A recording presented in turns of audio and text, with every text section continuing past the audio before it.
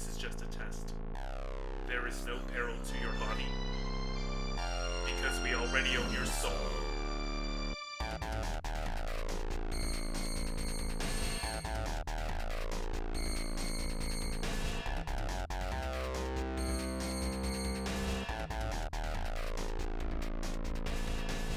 Throwing coals upon this lyrical pyre. Firefest was just a test run, share your soul's desire. Buyer beware, thoughts would stare as the offer unfolds. In bold letters, read unfettered, let your spirit be sold on. The unbound potential, infernal providential.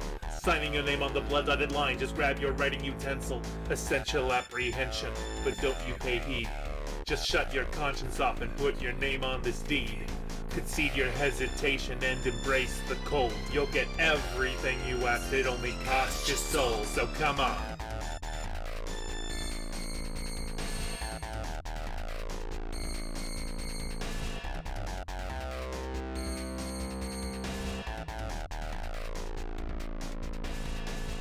Log on, tune in, get your voice ready. Sisyphus has saved you a seat. Rock steady, arms spreading wide in greeting.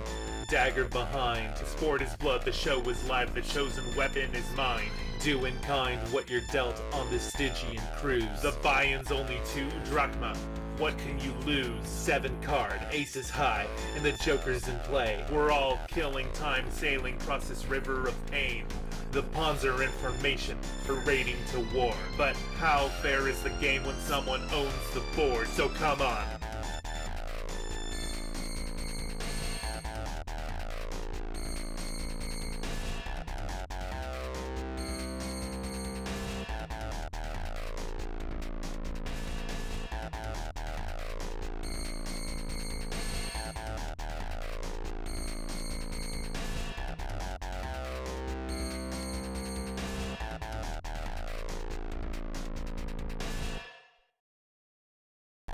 This is a test of the infernal broadcast system.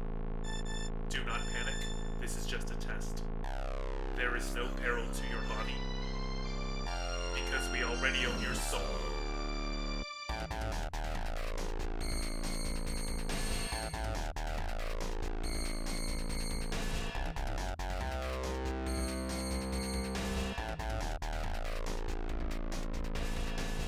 Throwing coals upon this lyrical pyre. Firefest was just a test run, share your soul's desire. Buyer beware, thoughts would stare as the offer unfolds. In bold letters, read unfettered, let your spirit be sold on. The unbound potential, infernal providential.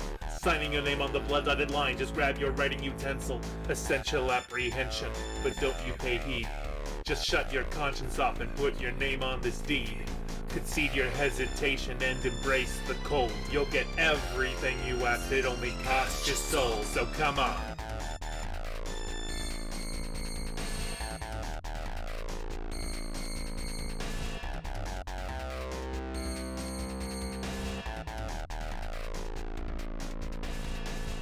Log on, tune in, get your voice ready. Sisyphus has saved you a seat.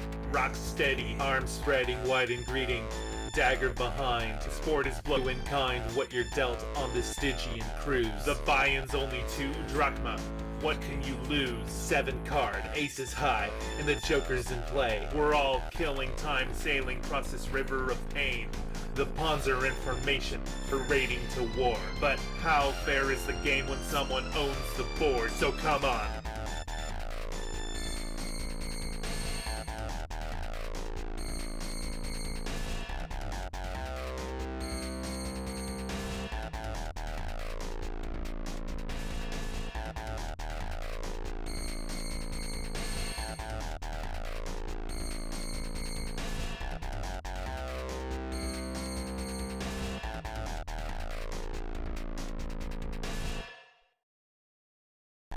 This is a test of the infernal broadcast system. Do not panic, this is just a test. There is no peril to your body, because we already own your soul.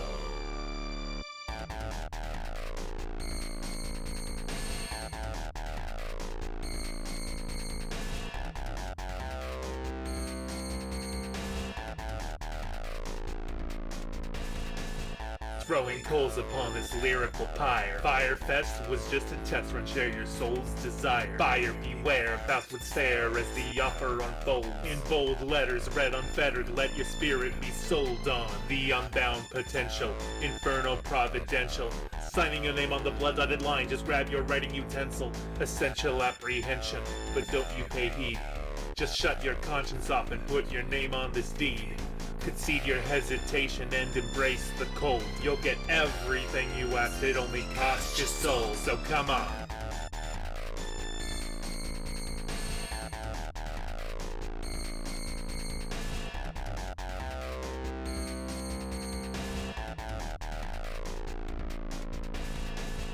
Log on, tune in, get your voice ready. Sisyphus has saved you a seat. Rock steady, arms spreading wide in greeting. Dagger behind, sport is blood, the show is live, the chosen weapon is mine.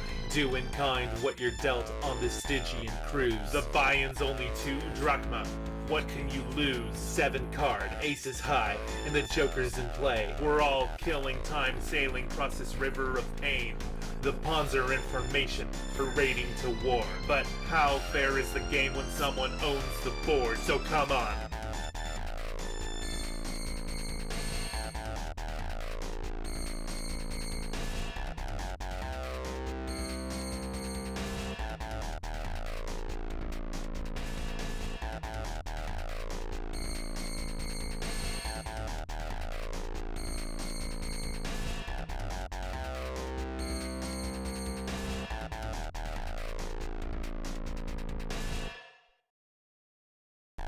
This is a test of the infernal broadcast system.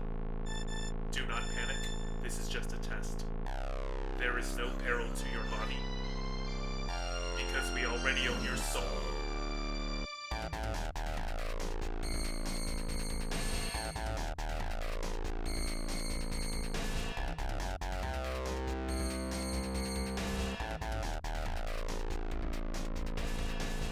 Throwing coals upon this lyrical pyre. Firefest was just a test run, share your soul's desire. Buyer beware, thou would stare as the offer unfolds. In bold letters, read unfettered, let your spirit be sold on. The unbound potential, infernal providential.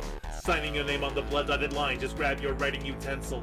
Essential apprehension, but don't you pay heed. Just shut your conscience off and put your name on this deed. Concede your hesitation and embrace the cold. You'll get everything you asked, it only costs your soul, so come on.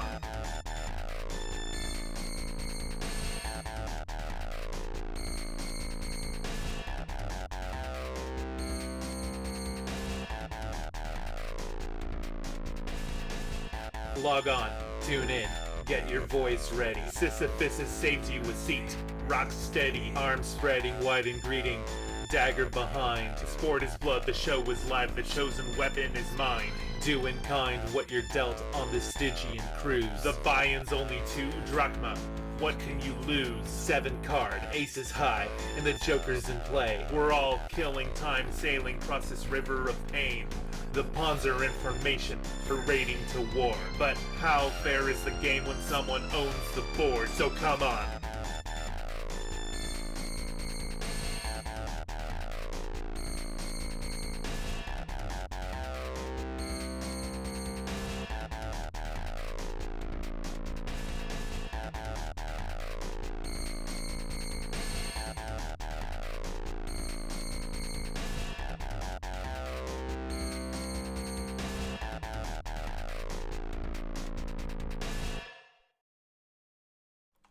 Hello, hello, hello, my lovely imps. Can I get a motherfucking slam on that like button? Can I get 1 million likes? Can I fucking get 1,000 motherfucking likes on this video? Oh my God.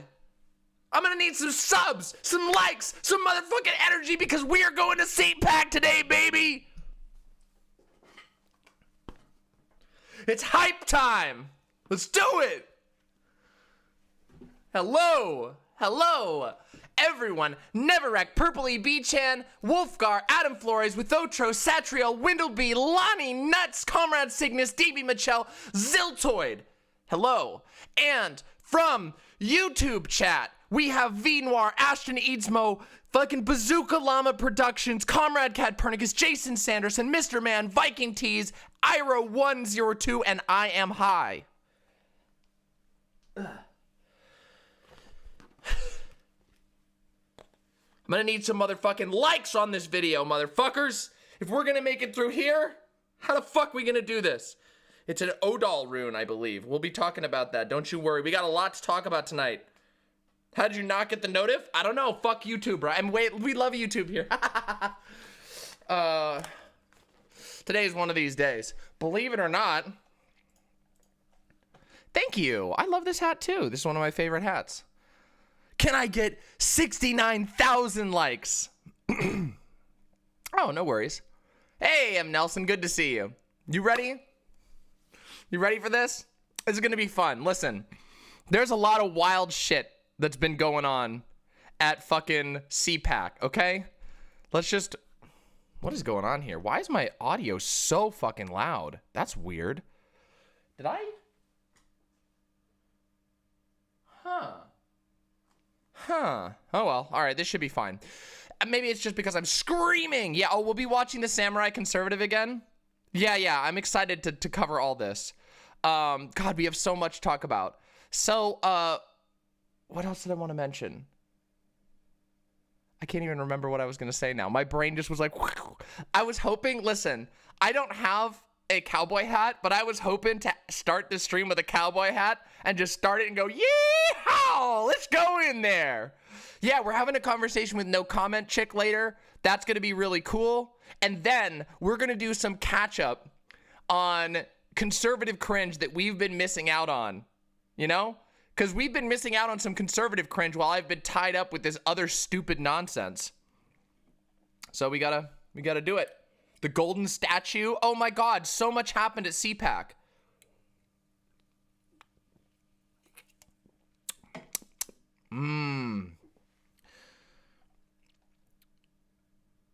March 4th, QAnoners. What's that? Oh, I did order that guitar, by the way. The guitar is on the way, everyone. Well, it'll be here in April. Yeah, go rush to the store to go get yourself a sody. Never enjoy a fucking stream without a sody on hand. But I ordered, do I like Diet Coke over Diet Dr. Pepper? Yes, Diet Dr. Pepper bothers my stomach. There is a sweetener that's used in Diet Dr. Pepper, Diet Root Beer, and a couple of other sodas that bothers my tummy. So I drink the Diet Coke because it's got basically nothing in it.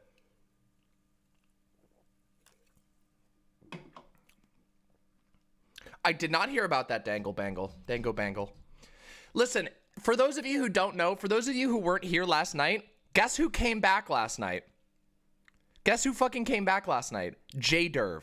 J-Derv came back, and we had a really wild conversation. It was wild. It was a great conversation.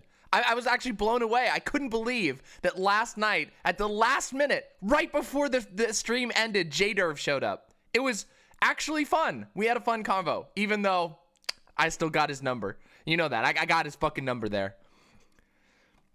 I don't think we even have a wiki right now. You did miss it. It's okay. You'll be able to catch it. We're going to put it up as a convo, so don't you worry. Is the video actually working on YouTube? Okay, good. It is. Okay, it is. I am so fucking excited for today. Listen, I am feeling so much energy. Wait, really? Oh, come on. That's so silly. I'm gonna pop some can. Look, I already popped mine. Popped.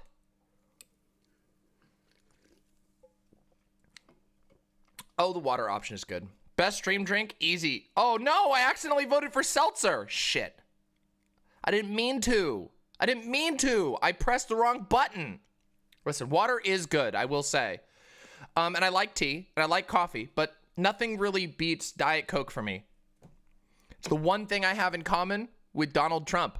But Donald Trump survived COVID, and he also is like 80 and has had shit health his entire life. So I figure if he's been pounding Diet Coke for 70 years, I'm probably going to be fine with pounding Diet Coke all the time. Just saying. He had a Diet Coke button. Yeah. Yeah, well, if you all keep giving to me, then maybe I'll be rich too. And then I can do cool shit. I'll never be as rich as Donald Trump, but I might be a little rich. That'd be cool. That'd be really cool. I'd do some cool shit. If I got a little bit of money, if I keep getting money from my stream, if I can make a living from my stream, I'm gonna do fucking cool ass shit for y'all. You're gonna see how awesome this show can get. You know what? You know who my inspirations are? Do you want to know who my inspirations are for this channel? Do you want to know? Do you want to know who my inspirations are? Game Grumps? Well, yeah, Vosh, but you already know. Game Grumps, Good Mythical Morning. Those are my two big inspirations for this channel. And I don't mean that in like the style. I'll never be doing a Game Grumps show. I'll never be doing a Good Mythical Morning show like that. But their structure, the way they've built their show into like an actual show that employs people. Oh, and of course, Majority Report, obviously. No, they're not conservative. Not at all. No way. No, they're actually anti-conservative. Yeah. Good Mythical Morning are like, not only are they not conservatives, they're also like really cool people, really, really smart, and they've built their show into like a, wait, but Rhett used to be a Christian? Wait, I just watched like 2 years worth of, I just watched like 8 hours of Catchup on Good Mythical Morning. Back in the day, I used to watch Good Mythical Morning before they were called Good Mythical Morning, back when their channel was just called Rhett and Link. And they used to do like comedy music and stuff. I used to watch them back in the day. I also watched and supported the Kickstarter for their documentary. I think it was a Kickstarter that was called Finding Miss Locklear. Very good. Brim, believe it or not, I have never called into the Majority Report. However, I have called in to David Pakman. And it exists somewhere on the Discord. You can find my call into David Pakman back in 2016. Yeah. Hey, Dan Starlight, good to see you.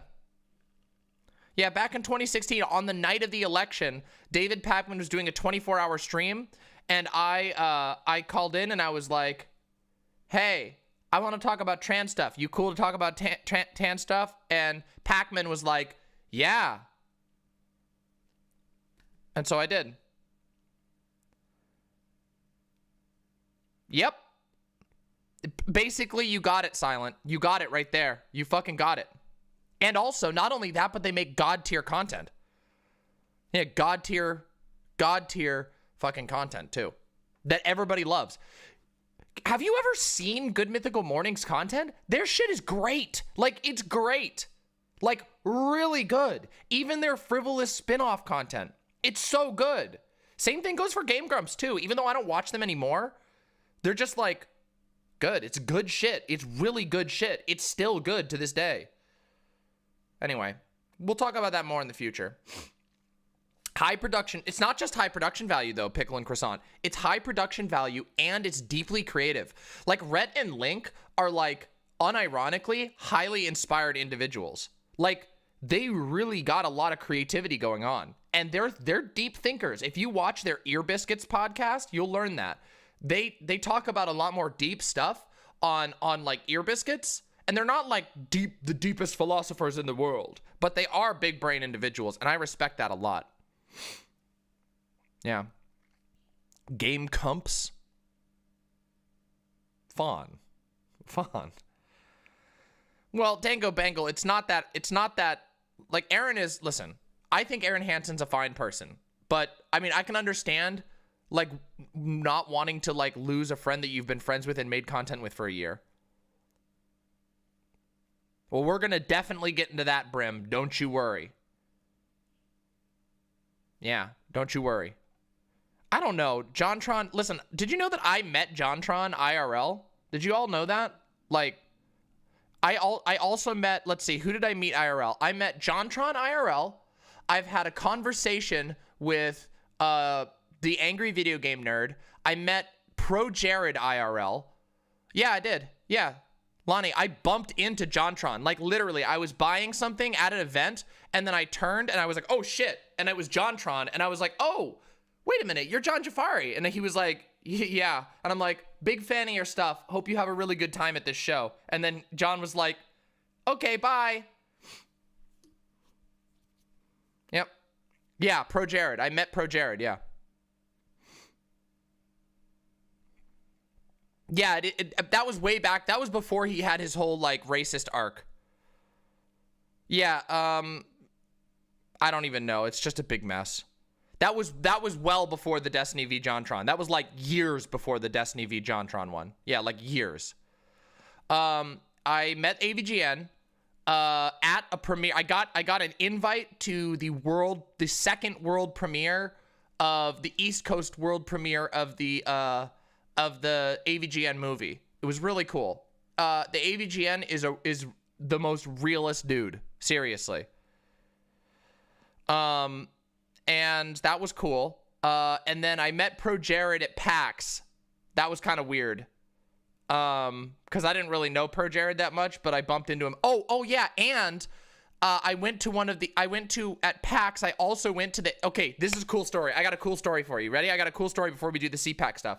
Okay, fun story time. Demon Mama story time.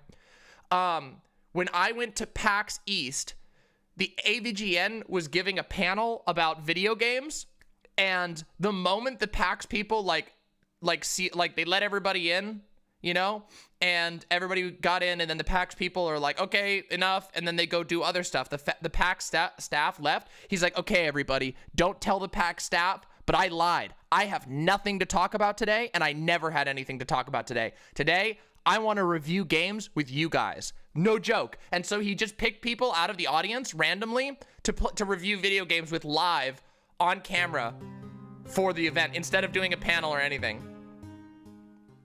Why the am I not subbed anymore?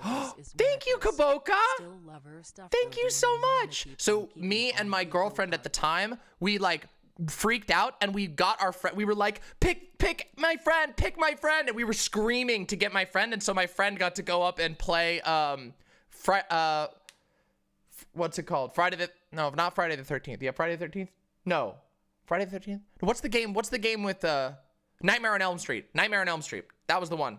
He got to go up and play Nightmare on Elm Street with AVGN, which was like awesome. Who else did I meet there? Oh yeah, I met Dustin Browder. Not like I didn't get to talk to him, but I went to his thing and we were sitting like 3 rows from the front. The guy who made StarCraft 2 and Heroes of the Storm. That was cool. Hey Merrick, good to see you. Didn't meet Markiplier. No, never met Markiplier. No. None of those people.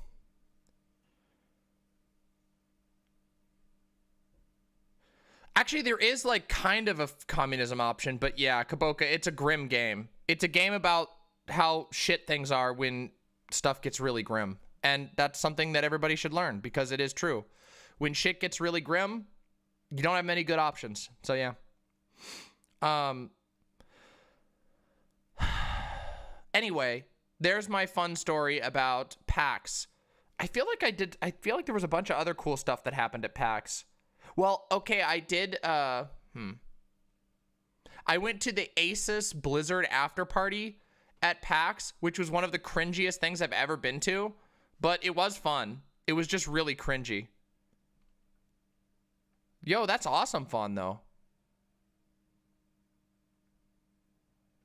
Oof. Damn, Kaboka. Damn. Well, yeah. Fun cringy. It was fun cringy. They had exotic dancers that were in like night elf outfit kind of things. It was kind of cringe. And then they had I don't know about that goddess trans girl. We'll see. Sure, hit me with it, Silent.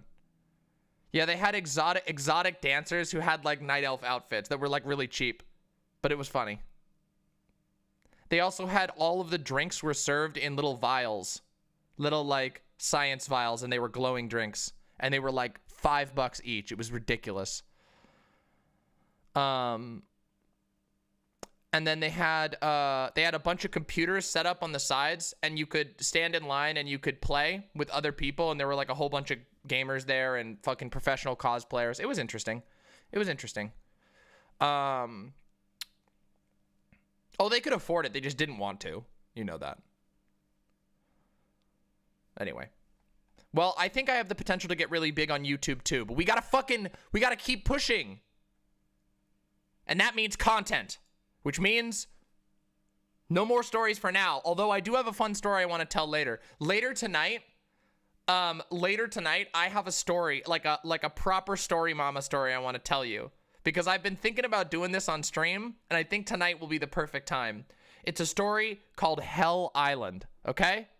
This is like a, all right, everybody, come on in for Grandma Demon Grandma's story time. But it's a great story, okay? It's called Hell Island, and it's a great story. I'm telling you, it's a good ass story, all right? Yeah, well, I've had a little bit of a plateau over February, but February kind of sucks, so I think it'll be okay. Yeah, now go fetch Grandma some more gin and weed. But honestly, the viewer counts have been doing really well lately. Oh, here we go. At the time of the Destiny debate, at least, JonTron wasn't a Nazi. He's just completely politically illiterate and fell hard for the alt-right love bombing him. As for now, he seems to be a willing idiot that doesn't have enough brain wrinkles to see how the shit he's bought into could be furthering white nationalism. Yeah, true. When you're a grandma, what are you going to want to be called? Do you think grandmama? I think that suits you well. Yeah, I could see that. Yeah, I could see that. But you know, at the same time, I'll probably just be Demon Mama forever, right? Because, like, I don't know, Mother Jones became an old lady. Yeah.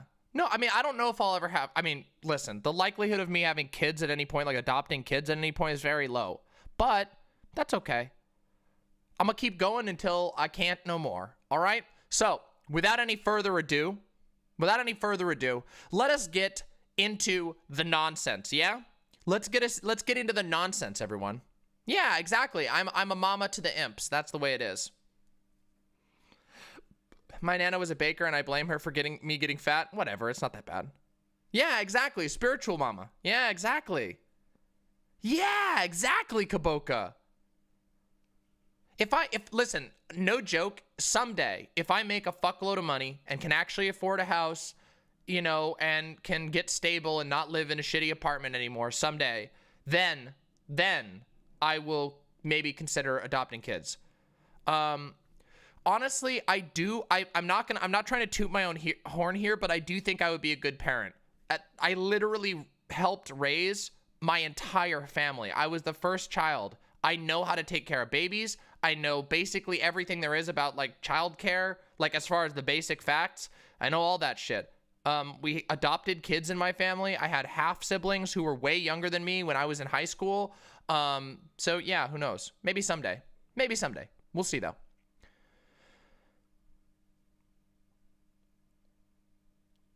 That would be cool as fuck. Honestly, if I could buy like a, here's the thing. I am a dog mom. I have a dog and my dog is very happy. You know what? Let me tell you one last story before we do the content. This morning, I woke up to getting poked in the side like this by Yoda. Yoda literally went bonk and hit me, and then went bonk and hit me again. And I was like, what the fuck? And I looked at Yoda, and Yoda was sitting there just staring at me like this. And I was like, okay, Yoda. And I reached over and I pet her head, and I could tell that she was cold. And so I sat up in bed, and I patted the bed, and then she jumped up in the bed, and then I turned on the little space heater and went poo, and it just like the heater's like blowing, and she just was like right up next to the heater. I knew it. I fucking knew she was cold. So I turned on the heater and she just laid there with the heater for a bit, and I petted her for like 10 minutes or so. But now she knows that if she pokes me while I'm sleeping, that I'll give her the heater, and that might be a problem in the long run, since dogs are not exactly, you know, they don't really think all that far ahead. Also, Purple EB Chan, I don't know why the capitalization didn't work. I don't know why the capitalization didn't take. It should have. I'll have to fix your name. I don't know why it didn't take. I definitely saved it. Yeah, it's weird. That's really weird. Anyway, I'll figure it out. Okay, all right, we got to do content, okay? We got content. Listen, we got to fucking watch content, all right? First, we're going to start with dessert first, okay? Ha, mansion. Yeah, that'd be a great idea, but that's not going to happen.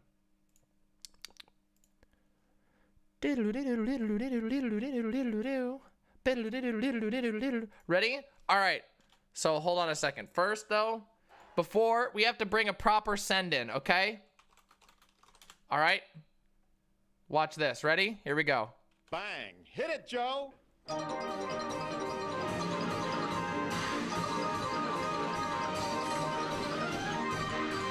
We're going to CPAC, baby! Now, CPAC may have happened over the weekend. Some of your favorite streamers may have already talked about CPAC, but they are Demon Mama. So right now, we are heading into the wild, extremely boring and insane world that is CPAC. So get ready to see old white guys screaming incoherently about things that make no sense to you. And I'll try to be your guide through this. We're going to get to see a rapidly aging Donald Trump waddling around on stage screaming about trans people. We're going to get to see Ted Cruz literally losing his shit and screaming at the top of his lungs. We are going to see a samurai futurologist conservative who wants American cowboy samurais and Japanese conservative samurais to make an alliance to defeat the Chinese communists. So I hope that you're ready. I hope you're ready for what CPAC has to bring us.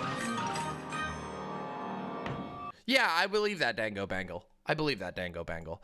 Well, here we are. Without further ado, let's start with the dessert first. We are going to start with the freshest of all.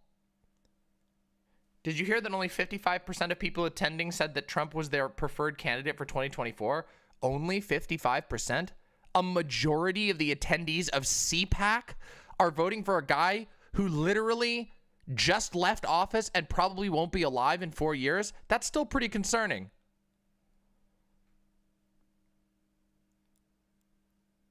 Yeah. All right. Let's see. Let's go. Let's do it. We got to watch Donald Trump. And I know we all thought we were never going to have to think about Donald Trump again. But I want you all to remember that even though Donald Trump is out of office, Donald Trump is still by far the most popular candidate in the Republican Party. And there is a literal cult of personality around this guy that is actively and desperately flinging the United States further and further right.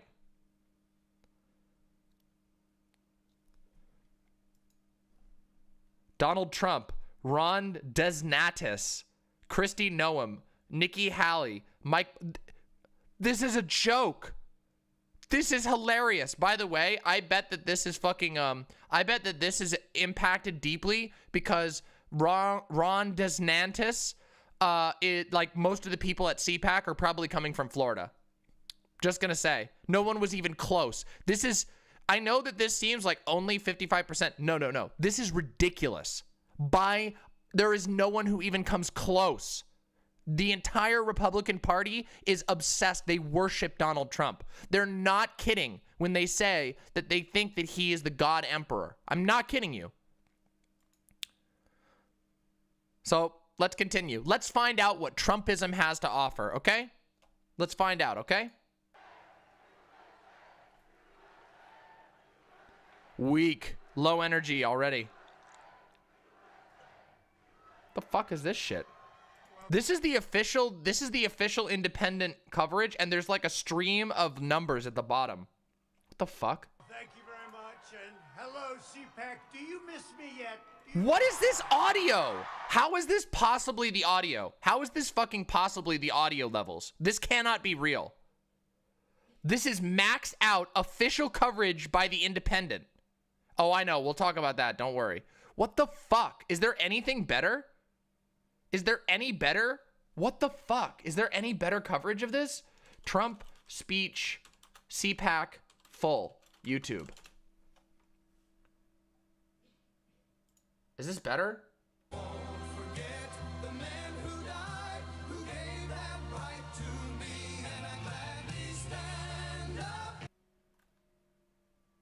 This is from Reuters, and it's still scuffed.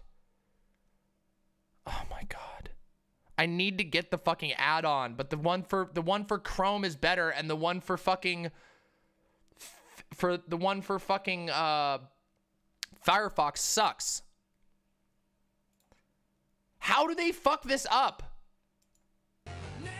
Shut up! I can't play this damn music, you piece of shit. Sorry, I'm already getting very mad. I'm so sorry. I'm so sorry. I'm sorry. I've really lost my cool there. All right, let's get this. Let's do this. Let's figure this out. I'll crank up the audio. Well, thank you very much, and hello, CPAC. Do you miss me yet? Do you miss me yet? A lot of things.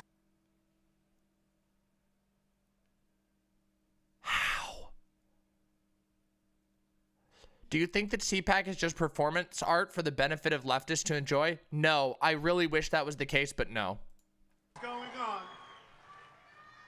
To so many wonderful friends, conservatives, and fellow citizens in this room and all across our country, I stand before you today to I'm more declare annoyed that than usual. Nah, I'm just very high energy. And this audio is killing me. the incredible Yeah, the journey DNC we've does, begun but it's together. boringer. We went through a journey like nobody else. There's never been a journey like it. There's never been a journey so successful. We began it together 4 years ago, and it is far from being over. We've just started.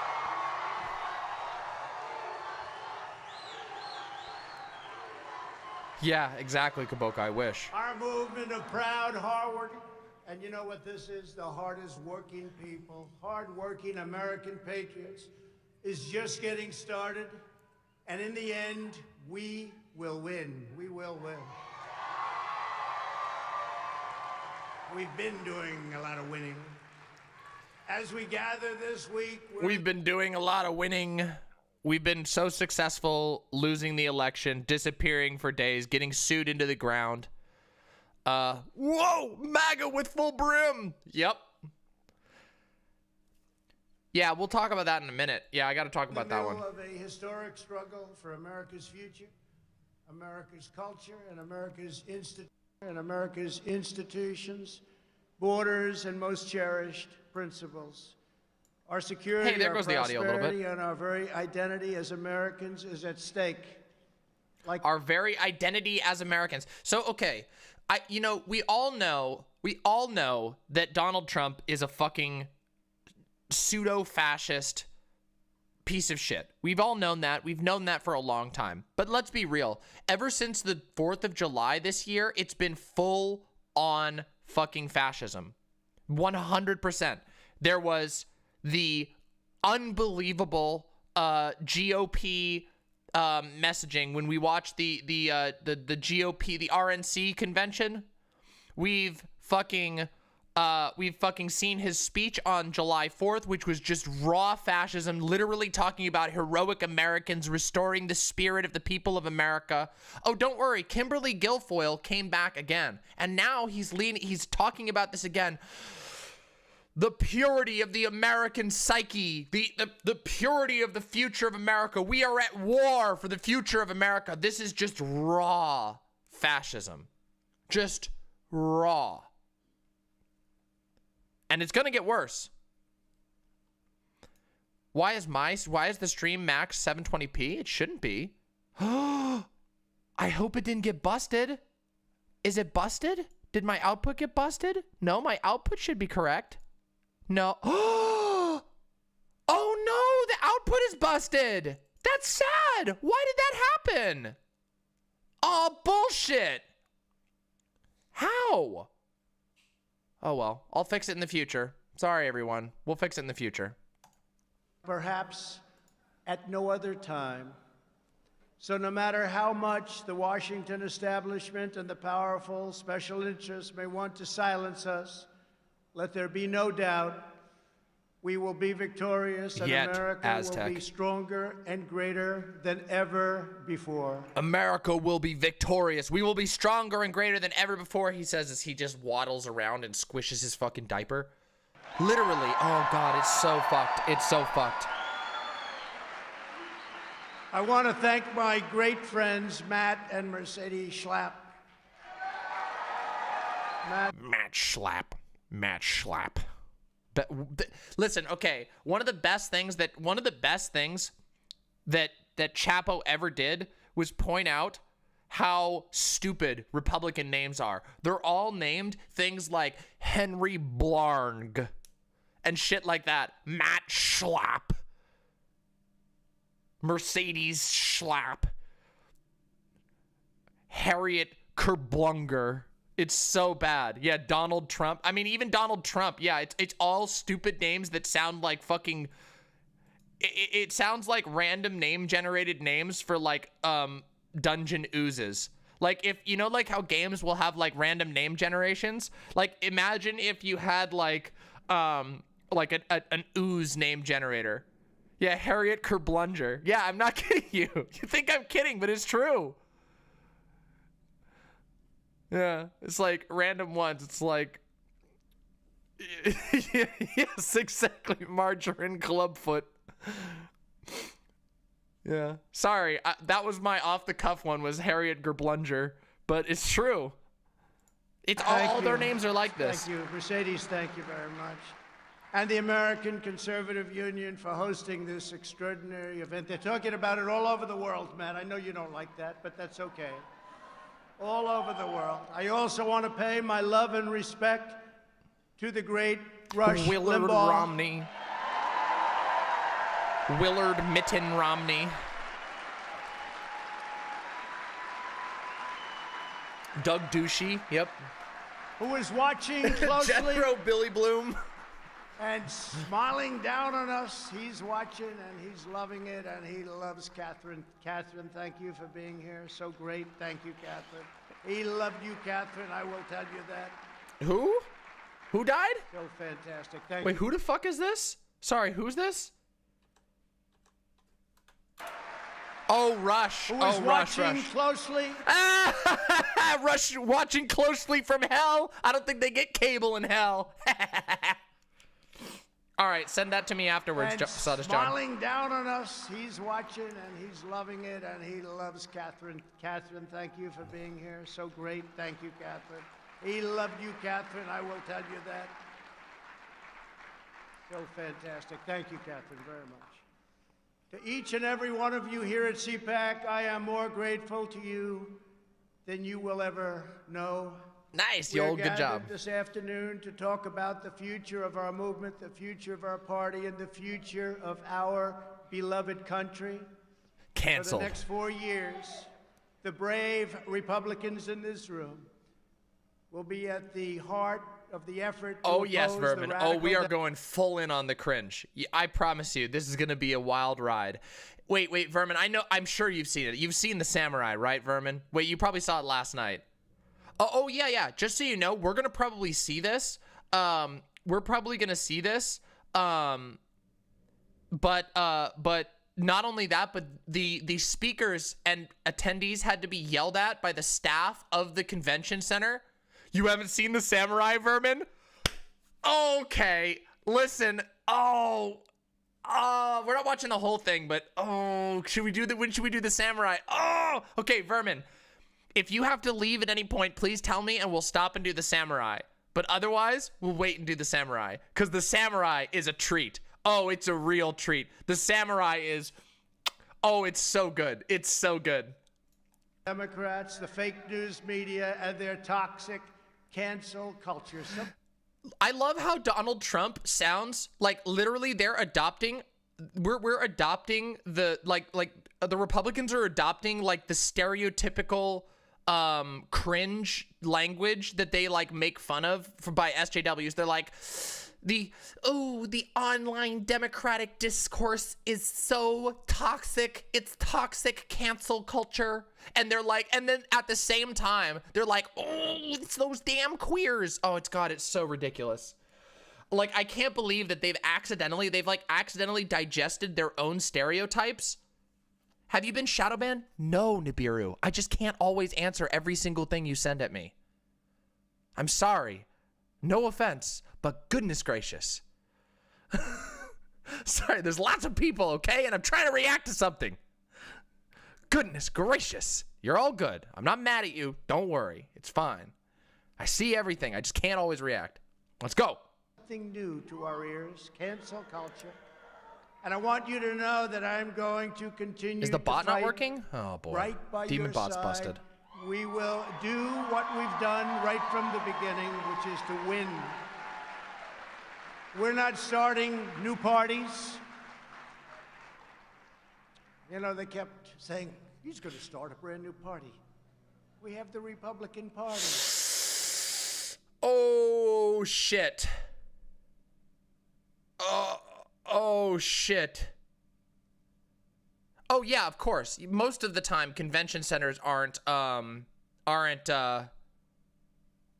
you know, a lot of the time, the convention centers aren't associated with, like, Republicans at all. It's just a random center. But, oh, God. It's going to unite and be stronger than ever before. This is so I am not wild. starting a new party. That was fake news. Fake news, no. So this means he thinks, okay, so this means one of two things. This statement means that one, either he knows he's going to prison, or two, he knows he can take over the Republican Party, and he wants to. Now, I'm going to guess that Donald Trump is never going to be convinced that he's going to prison. So, I think that, I think it's number two. I think he believes that he can take over the Republican Party, and I think he wants that to be his legacy. Donald Trump is a fucking megalomaniac. This guy wants to own everything in the world. He wants to sell himself as the biggest fucking real estate guy ever, the biggest president ever. He's the most amazing ever. So he wants to take over the Republican Party forever. He wanted to be the Trump Party forever, which we knew this was going to happen most likely, but it's still bad news, because if you thought it was dreadful dealing with Donald Trump and Trumpian Republicans for the last 4 years, their goal is to take this even farther until there won't be any other type of Republicans left. Wouldn't that be brilliant? Let's start a new party and let's divide our vote so that you can never win. No, we're not interested in that. No, we have tremendous... Mr. McLaughlin just gave me numbers that nobody's ever heard of before. More popular than anybody. That's all of us. It's all of us. Those are great numbers, and I want to thank you very much. Those are incredible numbers. I came here, and he was giving me 95%, 97%, 92%. What? I said, they're great. Amazing numbers. This segment sounds like that Tim and Eric skit where they're selling the prices. Premium European prices. Yeah, our $4.99s are down to $2.99. You can get premium prices like $20.99 for just $17.99. The premium, more like creamulum. Thank everybody in this room. Cheap prices. Throughout the country, throughout the world. I don't know, Nibiru. That'd be wild. Thank you, Dylan. Thank you. We will be united and strong like never before. We will save and strengthen America, and we will fight the onslaught of radicalism, socialism, and indeed, it all leads to communism. Embracing firmly anti-communist rhetoric? Guys, listen, I know this is uncomfortable. I know that people aren't going to like hearing this, but just so you know, every single radically anti-communist movement in the past has been fascists. We just had this conversation last night with the 15-year-old fasci who came on. Remember how he was talking about that Mosley dude or whatever? That guy was an anti-communist. This is massive. Like, Donald Trump is right now at CPAC, the sort of heart and lifeblood of the conservative mindset, and they are going full fucking fash. They're going full fash. They want to root out the radical socialist communist. And guess what? Watch. I know this because I've seen this part. He's going to talk about trans people. And I know a lot of people don't know this, but did you know that one of the first targets of, yeah, I think that was BNP Mosley. Yeah.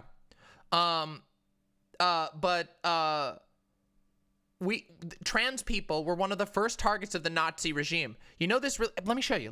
In fact, let me just show you real quick.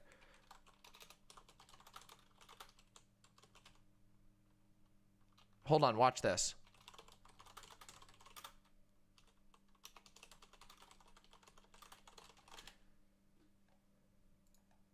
Yep, here we go. Let's find it. Yeah, here we go. Here you go, right here. German students and Nazi SA members plunder the library of Magnus Hirschfeld, the director of the Institute for Sexual Studies. This was one of the first places targeted by the Nazi regime. Magnus Hirschfeld was the first person to actually start doing codified research on trans people. Like literally, at the turn of the century, Magnus Hirschfeld was the first person to start doing research on trans people from an angle of kindness and care. And they burnt this institute. It was one of the first actions that the Nazi Party took. So when Donald Trump is talking about reclaiming the soul of America, the future of America must be secured, and we must fight against the radical socialist communist agendas, including trans people who are men in dresses and need to be destroyed, disgusting degenerates that need to be destroyed. We've got a lot of that's bad fucking news. That's bad fucking news, everyone. We would have come way further. By the way, just so you know, if that hadn't happened, we probably would have figured out our modern level of HRT and surgery at some point in the 70s, and now who knows where the fuck we would be if that hadn't happened. Literally, they were figuring out HRT in the 1930s in Germany. But now, we've just started figuring this shit out. So it's a lot to deal with. Anyway, let's get fucking back to this. Let's get back to the fucking madness. That's what it leads to. You'll be hearing more and more about that as we go along, but that's what it leads to. You know that. We all knew that the Biden administration was going to be bad, but none of us even imagined just how bad Gotta they stay would safe. be and We'll how take care of far each other. left they would go. He never talked about this. We would have those wonderful debates. He would never talk about this. We didn't know what the hell he was talking about. I don't know what the hell you're talking about. I actually don't know what he's talking about. His campaign was all lies. Talked about energy. I said, you know, this guy actually, he's... Hold on 1 second. Let's do a mask count. Do you see any masks? Wait, do we see any? One. That's a staffer. I see one mask. That one might be a mask. Can't quite tell. All the staffers have masks. That's it. No one else has fucking masks. This guy, I can't tell if that's blurred or if that's a mask. Might be two masks in the entire crowd. Yeah, the good news is that all of these aging Republican idiots are gonna probably give themselves COVID. So. His campaign and their families, was all unfortunately. lies. But Talked about energy. I said, you know, this guy actually, he's okay with energy. He wasn't okay with energy. He wasn't okay with energy. He's not okay with energy. He wants windmills, the windmills that don't work when you need them. what? Joe Biden has had the most disastrous... Oh, yeah, by the way, here's another thing you all should know going into this. Here's something you should know going into this. Remember, they deliberately boasted about there being no fact checkers at CPAC. I'm not kidding you about that. The conservative organizers of CPAC boasted about there being no fact checkers. We don't got any fact checkers. So he can go up on the stage and just literally make vague aspersions about like how green energy doesn't work, even though literally Texas is a state that is made out of like 95% oil wells. It's ridiculous. It's just actually wild how much lies they are. There is no reality left in the Conservative Party. They've completely spun off into like, I know we've been talking about alternate reality, but we're talking like they're getting their own language. They're just making up the states that they live in. They don't even know facts about the states that they live in. We've gone into the complete bizarro world, and it's just getting worse. It's fucking hog wild. All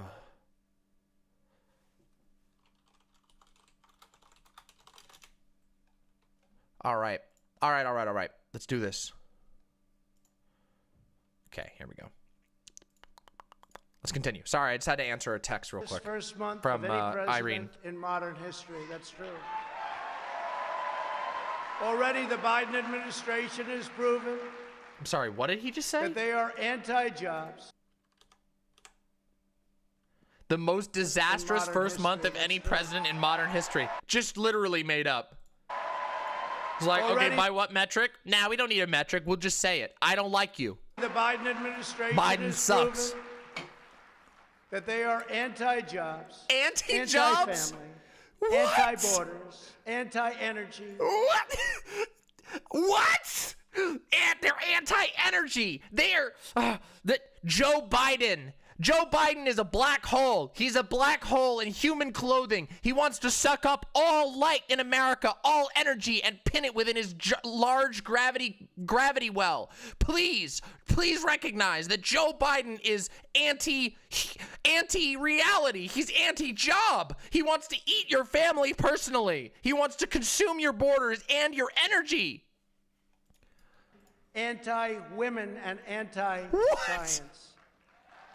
What?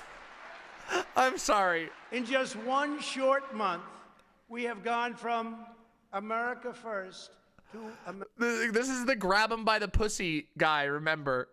Talking about who's anti-woman. America last. You think about it, right? America last. There's no better example than the new and horrible crisis on our southern border. We did What? such a good job. It was all worked.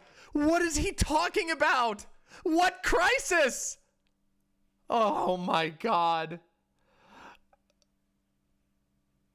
I don't even know. Like, listening to this it's like listening to a radio broadcast from a video game.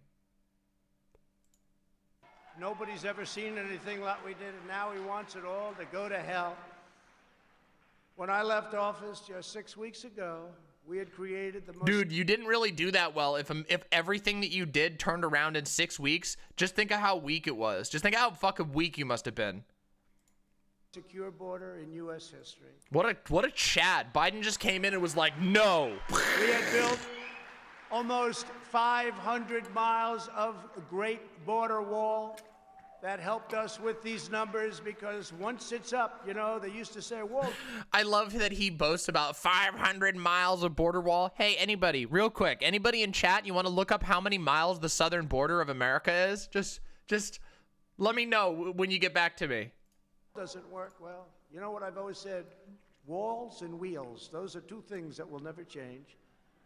The wall has been amazing. It's been incredible, and little sections of it to complete. Listen, Donald Trump's wall is like those masks that have a hole cut in the middle, you know? You know, like the masks that people have that have like a hole cut in the middle, or like a mask that's like this. Like, imagine if I used my eye patch as a mask. I'm just like, hey, everybody, things are good. That's Donald Trump's wall. They don't want to complete it. They don't want to complete little sections in certain little areas. They don't want to complete, but it's had an impact that nobody would have even believed. It's a bolus, yeah. It's amazing considering that the Democrats' #1 priority was to make sure that the wall would never, ever get built, would never, ever happen, would never get financed. We got it financed. I don't know. Ended catch and release. Ended. Oh, it's terrible, Vermin. By the way, this is the official broadcast, Vermin. I literally can't even boost this anymore. So ridiculous. It's so bad. Asylum fraud and brought illegal crossings to historic lows. When illegal aliens trespass across our borders, they were promptly caught, detained, and sent back home. And these were some rough customers. I want to tell you, some rough customers were entering our country. Or some rough fucking It took the new administration only a few weeks to turn this unprecedented accomplishment into a self-inflicted humanitarian and national security disaster. What is he talking about? Like, what is he actually talking about here? Like, I get it.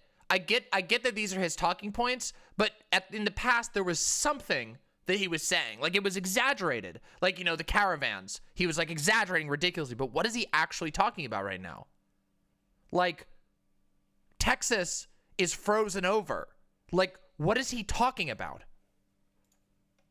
By recklessly eliminating our border, security measures, controls, all of the things that we put into place. Eliminating the border? Joe Biden has triggered a massive flood of illegal immigration into our country, the likes of which we have never seen before. They're coming up by the tens of thousands. What? There's tens of thousands? Oh my God. What the fuck? This is so insane. Coming to take advantage. We're talking about how off the rails CPAC has gone. It's just we are completely into fantasy world territory. Things that he said that's luring everybody to come to America. And we're a country. We can't afford the no, I know why. I know why my thing is only putting out in 720p. Oh shit. I know why everything is fucked. Oh, I figured it out. Anyway, whatever. The world. Oh, CPAC is the Conservative Political Action Committee convention. As much as we'd love to help, but we can't do that. So they're all coming because of promises and foolish words.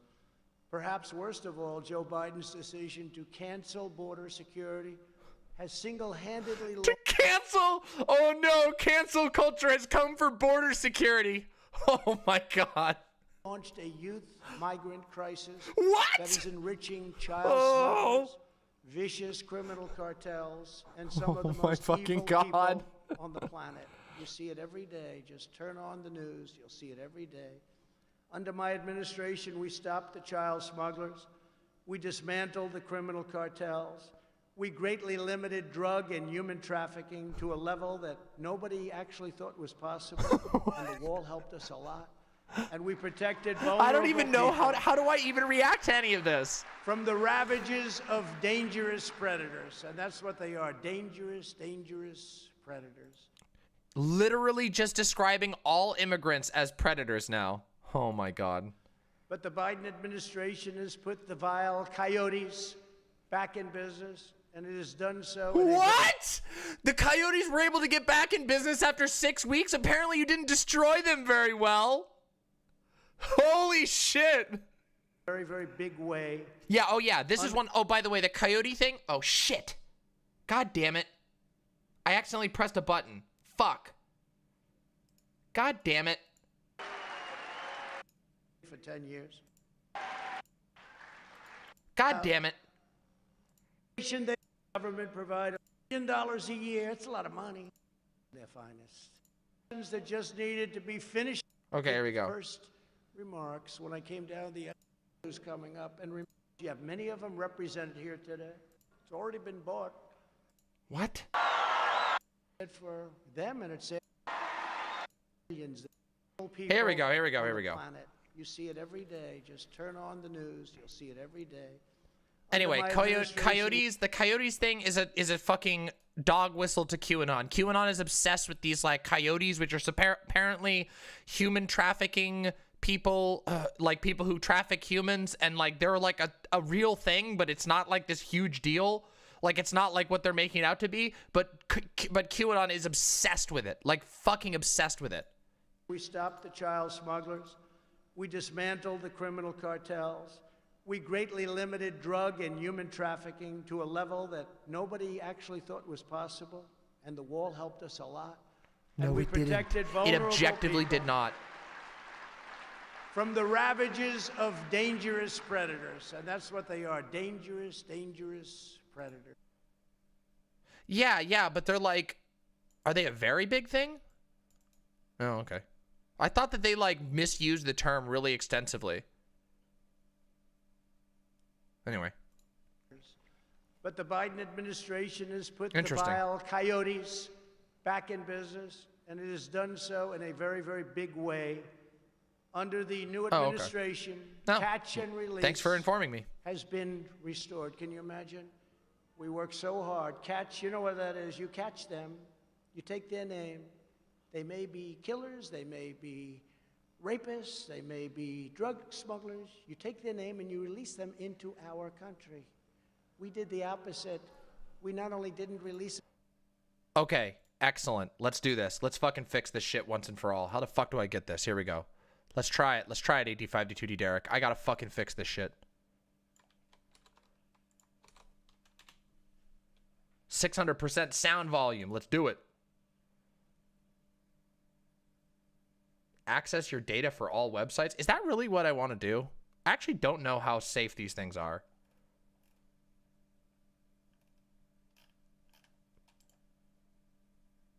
It needs that? Okay. So I'm not going to fucking completely... I don't really keep...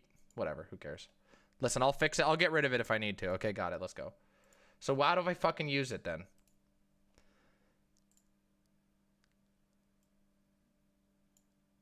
And we had them brought back to their country. Yes! It's working! Illegal immigrants are now being apprehended and released along the entire southern border, just the opposite of what it was 2 months ago. They weren't coming because they couldn't get in.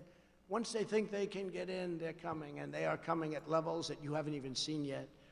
By the hundreds of thousands, by the millions they'll be coming. Turn up even more, this fucking whispering motherfucker. The Biden administration is now actively expediting the admission of illegal migrants, enabling them to lodge frivolous asylum claims and admitting them by the thousands and thousands and thousands a day, crowded together in unsanitary conditions despite the ongoing Okay, how's that sound? How's that sound? Does that sound good, everyone? Does that sound better?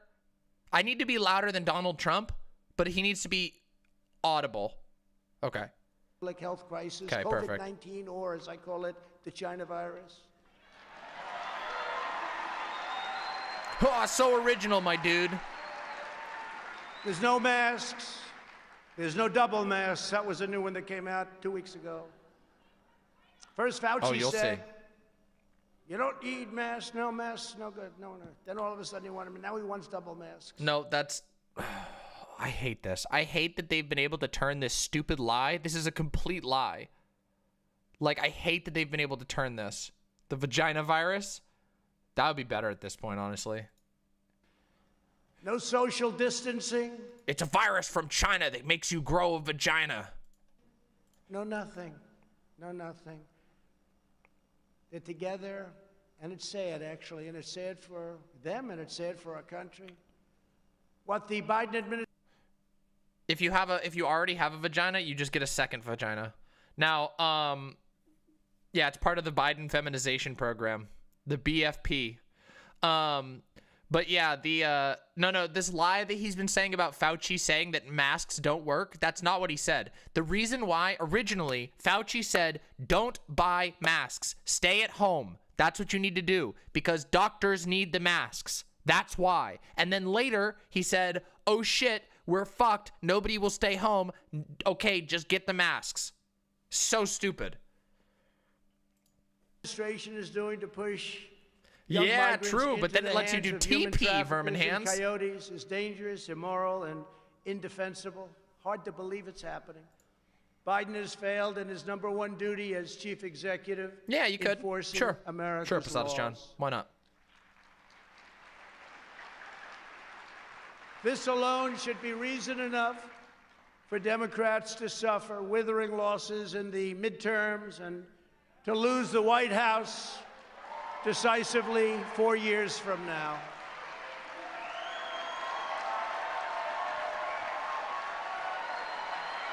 Copium. Look at this. They're like, yeah, well, no, like half of these people won't even be, like more than half of these people won't be alive in 4 years. And they're like, yeah, we're gonna win. We're gonna win in 4 years. But none of them are gonna make it.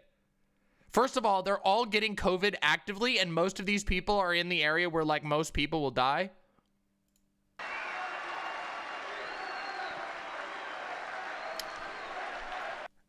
It's true. You're throwing tomatoes at me, but it's true.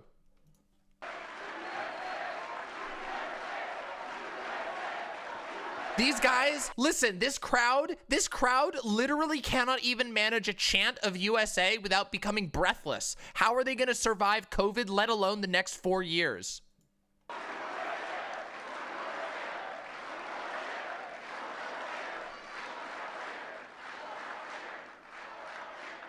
Actually, as you know, they just lost the White House, but it's one of those things. But who knows? Who knows? Maybe, I may maybe, even Adam. decide to beat them for a third time, okay? Beat them for a third time. Literal madness. Actual madness. Actual madness. Like, I wish I could tell you all. Like, look, I know. I've been screaming at a fever pitch for like the last year of streaming, but I'm not kidding you. They're literally, this is actual madness. They live in an alternate reality. They are chanting and hooting and hollering for the fact that they're saying that that Biden isn't president. Donald Trump is literally not president. He's literally at CPAC because he's not president. And there is nothing, literally no evidence of this voter fraud thing. These people are just 100% willing to go all in on the biggest lie you could possibly imagine. It's just, holy fuck.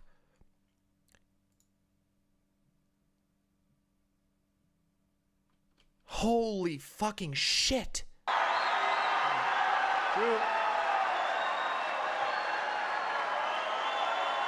Listen to that. Ah! This guy's jerking off the air, and he's doing the fucking Richard Nixon.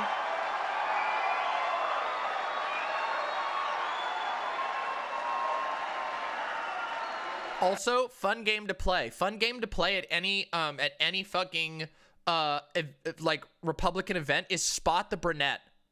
Try and spot someone in the audience. A Republican woman who doesn't have blonde hair. Just try.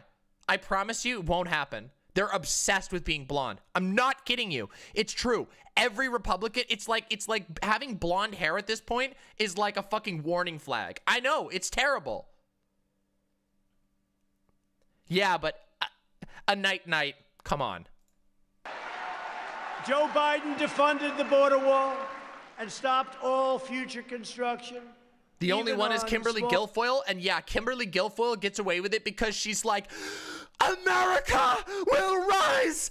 America will rise again! That's why she gets away with it, because people are afraid that fucking Kimberly Guilfoyle will literally reach forward and tear your throat out with her nails. All open sections that just needed to be finished up. Routine little work. It's already been bought. Wait till the contractors get to them and they say, no, it costs us much more money not to finish the small section than if we finished it. That's going to be nice. Wait till you see those bills start pouring in. He revoked the executive order cracking down on deadly sanctuary cities. The big lie, it's not a point of fascism, but the big lie was considered to be a tactic. It was a tactic that was referred to multiple times by both not Donald Trump, by both Adolf Hitler and oh fuck, why can't I think of his name? The second in hand guy. Second in hand. Both of them used that term. Both of them Goebbels, yeah. Goebbels. They both talked about that being a part of their strategy, was having lies that were so big that they couldn't possibly that like acknowledging they were false would basically mean throwing away your entire existence. Yeah. Or throwing away the entire your entire life because you become so wrapped up in the lie. Deportations, everyone, murderers, everybody, no more. Let's not deport people. and restricting our law enforcement professionals, and they are great Oh yeah, professionals, today yet I learned that Joe Biden outlawed deportations. many of them represented here today, from conducting almost any immigration enforcement of any kind. The Biden I mean, that's the thing, Morningstar Plural. Literally, it is very, very rare to find this level of divorce from reality at all. It is ideology is the strongest force for divorcing you from reality. Not even like straight up like chemical issues in your mind can divorce you from reality to the same degree that ideology can. policy of releasing criminals into the U.S. interior is making America into a sanctuary nation where criminals, illegal immigrants, including gang members and sex offenders, are set free into American communities. They have no idea who's coming up. And remember, with the caravans, these countries, not only the three of them, but many, many countries all over the world, they're not giving us their best and their finest because they're intelligent. You brought back the classic. They're giving us their best and their finest. Remember, I said that. I said that a long time ago when I made the first remarks, when I came down the escalator with our great future First Lady. Oh my God.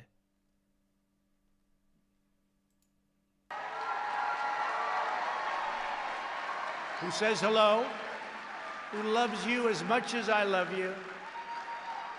But I said that a long time ago, and we turned out to be 100% correct. Biden's radical immigration policies aren't just illegal.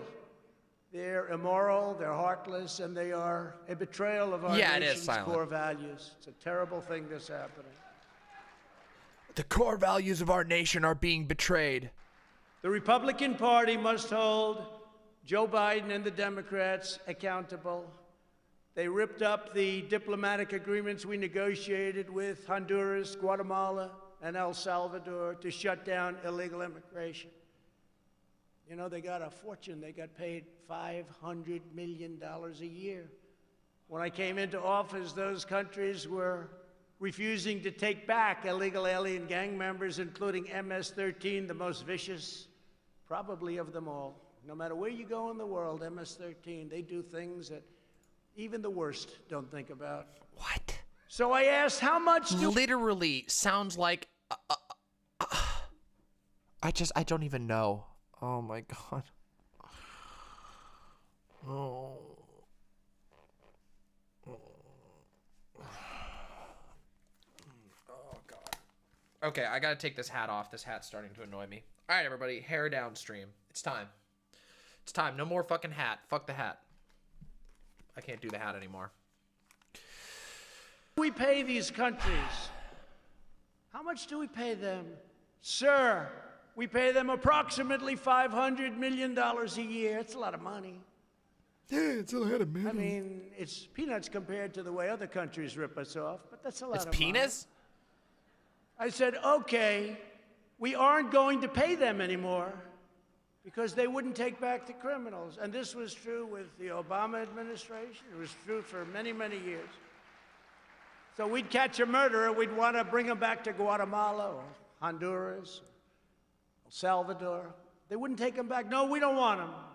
We'd fly him in, they wouldn't let the plane land. We'd bus him in, they wouldn't let the buses get anywhere near the border. What? And I said, we're not going to pay him anymore. So after I said that, and I stopped payment.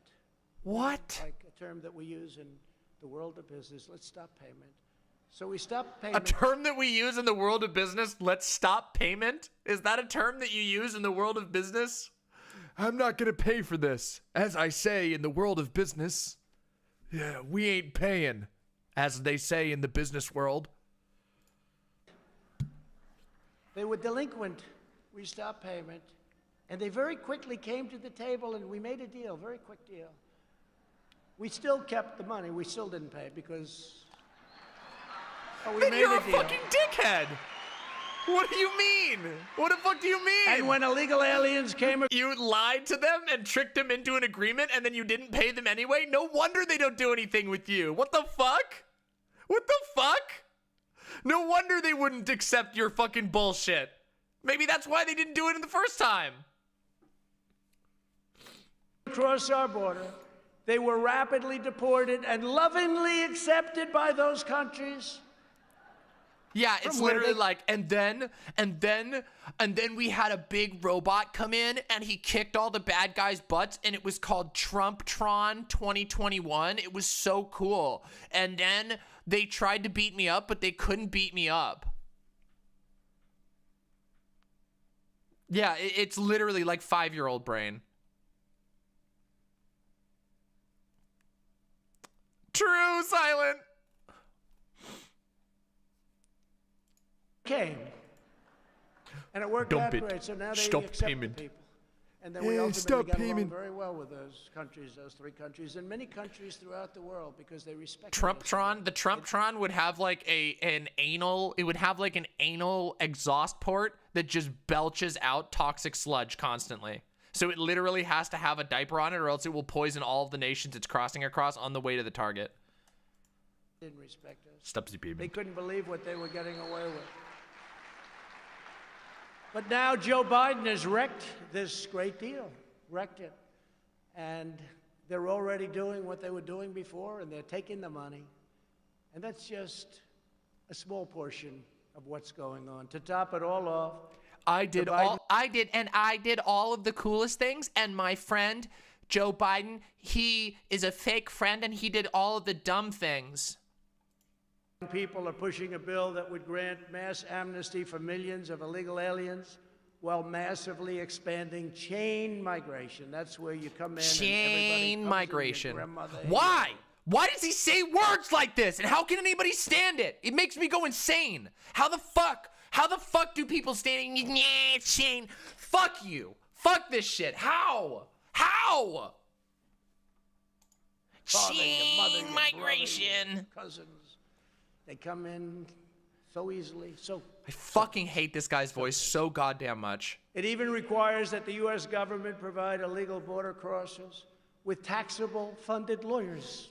Anybody need a good lawyer? You can't have one. They get the lawyers. They're probably very good, too. Oh, yeah, I forgot. We shouldn't have a functioning legal system. You just don't give lawyers to people who are accused of crimes. That sounds like a great system. Wow. Almost like, I don't know, that's like the literal antithesis of a proper justice system. The Democrat immigration bill is a globalist corporate. You take a look at the Yes, he just said that. Yes, Silent. big tech attack on hardworking citizens of every race, religion, color, and creed. And then they did the big tech attack on race. Then big tech attacked religion and made it illegal on the internet to be religious. And color, you can't have any colors online. The big tech deleted color. The world is in black and white. And Republicans must ensure that it never Tech attack. is allowed to become federal law, which is what they want to do. We must stand tall in the party. We have to do this. We have to stand tall as the party for law. I love how his resting expression is this. Abiding Americans and others when they're in our country. Border security is just one of the many issues on which the new administration has already betrayed the American people. He didn't talk about this stuff. I debated him. He wasn't talking about this. He wasn't. It is addled. He signed with those executive orders. They weren't things that were discussed. We didn't Celebrate, know all about Nibiru. Celebrate. him in the press because they're fake news. They're the biggest. Oh, fakers. snacks. They're Hey, all- look, your name's working properly now. The press refused to ask the questions, and when I asked the questions on television, on the debate, Chris Wallace in this case and others refused to let him answer. They refused to let him answer the questions. Maybe we could have found something, or if the media did its job, which they don't. Their callous indifference to working families is equally clear when it comes to the critical matter of getting America's children back to school. The critical matter of getting America's children back to school. And they must get Yeah, back we want our and children to get back die. Right Woo! now. Yeah, let's give little Right Tommy now. a fucking Crazy. blood clots in his lung. Let's do it. Yeah. Terrible. I can't Terrible. wait. I want my child's The brain Biden to swell up with administration is COVID. actually bragging about the classroom education they are providing to migrant children on the border, while at the same time millions of American children are having their futures destroyed by Joe Biden's anti-science school closure. Yes, Joe Biden. Joe Biden is personally kicking children out of school and replacing them one by one with illegal immigrants. Okay, I get it if you disagree with Democrats, but what the fuck world do they think, what do they think Joe Biden's objective is? Do they think that Joe Biden is like literally trying to personally replace every white child with a non-white child? Like, what is the world? What world do they possibly think exists? Closures. Think of it. We're educating students on the border, but our own people. True goddess children trans girl. Are citizens themselves are not getting the education that they deserve. There's no reason whatsoever why the vast majority of young Americans should not be back in school immediately. The only reason that most parents do not have that choice is because Joe Biden sold out America's children to the teachers' unions.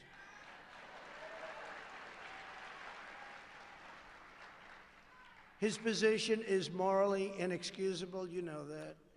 Joe Biden has shamefully betrayed America's youth, and he is cruelly keeping our children locked in their homes. No reason for it whatsoever. They want to get out.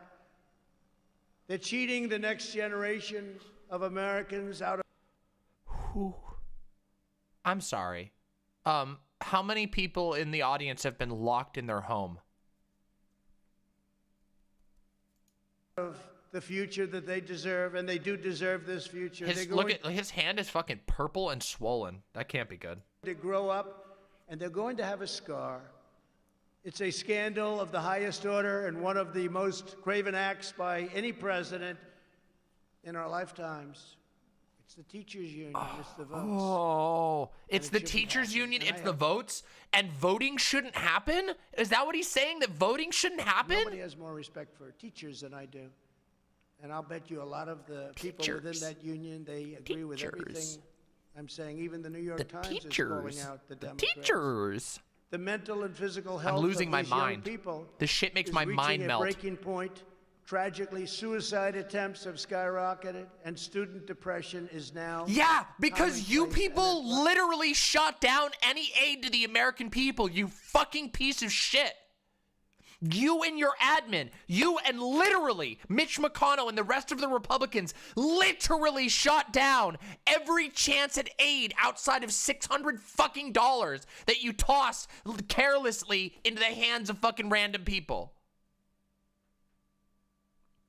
Holy fuck. levels that we've never You seen. want to know why suicide rates are skyrocketing? It's because of the Republican Party. They literally wouldn't offer aid. They're just like, no, there's a pandemic going on. Yeah, there's a plague out there. Go die. That was their literal response. This Trump guy seems pretty cringe. Yeah, he's pretty cringe, OP. I agree. Real cringe. I never heard of him before. He's fucking hella cringe. Before. The Democrats now say we have to pass their $1.9 Thank you, by the way. Thank you very much. boondoggle to open schools, but a very small part of it has to do with that. You know I where don't it's know. going. It's going I to mean, I bail have out plenty of psychology badly run appointments. Democrat Don't worry. cities, so much I've of been it. going crazy for 4 But years with billions this of fucker. dollars for schools remain unspent But any amount is helpful. from the COVID relief bills that were passed last year. Boondoggle. So on behalf of the moms, dads, and children of America, I call on Joe Biden to get the schools open and get them open now. Be a great thing to do.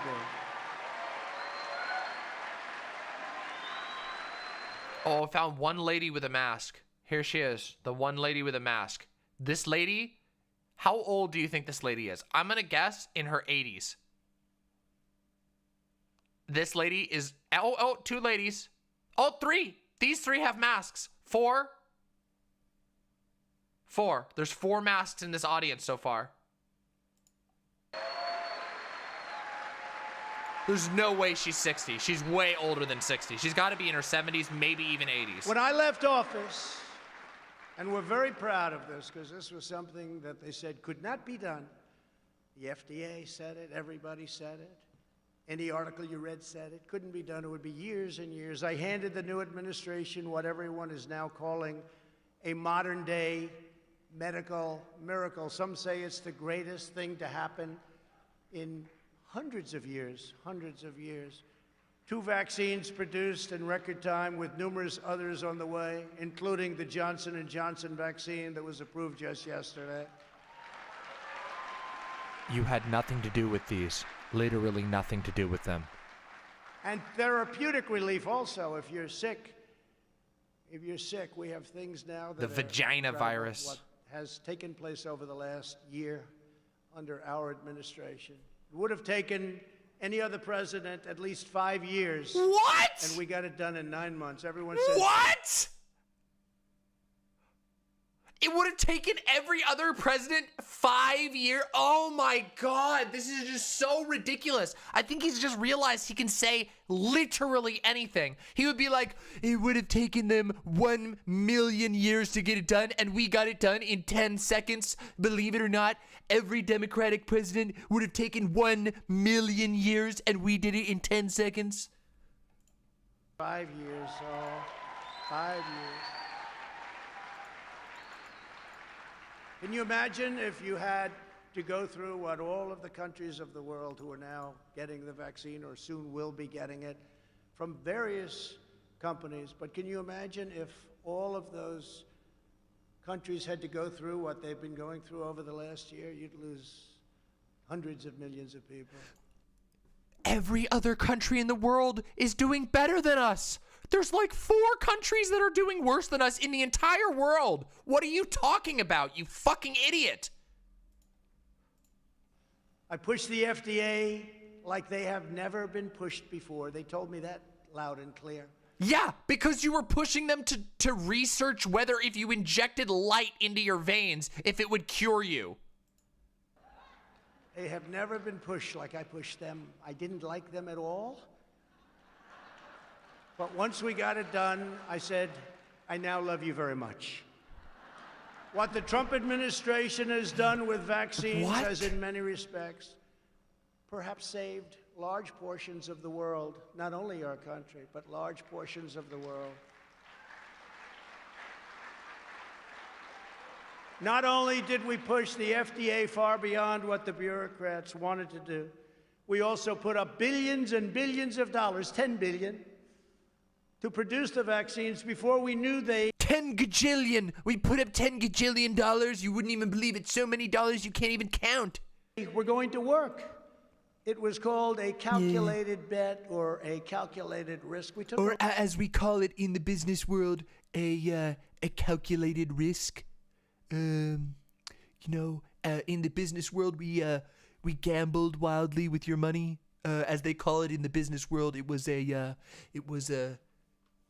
gamble. risk.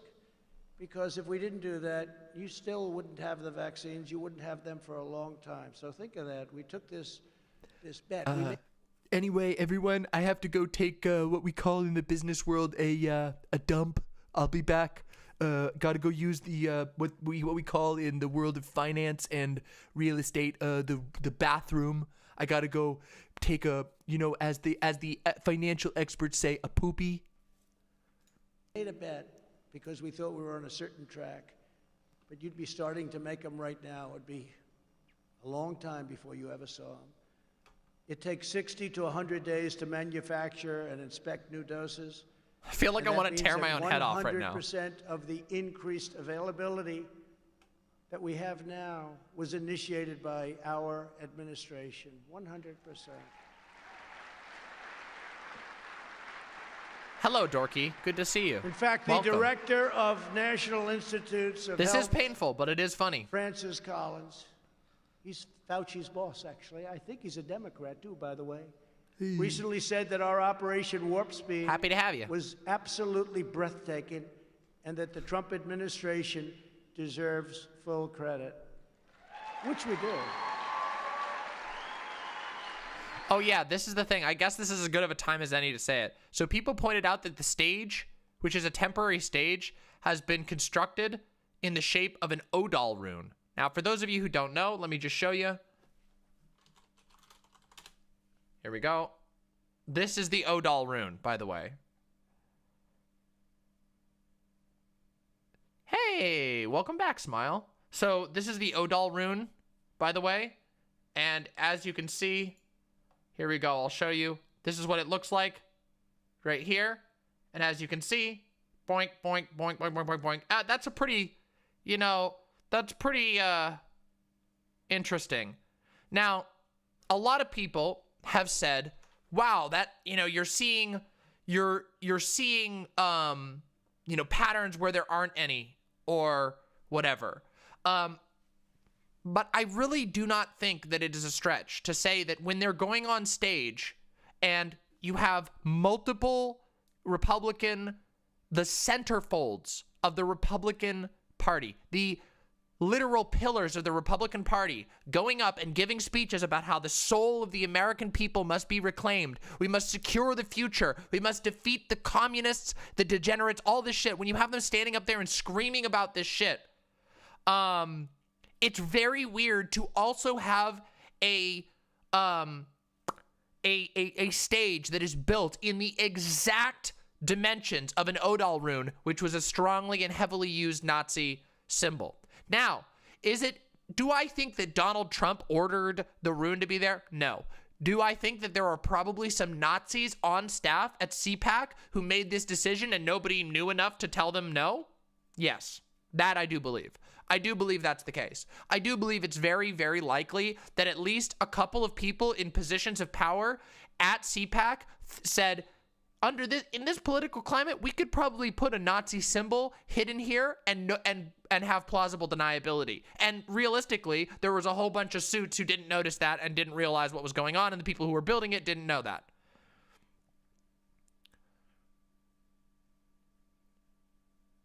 Yeah, they're not super fond of pagan symbols, but they do not care when it's in service of what they want. I promise you. I know, having come from a fundamentalist background. They don't care. Yeah, it's not exactly hidden, but you see how it's not hidden at all. It's very obvious. People noticed it almost immediately, but they can make you sound like you're crazy when you point out, hey, it's really weird that you're literally standing on a stage that's the shape of a known Nazi symbol, and you're also espousing Nazi talking points, and you're demonizing people who are different than you, and you're making dog whistles that are popular with a fascist cult known as QAnon. You're doing all of these things, and you're doing it from a stage that's shaped like a Nazi rune. And they want you to believe that you're crazy for noticing that. They want you to believe that you're like, just like they've said, oh, you're fucking crazy. You think Donald Trump is a fascist? What would give you that idea? You fucking liberals will call anyone a fascist. Meanwhile, Donald Trump goes on stage and goes, you know, they're not sending their best. All these brown people that are coming in, they're sending their rapists. They're all rapists and murderers. They're letting the brown people are flooding our shores. All that's happening, and they're like, what the fuck you mean he's a fascist? What do you mean, dude? What the fuck? You're so sensitive. It's collective gaslighting of an unbelievable degree. Yeah, how soon? Yeah, next week we're gonna have a Donald Trump speech that has a fucking fascist in the back, a fucking swastika in the background, and they're gonna go, it's a Buddhist rune, dude. It's a Buddhist symbol. It's a fucking Buddhist symbol, you triggered SJW. Fuck these people, and fuck their stupid fucking societal gaslighting. Why is there a notable amount of femboy Nazis? I don't know, because Nazis are fucking stupid. And they're horny and they want their fucking asses to be blasted, but they're too stupid to think of their way, to realize that, like, they're gonna end up in the camps too. And as conservatives and Republicans, Volkus can get fucked. Forget that we did it. Never let them take the credit, because they don't deserve the credit. They just followed. Now they're following our plan, but this has been something that they call it a an absolute miracle. Joe Biden is only implementing the plan that we put in place. And if we had... Yes, you wild leftist. I assure you, the stage shaped exactly in the form of a Nazi rune is purely coincidental. Anyway, now we're going to introduce our speaker, who's going to talk about the degeneracy of the brown hordes approaching our shores. I assure you, also a coincidence. An honest media, which we don't, they would say it loud and clear. By the time I left that magnificent house at 1600 Pennsylvania Avenue, almost 20 million Americans had already been vaccinated. 1.5 million doses were administered on my final day alone. 1.5 million in a day. Yet Biden said just a few days ago that when he got here, meaning the White House, there was no vaccine. He said, there's no vaccine? Oh, good. Say it again, Joe. Now, I don't think he said that, frankly, in a malicious way. I really don't. What? I actually believe he said that because he didn't really know what the hell was happening. I get it. He's dumb. His brain is melting. I get it. Like yours definitely isn't, as you literally talk about how voting is a problem. But hey, thanks, VM Draco. never let them forget this was us. We do our best. We did this, and the distribution is moving along according to our plan, and it's moving along really well. We have Thanks for being here. The military, what they've done, our generals, and all of the people, what they've done is incredible. But remember, you know, we took care of a lot of people, including, I guess, on December 21st, we took care of Joe Biden because he got his shot. He got his vaccine. He forgot. It shows you how unpainful that vaccine shot is. So everybody go get your shot. He forgot. What? So it wasn't very traumatic, obviously, but he got his shot. And it's good that he got his shot. Last year, I predicted... It wasn't very traumatic? What is he talking about? What does this even mean? What is it supposed to mean? What is that supposed to mean? I don't understand. To you that the extremism, corruption, and incompetence of the Biden administration... Yeah, true, Louis Vuitton. ...would be literally unprecedented in American history. Unfortunately, he has proven me 100% right. Already, as president, Biden has urged Congress to pass legislation shredding your Second This has been Amendment. painful. Your I Second literally have a Amendment pain in is my stomach far right bigger now. trouble than you know. And for 4 years, I fought like hell to save your Second Amendment, and we saved it 100%. What do you mean? You can't. This is the sort of thing. This is that fascism thing where the enemy is simultaneously completely weak and ultimately dangerous. We saved your Second Amendment 100%, but Joe Biden is taking it away. We saved it 100%, but Joe Biden is taking it away. We saved it 100%. Which one is it? Which fucking one is it? Well, McFleen, yes, presumably fascism is a self-destructing ideology. However, the cost of that self-destruction would be huge. So I would prefer if we could prevent the self-destruction and just have a normal destruction.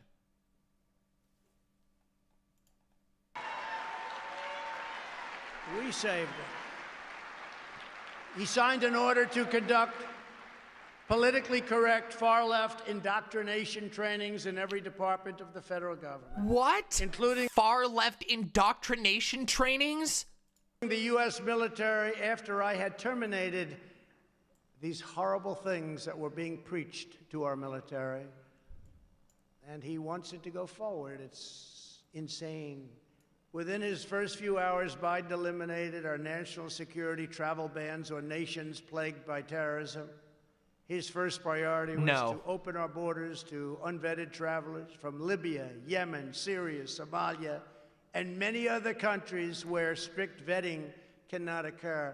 Countries that have tremendous problems. Countries with tremendous terrorism problems. We did a travel ban. It was a real achievement. We told those countries, sorry, straighten out your act. You literally, that got shot down by the Supreme Court because it was too racist, so you added a few South American countries to slip it by. Don't want people coming in where they had an ideology or a problem. We just couldn't have it. And it was incredible how it worked was incredible. And he terminated it. We had to get it approved. It went all the way up to the Supreme Court of the United States. We got it approved, and he terminates it. In addition, he's already increased refugee admissions by nearly 10 times, but in effect, it'll soon be hundreds of times as millions of people flow up through our soon-to-be open borders. We have to watch this. And by the way, we have to, listen, I know it's miserable. I know, it's fucking miserable. You don't think I've fucking been losing my mind over this shit for the last 4 years? This fucking shit sucks. I know, but guess what? If we don't fucking pay attention to the Republican Party, then this is gonna be our life forever, okay? You wanna live with this shit forever? No. Other than that, we gotta fucking pay attention to what they're doing so we can counter it. If we don't, we live with this forever. Sorry, I don't wanna live with it forever. I don't. I really want this shit to be gone. And that means we have to pay attention to it. Wait, a famous wise theory writer once said, politics is dumb, but very important. Does anybody know who that theory writer was? Does anybody know? Yes, that's right. Alden Vouch. Alden Vouch. That's right. You should go read him. Good luck getting one of those shirts, by the way. Congrats. Vermin, congrats on the successful launch, by the way. The great heroes of our country. These are incredible people. I got to know them very well. Vosh, Alden, your hands, yeah. Your family still cannot go out to eat at local restaurants, but Joe Biden is bringing in thousands upon thousands of refugees from all over the world, people that nobody knows anything about. We don't have crime records. We don't have health records. What are they bringing in with them? When I left office, we had virtually any— Okay, listen, someday if I don't leave Twitter, then I'll make an Imps Code shirt. That would be a cool one. Honestly, you know what I want? Here's a shirt that I want. When I make merch someday, it'll be a while. It's not going to happen anytime soon. But when I do merch in the future, if I do merch in the future, I'll have a green shirt. It's all green, and it'll just have 2 eyes and a smile. It'll be a Pompo shirt. A solid green shirt with Pompo's face on the front. That's one of my ideas. Just like giant green Pompo. Wouldn't that be great? I do want to get a giant beanbag Pompo that you can sit on. That would be really cool.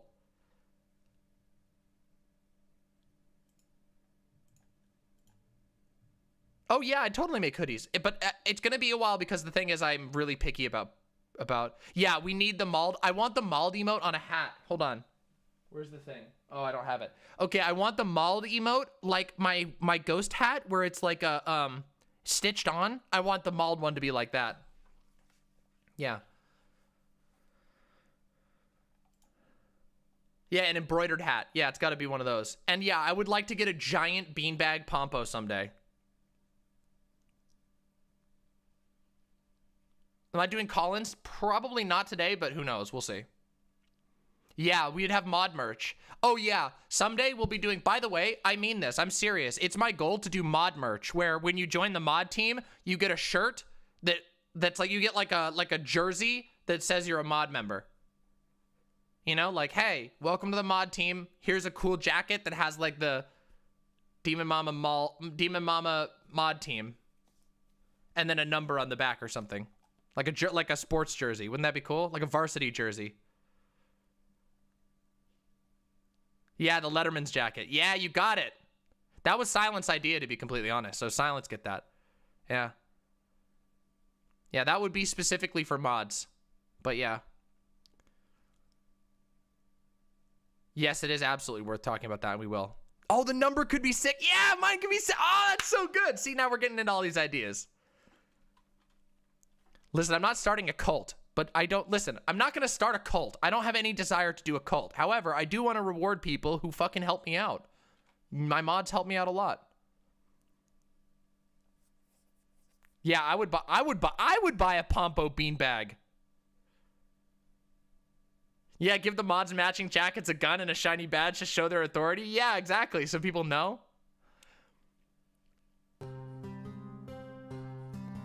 That's a good idea. That's a good idea, 1852 Derek. Hoodie where the mouth runs along the seam of the pocket. You know what would also be good? You know what would also be good?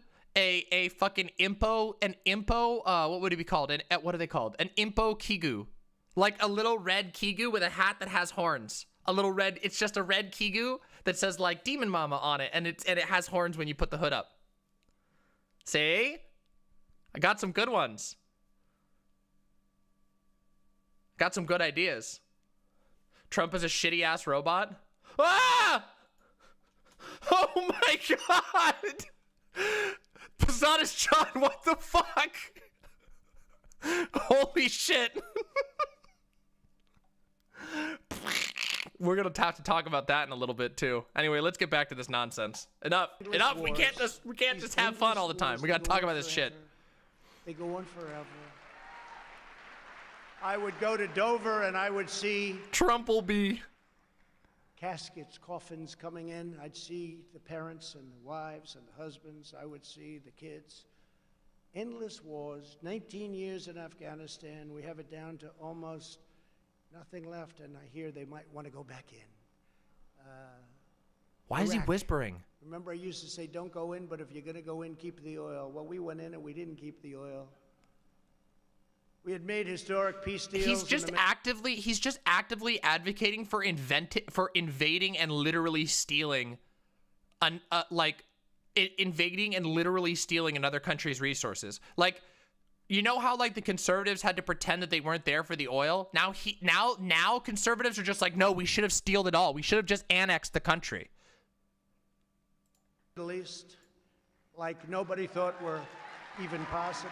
Like, this is where we are. And as somebody, you know, this is very validating, unfortunately, as somebody who grew up in the Bush era, where the entire, like, it was mocked. Like, people would mock the Democrats for saying that, like, the war was about oil, and now literally the primary show at CPAC is talking about how we shouldn't have just taken the oil. We should have taken all the oil and kept it all. We should have just annexed their country.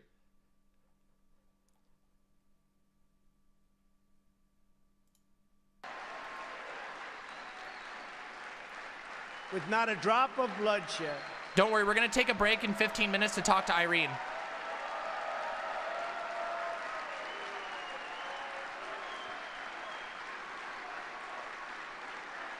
And by the way, not one American soldier has been killed in Afghanistan in over a year. Think of that. Not one. Those troops have largely come home. At the same time, the new administration unilaterally withdrew our crippling sanctions on Iran, foolishly giving away all of America's leverage before negotiations have. Oh, I know, Polytacos. I know. Leave the sanctions, negotiate. Does anybody understand what I'm saying here? Does anybody understand what I'm saying here? That's all you hear from the crowd. Are there any good business people? You don't have to be a good. Are there any bad business people? They took off the sanctions. They took off the sanctions. They said, well, we're going to not have any sanctions. Let's negotiate a deal. I don't know, Matt Schlapp. I don't think you would have done that. Do you think so, Matt? I don't think so. Mercedes wouldn't have. No, you do that, you make a deal, and then you do it. They wanted, I will tell you something, and I said it. Had we had a fair election, yeah, probably, the Ash. results I've heard a little much bit about different. that too, but I don't know We how would have had much. a deal. We would have had a deal with Iran within the first week. They wanted those sanctions off. He took them off for nothing, for nothing. Now you watch how tough they negotiate. In another horrendous surrender, he agreed to get back into the World Health Organization.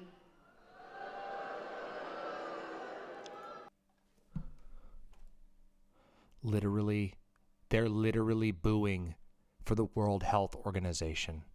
They're literally booing for the people who've been right about damn near every step of this. for approximately $500 million a year, which is what we were paying. When I withdrew from the WHO, and you know the whole story with that, they called it badly. They really are puppets for China. They called and they wanted us to stay in. I said, how much are we paying? Approximately $500 million. How much is China paying? A much larger in terms of population country. Sir, they're paying $39 million. I said, why are we paying $500 million and they're paying 39? I could tell you why, because the people that made the deal are stupid, that's why. So,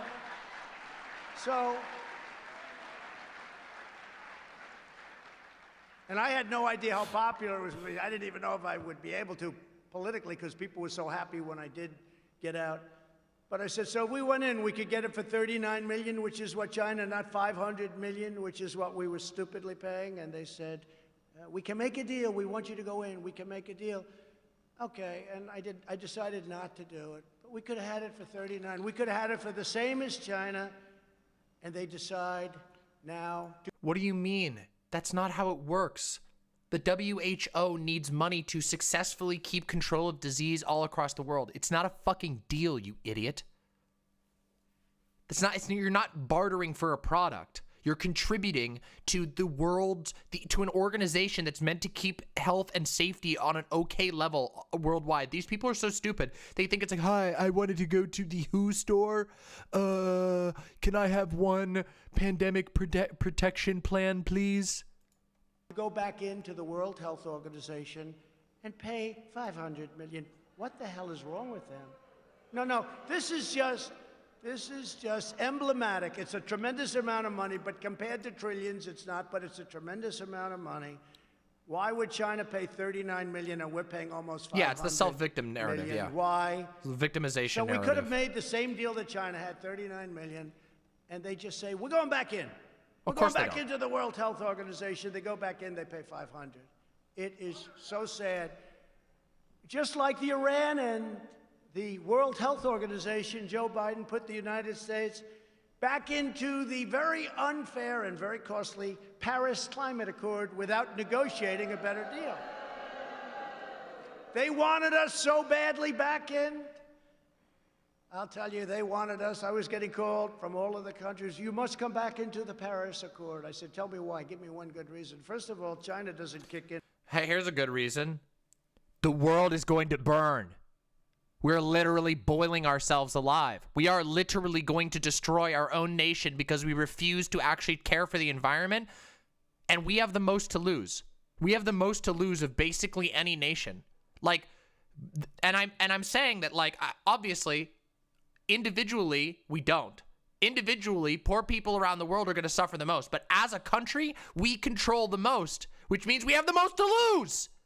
If we're the most powerful country in the world, and we have the most holdings in the world, and we dominate the world economy, then if we boil the world, we have the most to lose. How fucking stupid can you be?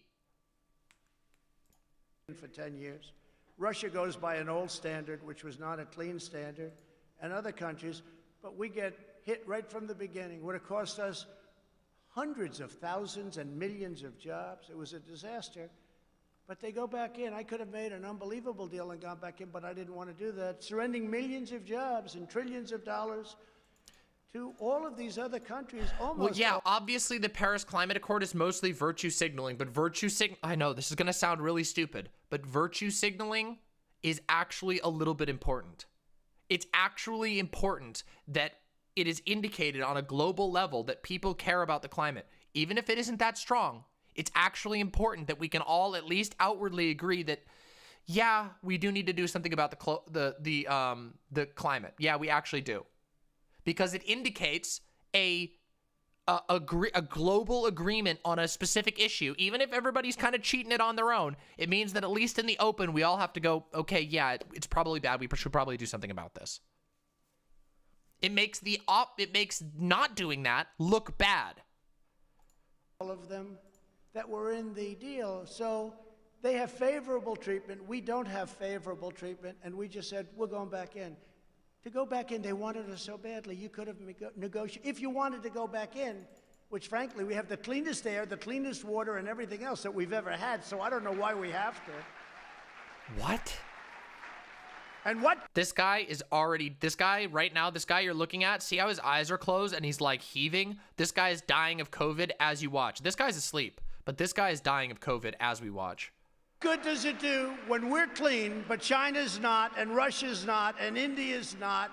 So they're pouring fumes. You know, the world is actually a small piece of the universe, right?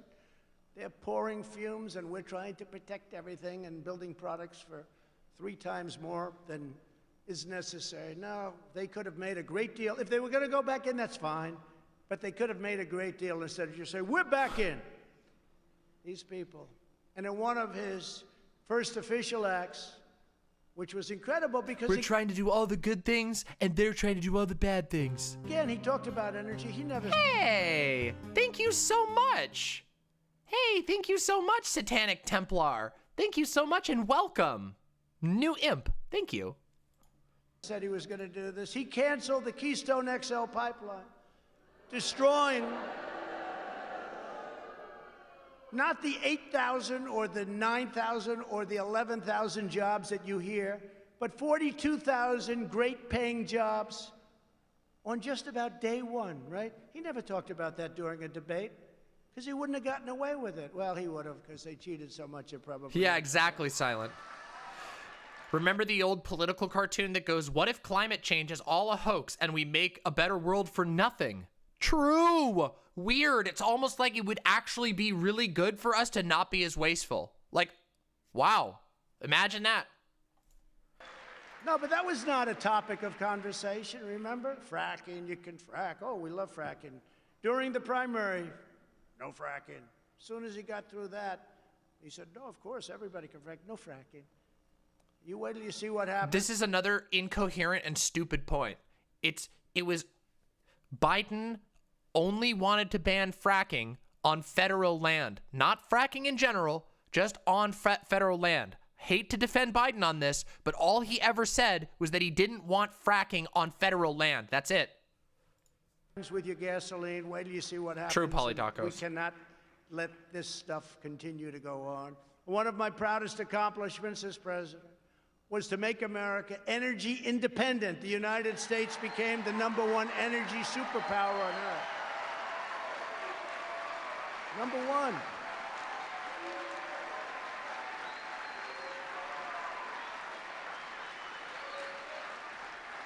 Became #1. Bigger than Saudi Arabia, bigger than Russia by a lot. Is it though, Kaboko? We left them all in the dust. They were all in the dust. But if I thought a lot of fracking was done on private land. Democrats have their way. Isn't there like a fuckload of fracking that happens in Texas on private land? From energy dominance to energy disaster. That's what's happening. You have to see what's going on. Everything's being True, closed up. Kaboka. It's a disaster. The blackouts we saw in California last summer and See all you the soon, time, Polytacos. and the windmill calamity that we're witnessing in Texas. Great state of Texas. We love Texas. But it's so sad when you look at it. That'll just be the start. How bad is wind power? So I talk about it all the time at CPAC, right? We went to CPAC, remember last, I said, we're going to watch the president. Well, Alice, the wind isn't blowing. I don't believe we'll have any electricity. Remember, we would kid, but I wasn't actually kidding. It's such an expensive form of energy. It's so bad for the environment. True, yeah. It kills the birds. It destroys the landscapes. And remember, these are structural columns. It kills the birds.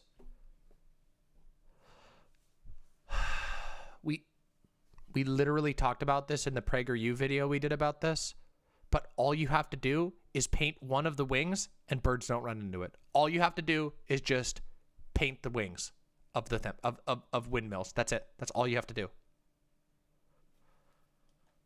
With fans on them. They wear out, and when they wear out all over the country, you see them. Nobody takes them down. Yes, that's They're all you have to do, rotting, priority 6. There's been research done on it already. All you have to do is fucking paint the wings. Rusting. How this is environmentally good for our country, and it costs many, many times more than natural gas, which is clean. It costs many more and can fuel our great factories. Wind can't do that, and And solar, I love solar, but it doesn't have the capacity to do what we have to do to make America great again. Sorry, it just doesn't have it. Under the radical Democrat policies, the price of gasoline has already surged 30% since the election and will go to $5, $6, $7. Okay, everyone. All right. We're going to do something. We're going to make a small change of pace. We will return back to this after the conversation with Irene. But before we do that, we have to watch something together. So let me grab this real quick. Hold on a second here. Hold on a second here. Let me get this. Let me get it for us. Yes, we found it. Here it is. It's the samurai. It's time to do the samurai before we go on with no comment chick, and then we'll do more. No, it's going to be the samurai. Get ready.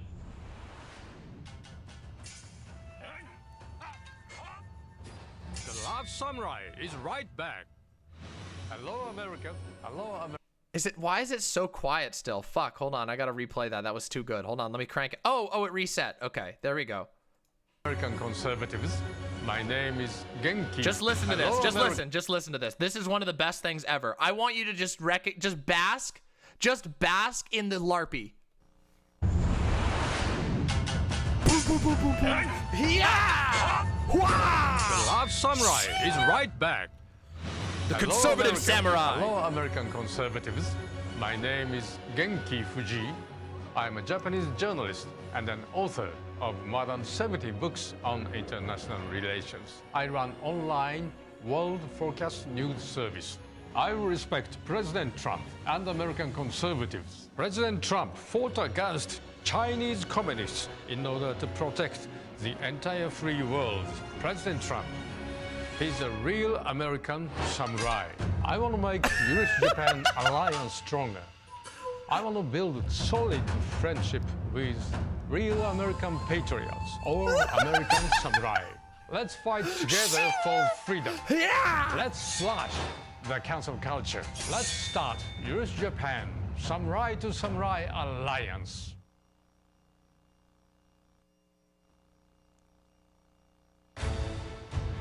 They did multiple, just so you know, multiple of these, okay? I'm not kidding you.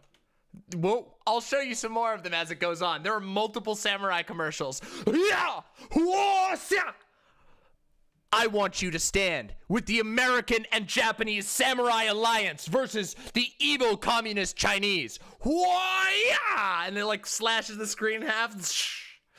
Boom! Oh my god, it's so ridiculous. You know what it makes me think of? I'm sorry, but that makes me think of the fucking Weeaboo skit that Filthy Frank did like 15 years ago. I'll be right back. I need to use the restroom before we talk with Irene. I'm gonna hit the restroom real quick. But I'm gonna play you a little bit of music, okay? We're gonna have some music for you to look at, all right? Wait, he really wants to bring the shogunates back? That doesn't surprise me.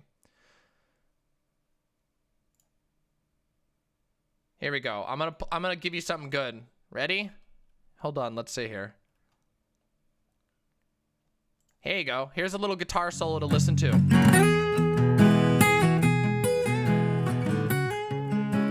I'll be right back while I go to the bathroom. Enjoy.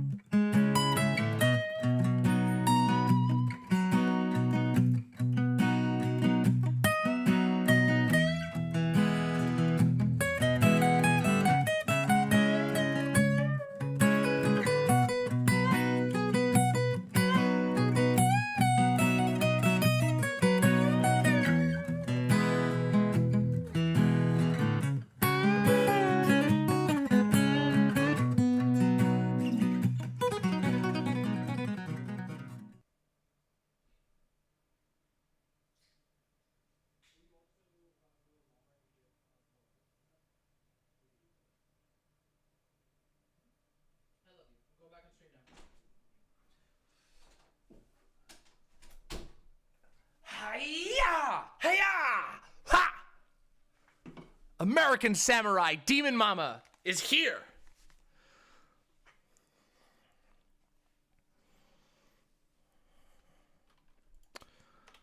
All right, did you enjoy that? Did you enjoy that? Are you ready?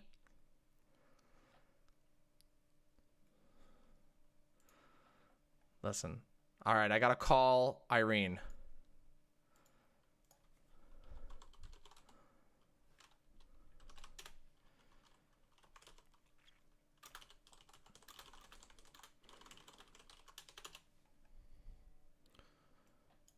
All right, Irene time. It's Irene time.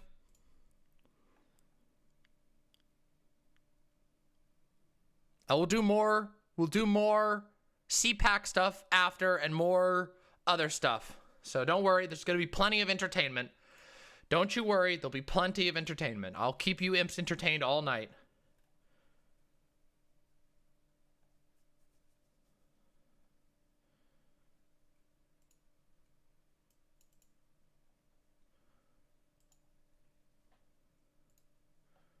All right, let's do this. Let's do this.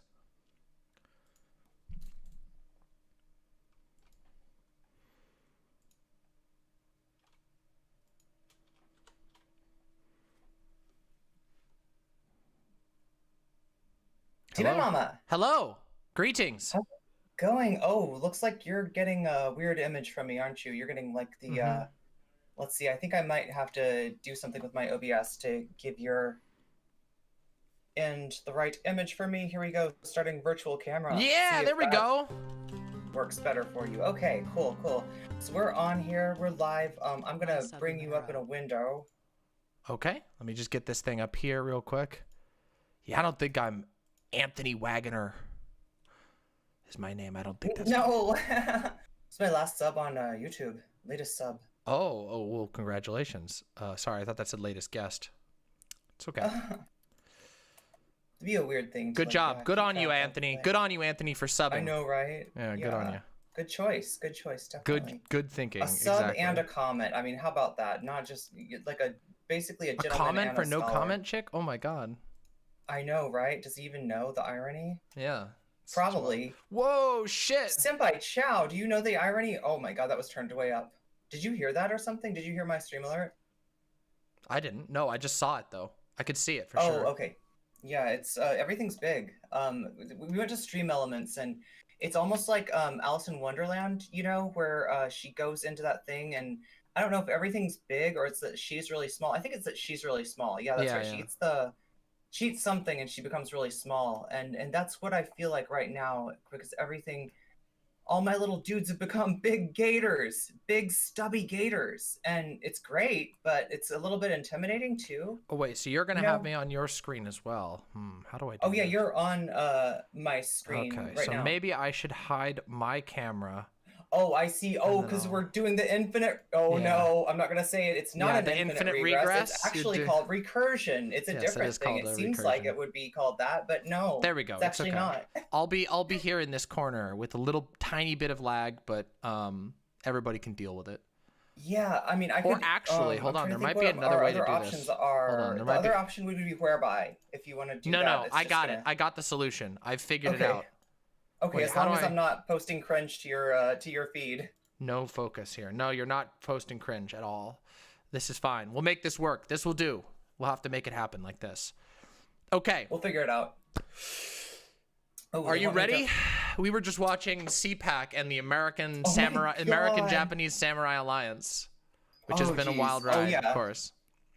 Yeah, I've been watching some of that stuff and oh my god, Oh my god, you've got Magical like rune? triple ears and oh yeah, the rune. Yeah, the rune is embarrassing. it's a reward. It's a reward for people who save up their points and they can force me to put on extra cat ears. Oh, incredible. Well, that's awesome.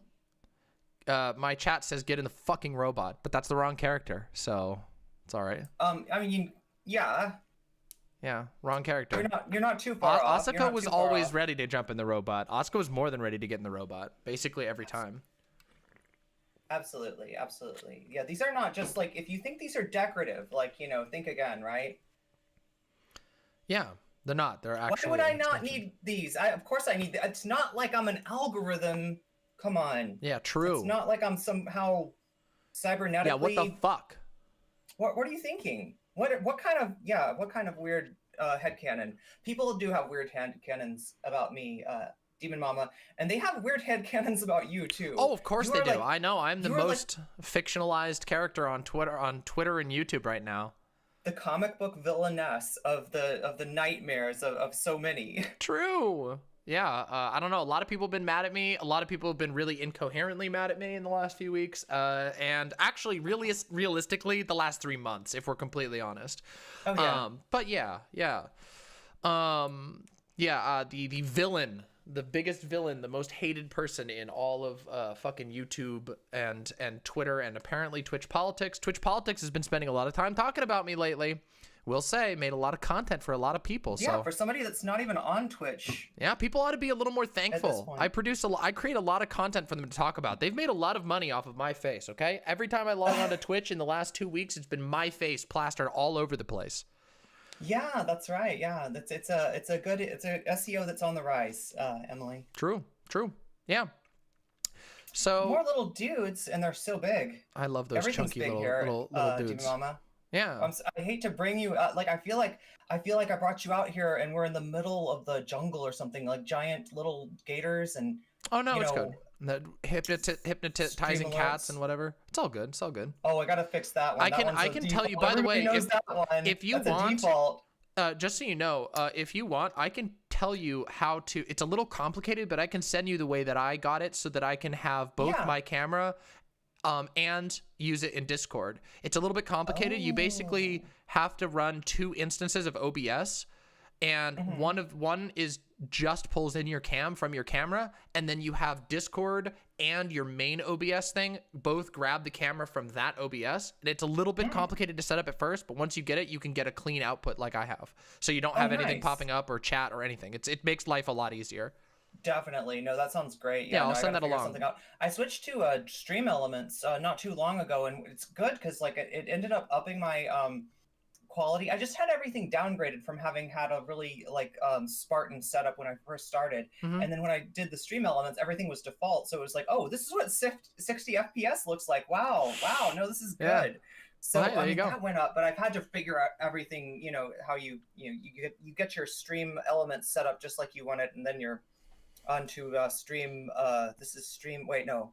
You're talking about Slobs? Streamlabs OBS? Slobs. Yes, I was a slob. I much prefer. Yeah, I much prefer using OBS Studio, and then bringing in things manually because it allows me to have a lot more control over it. But it is admittedly a little bit more complicated. Yeah.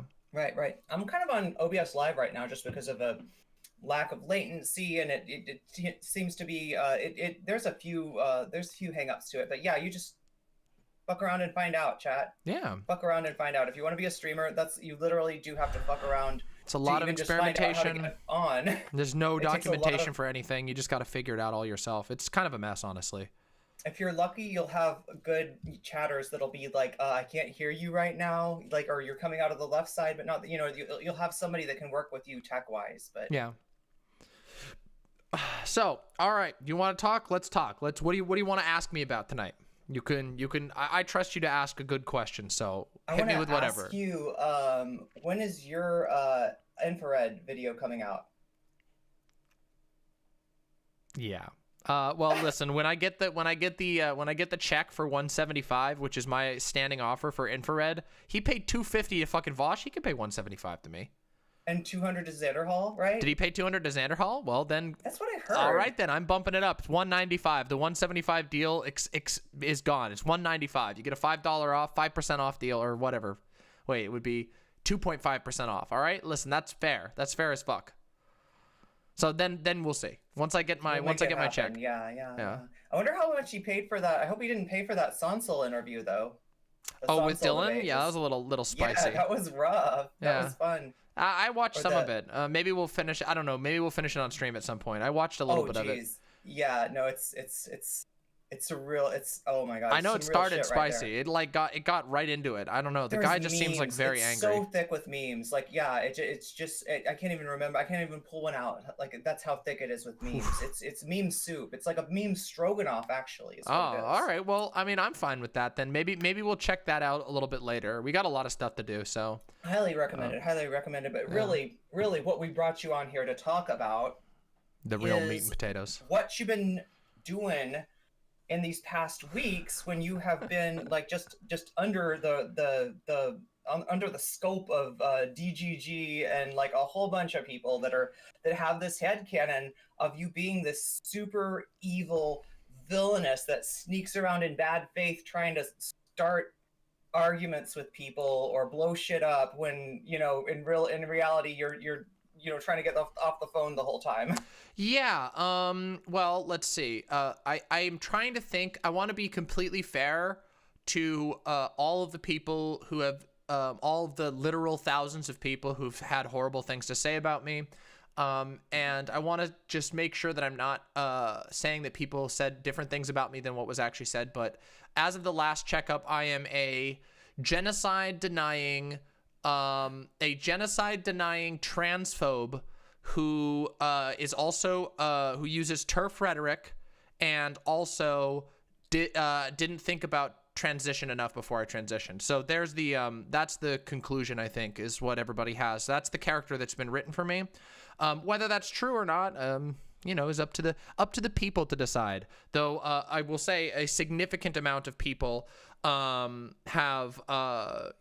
since a threat to women, a threat to trans people, that was from the last cancellation cycle. Contra was super on point about all this, by the way. The way that like previous cancellations are used to justify future cancellations, it's exactly, literally, I like, goddamn, Contra of all people, like, literally knows what she's talking about on all that. That is the playbook. That's definitely like how they do it with Vosh. That's how they do it with Xanderhal. That's generally how this tends to run. Is they'll try to build off of stuff, even if it's been discredited. They like wait till long enough where people forget that it was discredited, and they bring it out all over again. It's like, oh, you get to enjoy this old chestnut again. Okay, I see where we're going with this. Yeah, it's a little bit wild. But yeah, those are the things that have been said about me. I made one video in response, and other than that, have basically barely talked about this at all. Partially because almost no one reached out to me. And secondly, because I wasn't super interested in it. It was actually like a massive annoyance to me. I've been like on a roll making some pretty awesome content, a lot of which has been completely ignored because people just want to sink their teeth into this drama and then run away back to wherever they go. But yeah, so I talked on Chud Logic's channel about it a little bit because he invited me on, and actually that's it, I think. Now, oh wait, I did talk a tiny bit about like, not really about the drama or anything, but about the debate originally. Like I did talk about that with Lexi very, very shortly, like 15 minutes. We just chit-chatted about the views on the actual debate. Lexi's been going at it with Lexi's been Lexi's the one who's too. Lexi's been the one who's in the crosshairs this week. So they've moved on to that, which is pretty shitty, honestly. The shit that's being said about Lexi is pretty bad in my opinion. Oh god, yeah. Yeah. No, not a surprise though. No, they take the most wholesome and beautiful part about you and they try to make it into something like that's cringe or some shit like that. I don't know. It's fucked up. Like because like what like the heart of your debate with Riley, I think, was the idea of allowing people but autonomy over their identity. Oh, yes, but it's not just a matter of allowing it. It's a matter of that. Like, I genuinely think that that's the most functional model with which to like practically go forward. And, there's been a whole lot of things said, again, like everything from calling me a TERF to saying I'm a transphobe. I think that's just absolutely absurd, like laughably absurd. But that's how these things run. But the core of my argument, I think, still holds. And they're just seeing what will stick. Yeah, we're gonna see how it goes, and I'm very interested because this Friday I'm going to be having a bit of a debate about not about anything to do with the drama, just about my actual opinion on gender self-ID. I'm doing a lot of research for that. I'm going to be talking with Avi and Ask Yourself, both people who tend to subscribe closer to a position like what Riley had. And I disagree with them, and I have a number of reasons for it that I'm putting together, and I think that will be very interesting to a lot of people. And but again, I firmly reject the idea that like any of my arguments in that were like outrageous arguments. I think they're very, very easily substantiated, and also I genuinely believe that like a self-ID approach where we basically take it on good faith that anybody who claims to be a gender is that gender, because there's no way that we can verify that, is the only real functional way to go forward. Everything else puts you into an area of essentially litigating who is what and who isn't, and I don't think that we should do that. I don't think that's a good start. Right. I think that sort of tees up the ball for eugenicists and other things. Although I don't think that most people who are making that type of argument are making that type of are doing it for that reason. I just think that once you try to define what like a true member of a gender is of any type, or what that means, you run into an issue. We have no real other way except to take it on fact. It's the same. I look at it very similarly to like names. You know what I mean? We don't litigate what people's names are. Yeah, sure, we have a legal name system, which is, you know, has some flaws, but because you have to pay money to like change your legal name or whatever. But as far as monikers, like we have a whole system in place that just basically says that anybody can use whatever fucking name that they want, right.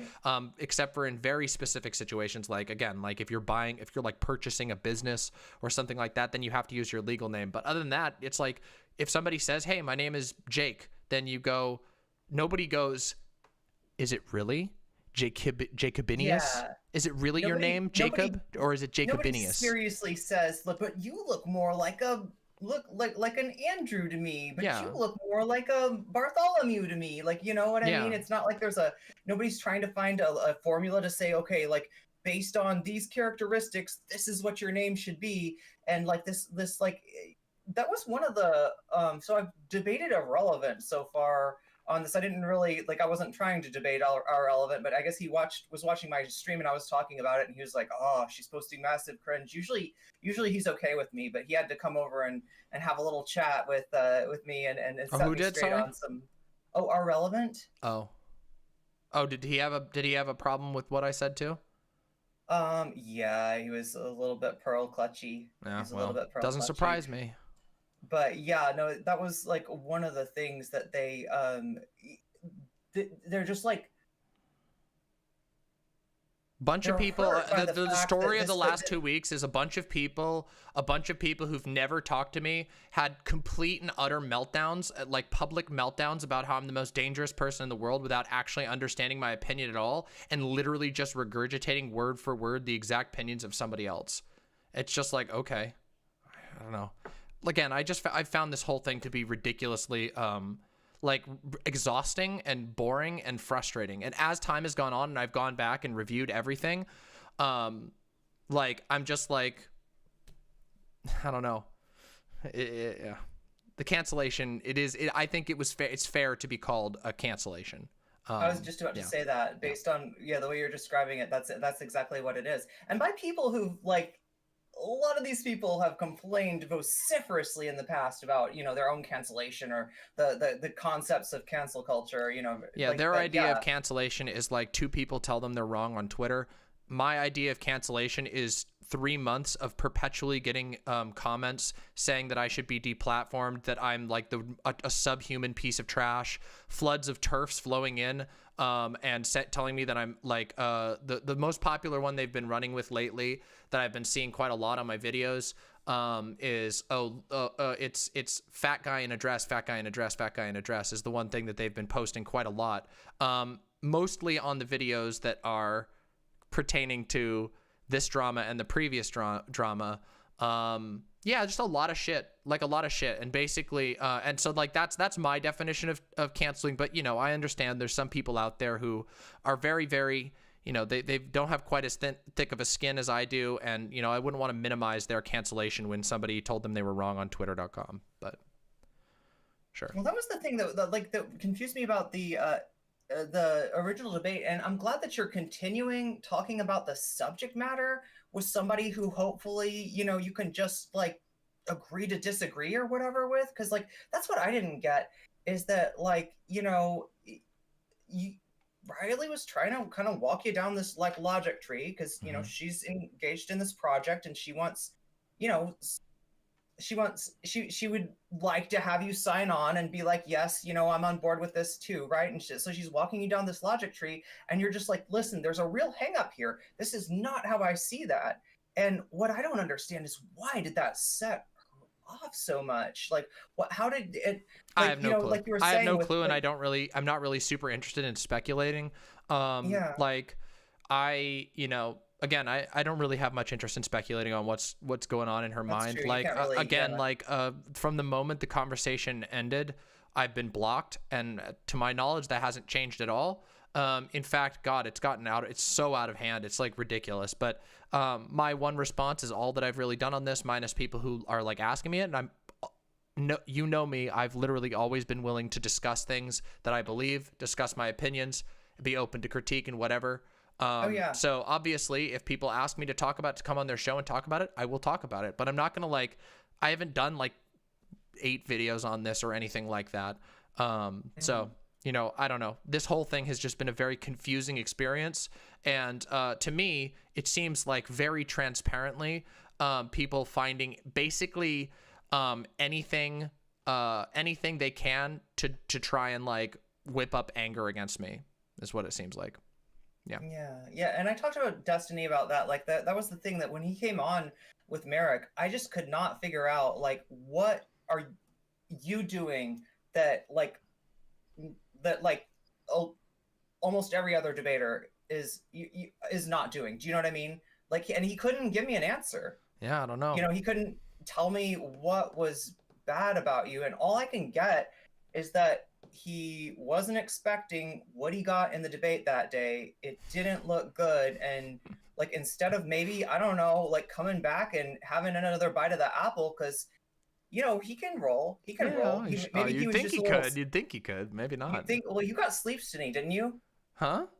You got sleep. Did you get sleep stiny? What's that mean? So when he's a little low energy and stuff, like the way that he was when I talked to him. He was pretty sprightly. Like when I was talking to him, like I don't know. Like, here's the funny thing. Like, that first conversation, I had fun with that conversation. I've said this for months. Even now, I mean, obviously looking back, it wasn't fucking worth the time of day. But I had fun with that conversation. I thought it was like a lot of banter, and it was like really great. I did not expect the immediate like lies. I mean, honestly, the real shit picked up after like the DSK thing, which I thought was another one that was just perplexing to me. And of course, by the way, that got rehashed again like 6 times during this whole recent cancellation. Got brought back up and told from only one perspective, of course. You know, that's just how it goes. So yeah, sorry, like I don't know all the Destiny lingo stuff. But yeah, no, he seemed fine. He seemed relatively energetic and whatnot.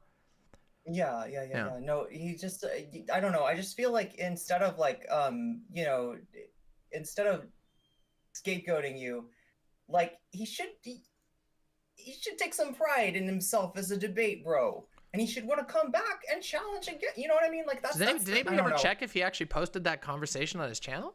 Did he?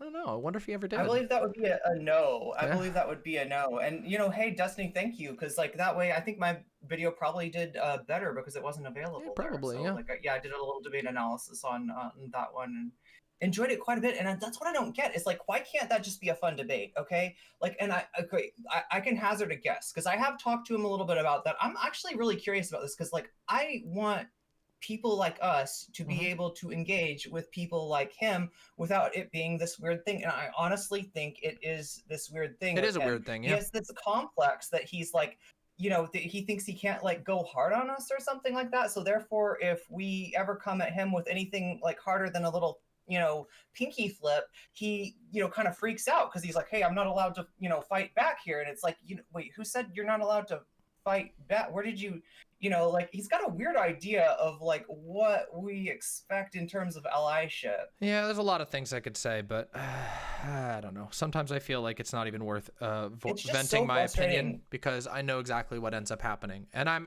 there's a good chance that this fucking video will end up on the front of DGG tomorrow. So depending on how spicy, depending on how much we actually delve into.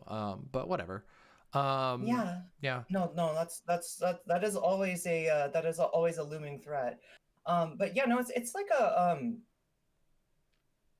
I don't know, it's just so frustrating because I've had so much trouble just doing debates, right? At first, I was hanging out with the wrong crowd, a crowd of people that thought that me doing debates with people meant that I was, I don't know, turning into Peter Coffin before their eyes or something like that. I don't know what they thought. They thought some weird stuff that really wasn't, it didn't end up being true about me at all. I just wanted to have some spicy debates, right? And then once I get into the spicy debates, it's this whole thing of like, well, we don't really think of you as a spicy debate chick. Oh, do you want me to tear CTV's face off for you then? Would you think of me as a spicy debate chick then? What do you want to see? What do you want to see? You want me to go after a friend of mine? No, actually, that makes it sound like I did that on purpose. That was bad. That was that Vivian thing. That was like, I feel a little bit like you, because like that was a conversation that I just wanted to be a conversation. We very much disagreed on it, and it ended up as a fucking bridge burning, and I don't fucking get it. Yeah. Like, why does it have to be like that? You know what I mean? Like, I wasn't trying to go that hard. I did disagree. I didn't back down, but I didn't want to fucking end, a friendship. And I get that that's, oh God, I don't want to fucking, sorry, I'm like opening shit up for you probably. I'm sorry. No, it's fine. Because I know that it's, I agree. I think that there's like, I do think there's like, there's a tendency specifically during like, I don't know, like we live in a pretty intense time. A lot of people are trapped inside. I think there's a tendency for some people to lean like whole hog into like, I must disassociate from you. Personally, I think that's like a toxic approach and a toxic mentality in most cases, and also like a weaponization of tactics that like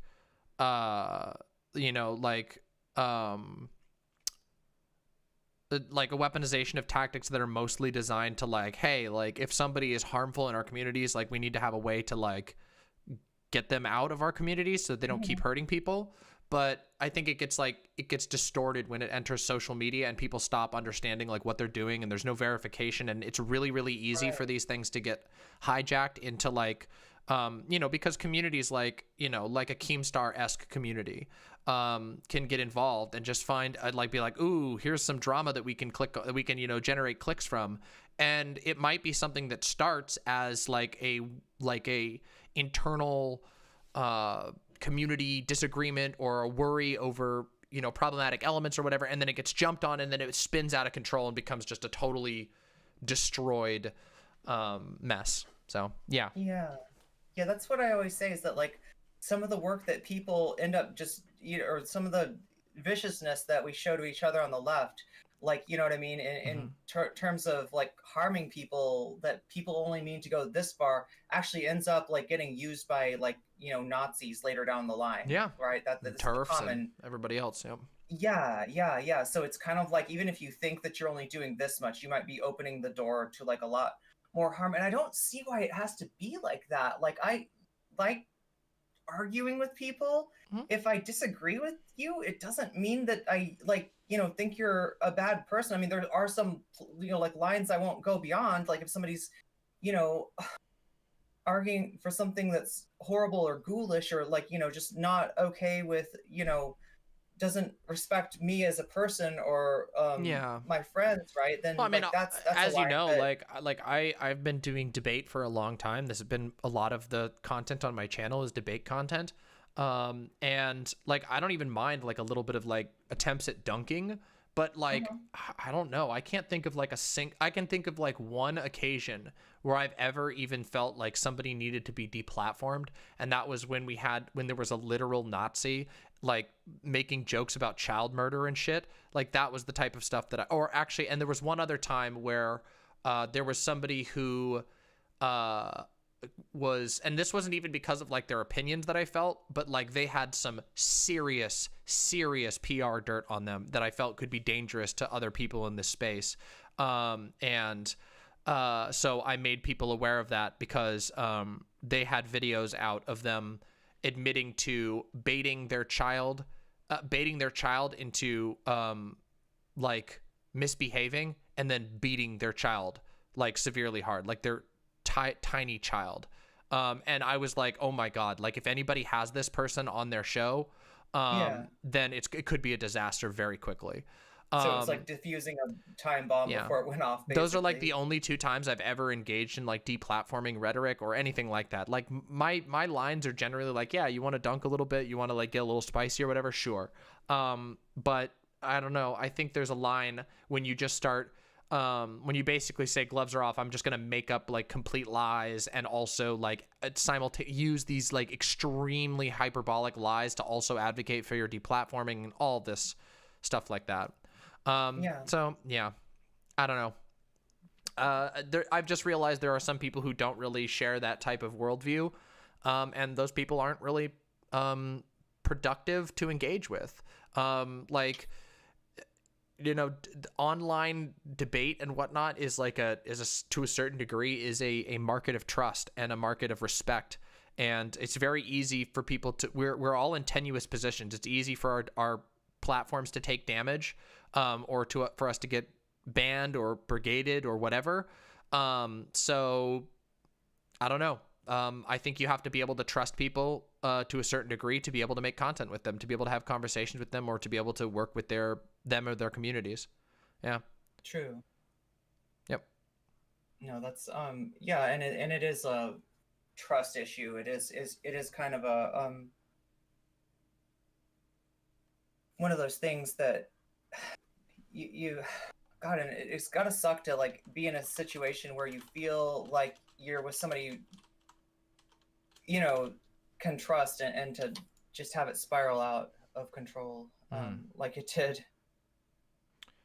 Yeah. What did I just do to myself? Oh my God, shit. Is that a stream alert? Yeah. I think it was a stream alert. Yeah. I mean, this last thing really spiraled out of control. In my opinion, it just became nonsense, and that's why I haven't really engaged in much about it. I think it's actually, again, it's in my opinion laughable how ridiculous the rhetoric got and how it still is and what the narratives are that are running about me and whatnot. But you know, at a certain degree, you just have to stop caring and get on with your life and go do other things. Which is mostly what I've been doing for this week. And like I took a couple days off when this fucking shit unfolded because it was so chaotic and there was so much shit coming my way, which sucked, but it is what it is. And now I've been, you know, back at it for a solid week and just doing my own thing. So, yep. Well, you've got a community that really cares about you, and sounds like it was doing a lot of, you know, self-care over the kind of like the days that you took off, and you know, there probably people just needed to. Oh yeah, if there's one person, if there's like one group of people in all of this that I'm most proud of, it's got to be the mods involved. Like my mod team, and the former mod team, have been like, they like basically autonomously took every step to like not allow it to be pounced upon as possible by like TERFs, by all these different groups, like beyond respect for, like, again, I have a huge amount of course, as always, I have a huge amount of respect for my mods, and my mod team and everybody involved in my community. And my community has been thriving, even despite all this stress. But yeah, so there's some really good people, and I'm very, very happy for that. And also, you know, I've gotten quite a lot of support behind closed doors and whatnot, which is great. It was a little, I will admit, like, it was a little bit frustrating, that like basically no one reached out to even hear my side of the story at all. Like, they just immediately were just like, yeah, let's get everybody on here. Let's get Riley on and have her say all the absolutely unhinged, totally inaccurate bullshit that she did. Right. But whatever, like, it is what it is. People are going to make the decisions they want to make. You know, people got to make a fucking, got to make a living, got to make a buck. So sure, whatever. I'm not that bothered. At the end of the day, like, it was very, I will say, like, the experience was incredibly unpleasant. But, you know, it's March now, and I got other things to do. I got other shit to work. I got a community to take care of and imps to entertain. So Absolutely, yeah. Yep. No, you get like a whole community to that's growing there, and that's like very like supportive, and that's how you can tell that you got something real. Yeah, I mean, Sorry, it's true. Like, the cool thing is that, like, I've over me. oh, that's fine. You know, I've made you know, I've made a definitive effort to build my own community that isn't like reliant on other streamers, you know, and that's been very difficult. It's had its downsides, but as a plus side, you know, there is a, you know, people come for my show. They don't come for me to talk about the latest thing that somebody else did.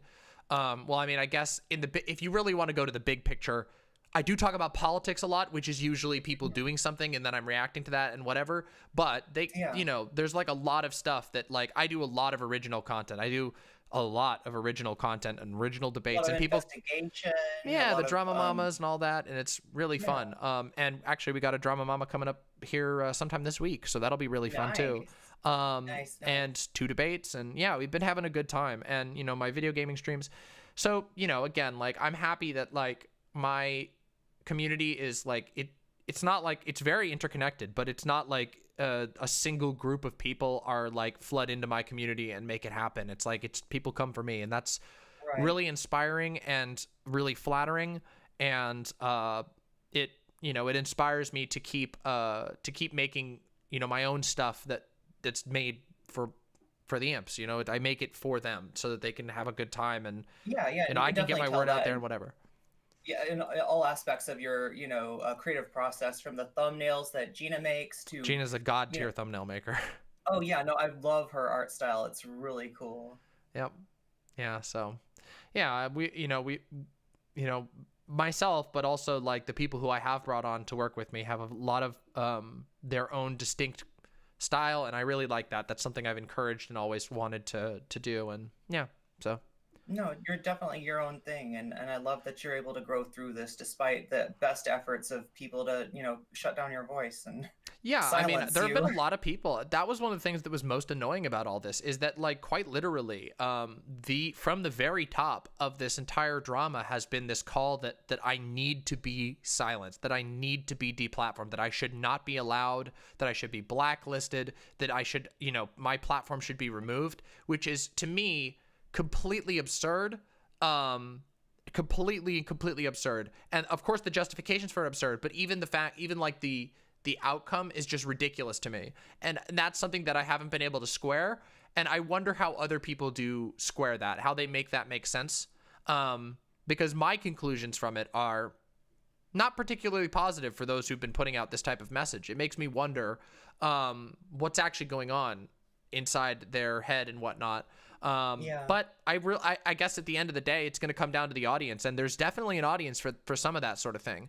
A lot of people watch that video. A lot of people watch the video of me and of me being talked about by 2 streamers who apparently decided that it was appropriate to say a lot of fucking things that I think were beyond out of line, both from asserting like with no questions asked that I am a transphobe, to asserting that I hadn't thought about gender enough, to asserting that I am a danger to women and to trans people, to all of this shit. I just really wonder what's going on in the heads of people who are like consuming that content and then also concluding like, yes, this is rational, this is the truth. You know, it makes me, it reminds me, I don't know. I don't want to speculate too much, but I'm just going to say I don't have a whole lot of positive conclusions from that sort of shit. And I don't like this new form of debating where, like, it seems like the meta now is to make a really spicy take that sounds indefensible and to attract someone in, like, oh, I'll take that debate. Yeah, I want to debate you on that. And then the person comes in and debates them, and they move it back, or their positions, they're like, first of all, let me say the definitions of words are not what you think they are, because I'm using this word like this, and I'm using this word like this, and if you like twist, if you blur your eyes together enough, then it makes perfect sense, and you're like, all right, that's kind of weird flex or whatever. But then like when they get into that trap and then they don't come out so well and it doesn't look good for them, their response then is to cry wolf and to cry bad faith actor and to like, you know, assert that you've said something about them that you never said.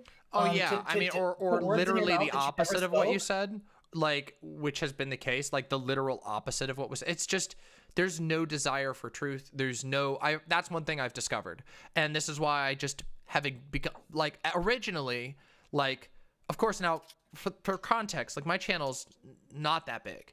I've objectively am a successful streamer at this point. I've crossed the thresholds that make you like most people don't ever get here. I know I'm in like the top 1% or whatever of streams.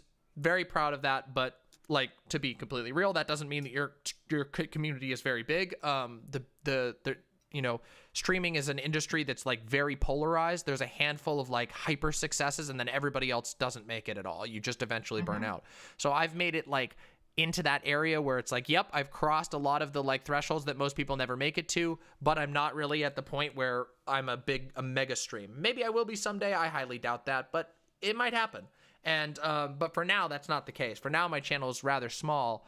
And so for a while, you know, I was responding to, I tried to make a good effort to respond to messages that were given to me, to make an attempt at like that. And I'm just done with that now. The number of responses that I give out on YouTube is like probably like less like a percent of what I like 1% of what I was previously giving out. I used to try to make a genuine effort to respond to all comments that weren't obviously like hate comments, like you're fucking ugly or whatever. Anything that was like even remotely good faith, I would try to make an effort to respond to, you know, to like, you know, encourage, you know, because people took the time to write a comment. Nah, fuck that shit. Like that ship sailed like 2 weeks ago. Oh yeah. It's just you know, it's so at this point it's just most comments, unfortunately, even positive ones, I just don't even bother. I don't look at them all. I do try to respond to some of the like the most notable ones where people put a lot of effort in, but it's just not realistic anymore. And then likewise, like my Twitter became useless for 2 weeks. Oh God. And yeah, completely and utterly useless. Sorry if I apologize to many people if I missed notifications. I probably missed quite a lot. But yeah, it was completely useless. Couldn't even, you just can't sort the notifications. You can't do anything. So, oh, I see what, yeah. So yeah, it's been a very weird thing. And it's weird to me that like, I have become like the subject of such ridiculous vitriol when it doesn't match up to the scope. Like my channel is comparatively microscopic to somebody like, you know, Destiny, but apparently it's bad enough that like I need to be burnt off the internet or whatever. It's very weird to me. This whole thing is just very weird to me, and I don't really get it. So whatever, I guess maybe I should take it as flattering that people see me as such a danger threat, but I just really wish it didn't involve like such like I don't know, like some of the arguments that have been weighed against me have a lot of like Joe Biden is a Chinese communist energy, you know? Like, it's just like, do you really believe this? Like, is this really what you believe? There's some that are contradictory. Yeah, it's weird. It's weird. One week you're a tanky, and then the next week you're a woke scold. And yeah, it's exactly. Just like, okay, I'm a next? screeching blue-haired SJW, the worst example of a trans activist that you could possibly believe. Even though I've literally never sold myself as an activist, I'm very open about being a political edutainment channel. Literally never tell people like this is not a news channel. This is not like a activism channel.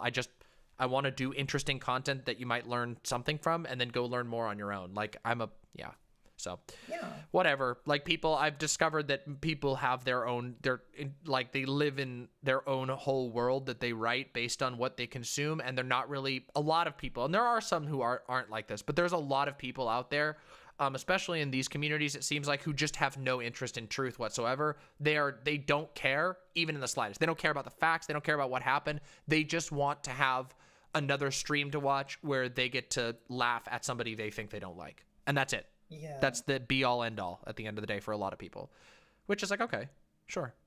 Yeah. Yeah, it's like they've got these like shadow elements to themselves that they can't really deal with. And so they end up like creating these, you know, characters. Like it's like they've got this like, you know, idea and they make it stick to somebody. And it's like, you know, that person might have like, you know, just one thing in common with the thing that they're, you know, their projection, right? And they'll just be like, oh yeah, no, that's clearly, and they stop looking at you.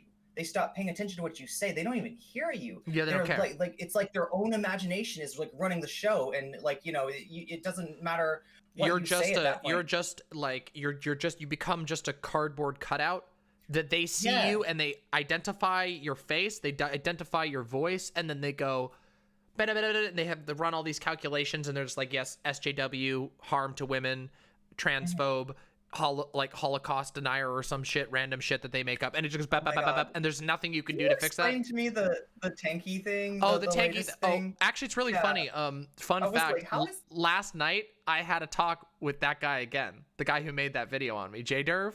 And it was Yeah. actually hilarious. The conversation was great. I highly recommend you go watch it, because that was a conversation with a guy who knew I had his fucking number.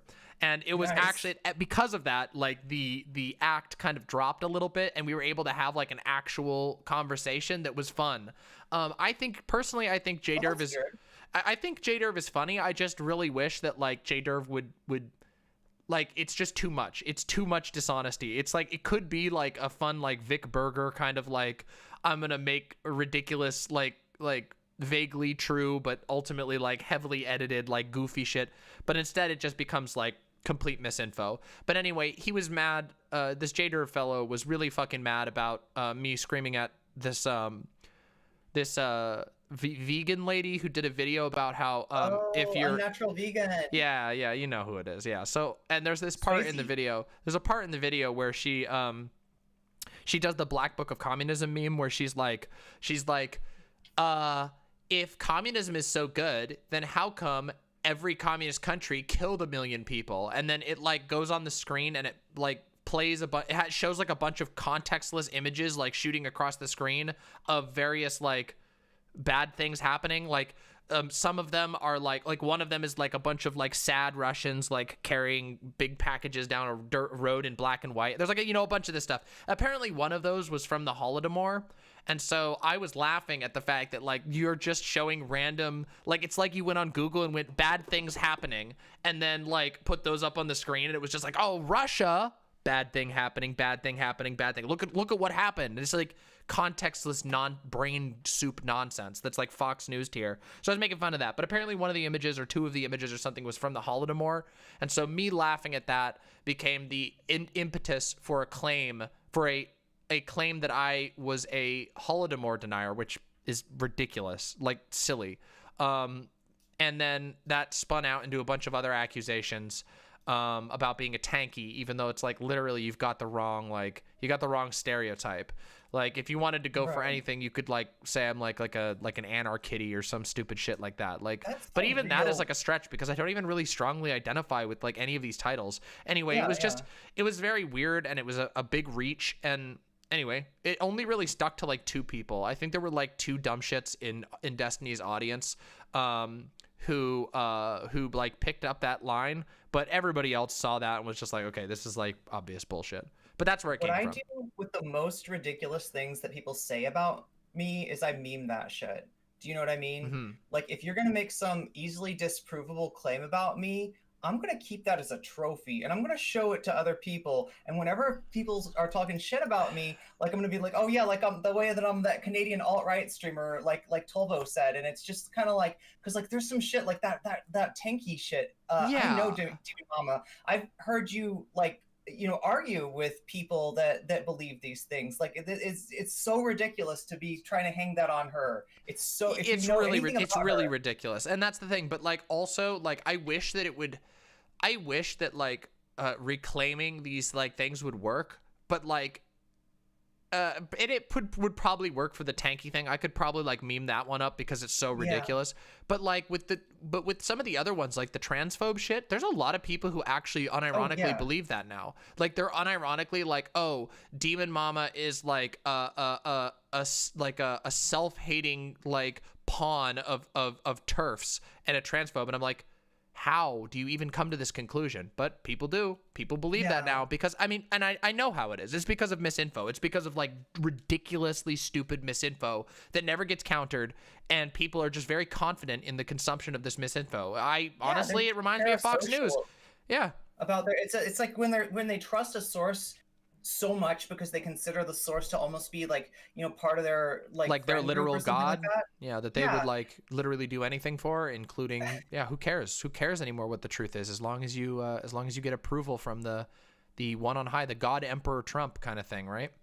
Well, I think it's just that like they don't want to think of the fact that somebody like that could lead them wrong, because that opens up a whole box of worms. Maybe it feels good to have somebody that you think is like, so smart. Maybe it feels good. Maybe it's comforting in some way. I tend to think that's what parasociality comes from, is like something that you're missing, a relationship that you're missing in your own life, and then somehow you see a person that exemplifies that on this thing right here that you're watching us both on. I want you to be aware we're breaking the fourth wall right now. We're breaking through there to free you from your parasocial chains, because you don't need that shit. And we don't need you to be stuck there. Look, we're powerful entities in and of our own. We don't need to use parasocial Jedi mind tricks on you to get you to, do things. Hey, I want you to tell me if I'm posting cringe, okay? Because I'm afraid of what happens if I don't get that feedback from somebody. I'm afraid of where I could go, if I don't have an audience that kind of keeps me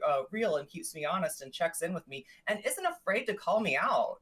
Yeah. Like, I mean, as much as it hurts, as much as it sucked in that Vivian thing when I turned back to the spicy chat and a portion of you were like really sympathetic to Vivian. Like, I don't want to lose that connection. I don't want to push you away. I don't want to I mean, the thing is, like, I don't know, in most conversations that you have, it's really, really easy to just disagree. It's like really easy to be like, okay, I see where you're coming from. I don't really agree with you. Okay, whatever. And then you solve it. But that can't happen when it's like the fever pitch that this type of thing is. There's no desire for that. They're not most of the people involved yet. I'm just saying, like, totally I think it's great when like I get feedback and corrections from my audience all the time. Like, it happens literally all the time, and I go, oh, okay, cool, thanks, and then we go and it just moves on. But yeah, there's certain circumstances on the internet that just that can't happen, because that's not actually what's going on. Even though there's a veneer that like that's what's supposed to be happening, it's not, Yeah. Well, like when somebody else burns the bridge, there's not much you can do. Yeah. Right. And sometimes that's not obvious to the audience out there, right? Mm-hmm. Of like who's burnt the bridge or who's done what, because there's all kinds of obfuscation that gets thrown up. But there's like there's times when. Well, it would help if it would really help if people wouldn't lie, but they do. So, but I don't know. That's the thing that frustrates me. Is like one of the things. Again, the thing that frustrates me so much is like is engaging with someone who you think is honest and then finding out that they just don't care. They're willing to lie. Like, they're willing to just straight up lie. And that is like, I don't know. That's straight up a lot of what has happened here. And I wish it had, it's regretful that it has happened that way, but that's the way that it has. So what am I supposed to do? Just not tell the truth and just be like, no, actually it is true. It's, maybe they meant well when they called me a transphobe who hasn't thought about gender enough before transition. Like, no, fuck that shit. Like, I'm not going to just like, I don't know. Yeah.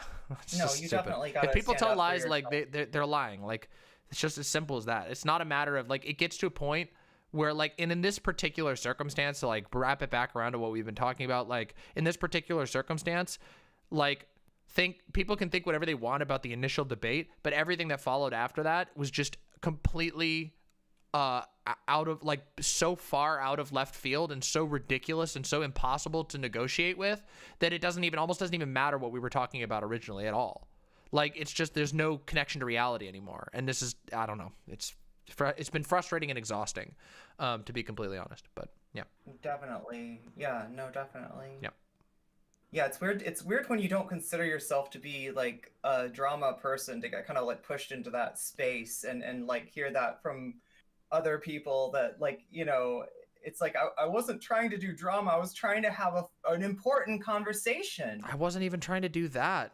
Like, that's another part of the context that like wasn't even was completely ignored. It was more than that, right? It was like literally there was nothing. Not only first of all, there was no scheduling whatsoever. Like, Riley showed up in my chat and was like, because I was joking. I've been joking lately. Like, I want to fucking debate conservatives. And I kept saying I want to debate conservatives. And because I keep not getting to conservative debates. I'm tired of debating lefties.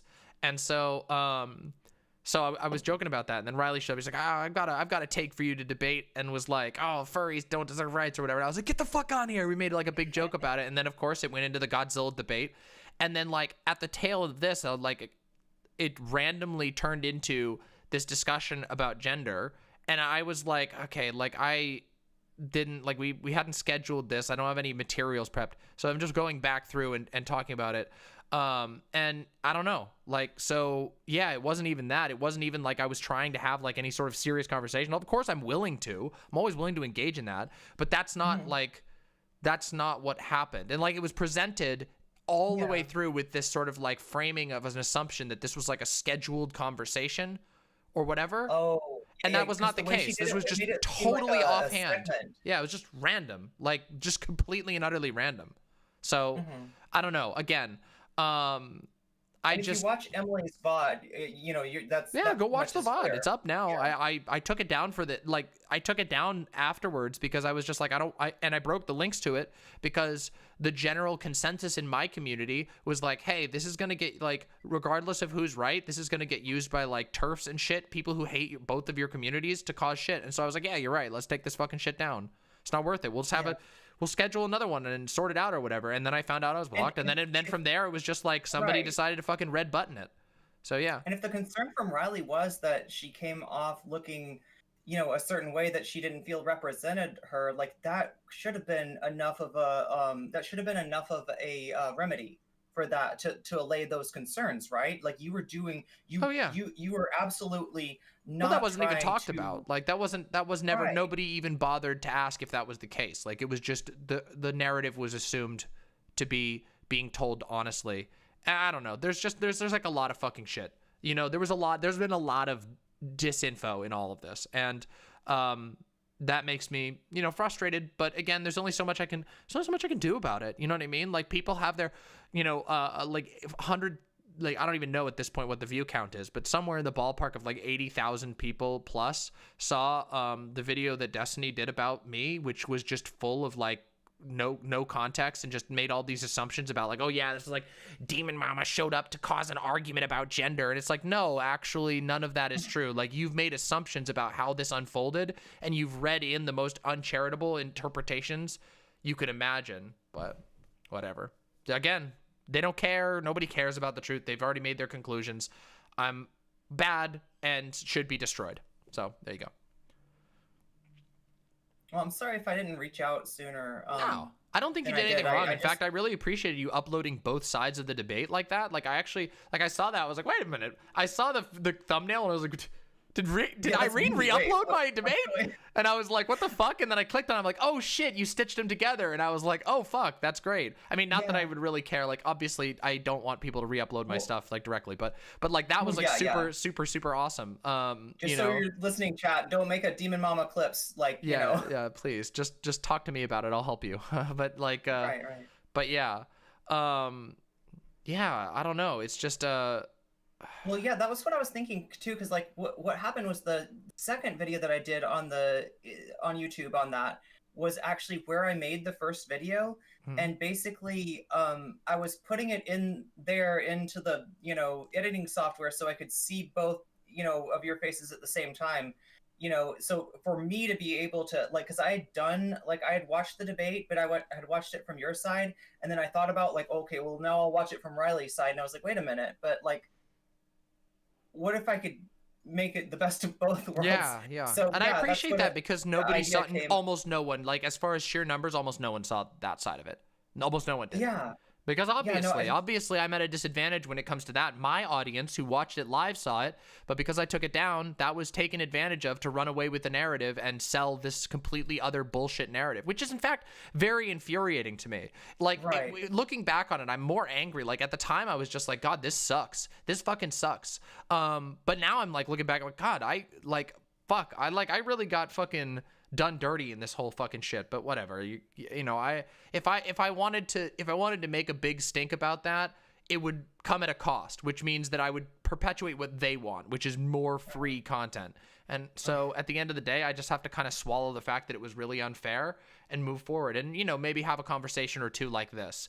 But for the most part, it's been just one side of the narrative completely and utterly pushed forward without any challenge whatsoever. So yeah, and that's what sucks is that the 80,000 view video is the one that's got just Riley. And also commentary from somebody who literally And also, admittedly yeah, wants me to die. framing. Like, yeah, okay. Yeah, framing from a certain Pepe Ladi. Yeah. Yep. So very, very interesting thing. I will say I certainly learned a lot from this entire endeavor. Definitely learned a lot. So. Mm-hmm.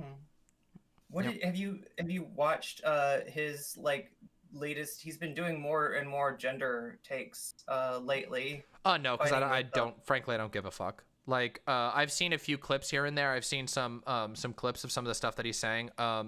But quite honestly, it feels like a toddler like trying to put together blocks on top of each other with a topic that they're not engaging with in good faith, and they're not like. They're just trying to like work backwards from like, how do I justify this giant cancellation that I just did that some people are having issues with? How do I justify this post hoc? That's what it feels like to me. So maybe not. Maybe you know. I mean, it's not. Yeah, it's. I mean, like I don't know. I try to steelman the fuck out of everyone, but like that the downside of that is like once you run out of steelmans with me, you're kind of fucked, right? Yeah. I don't know. I don't know if you're referring to like a specific take. I don't know. I have heard people have said that like Destiny came out as non-binary, and to that I would say, hey, congratulations. Me too. Absolutely. Yeah, and I would say, yeah, they are a dumb fuck. So there you go. Sorry, I shouldn't say that. Still using he, him. Sorry, pronoun. Didn't mean to do that. Yeah, he is still a dumb fuck. He's a non-binary dumb fuck. There you go. Yeah. And it's not an issue. It doesn't break our minds. We're not you know. Yeah, you know what I mean? know like, that was anyway. like listen, like I get it. Like there was a little bit of like the pepeing, you know, like haha pepeing, you know. But hey, you know what? I genuinely believe that if that like I know how liberating that can be. So good for you. Yeah, that's true. There's all Good for you. and the off chance or whatever, you know, it's like there's no harm in just like, you know, like I wonder if I do wonder here. if he'll keep his own standards though. Like I wonder if he'll keep his own the standards he held for me. I wonder if he would make sure that he's done enough thinking. Like, you know, the standards that he gave out for me, you know, I just wouldn't want that to happen anyway. I fucking hate that shit. For sure. Yeah. Definitely. Well, thank you so much for coming on here, Demon Mama. It's been super nice talking to you and catching up, getting your side of the story, especially considering how, you know, the narrative that got pushed was so far from the truth. And I did what I could to kind of, you know, set the story straight. And at least if people want to. Well, the thing is, I don't, just so you know, like, I don't expect anyone to come in and go to bat for me. Like I am capable of defending myself. I am a little frustrated that like shows that are kind of like trying to cover the story don't actually cover it. Like they're just like, I'm gonna just go talk to whoever I think will generate the most clicks. Like I think that that's kind of like an irresponsible way to cover the story. But at the end of the day, it's like fucking whatever, you know. Like it's Twitch. Like we don't exactly have very good journalistic standards on Twitch. Let's be completely honest, or YouTube ethics or streaming. And Twitch journalism. Exactly. Ethics. Exactly. That's the next thing up.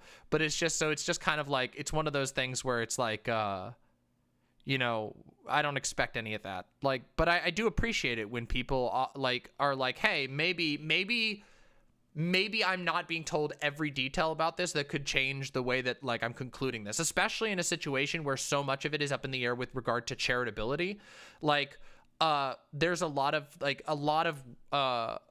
sort of extrapolation has been done based on assumptions about what I was trying to say or what I was saying or whatever that aren't actually like based at all on like any objective truth or wording or anything. They're just making a presumption about what they conclude about me, and that's just an internal charitability calculation. And if you have no charitability, then well, there you go. You know, see, so it would be nice if like there was some, you know, a bigger attempt to be like, hey, maybe we should grant just a drop of charitability and see if there's a little more to this.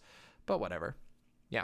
Yeah, especially if your community prides itself on, staying true to, the cognitive process and not, relying on inductive logic, actually, pursuing all these things to their logical end and finding out the truth, right? Or some semblance thereof, the closest we can get to the truth.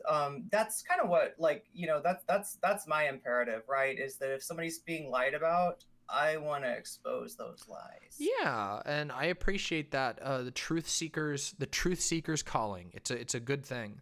Also, I mean, like, I don't know what your schedule is looking like, but if you want to do questions from chat or whatever, I'm totally open to that. I have plenty of time tonight. Do you have some questions for Demon Mama? Yeah, I'm totally fine if you want to talk about stuff a little more. Yeah, this is gonna be the Bird Brains slot going forward.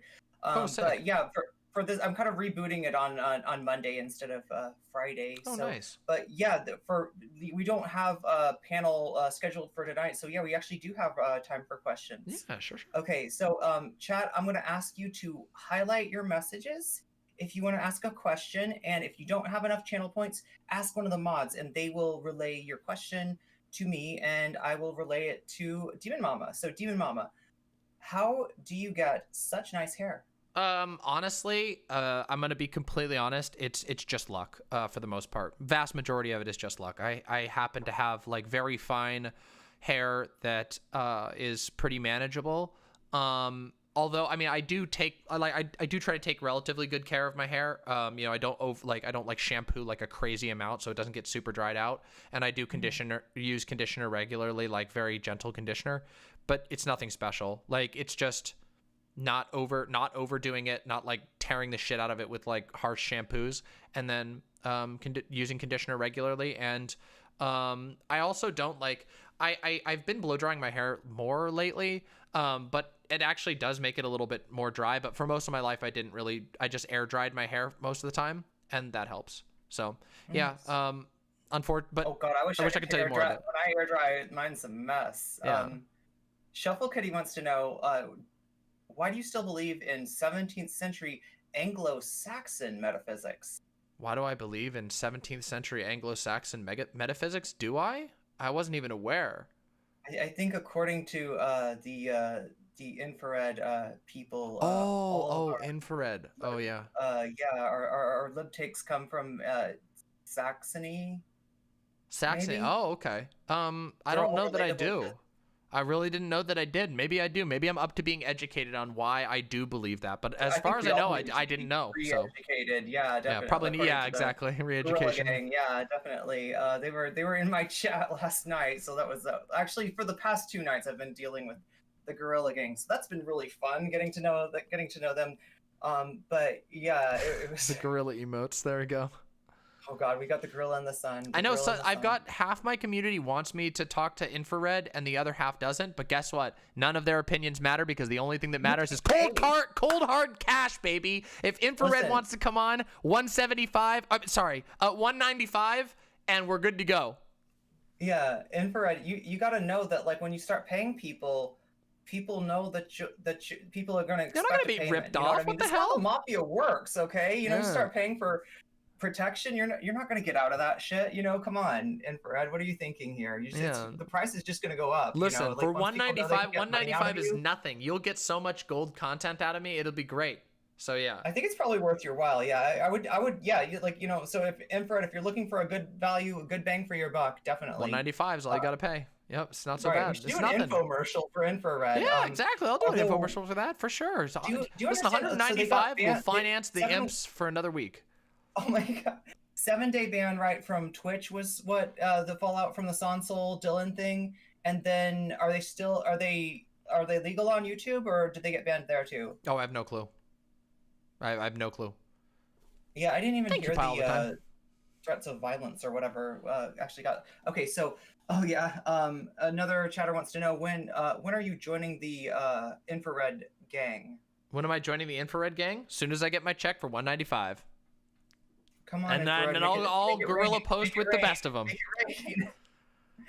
Your thoughts on Huey Newton's take on the scientific method, how we're all ultimately subjective, that we cannot remove something from the conditions surrounding it, and find accurate observations and put theory into practice, we must acknowledge this. I tend to believe that, well, I mean, I just think it's a fact of reality that, like, we cannot, science is ultimately filtered through our senses. We can only interact with the world through inherently subjective means. So, for example, we aren't machines, and not even if we were machines, we would still be limited to whatever devices allow us to contemplate the world.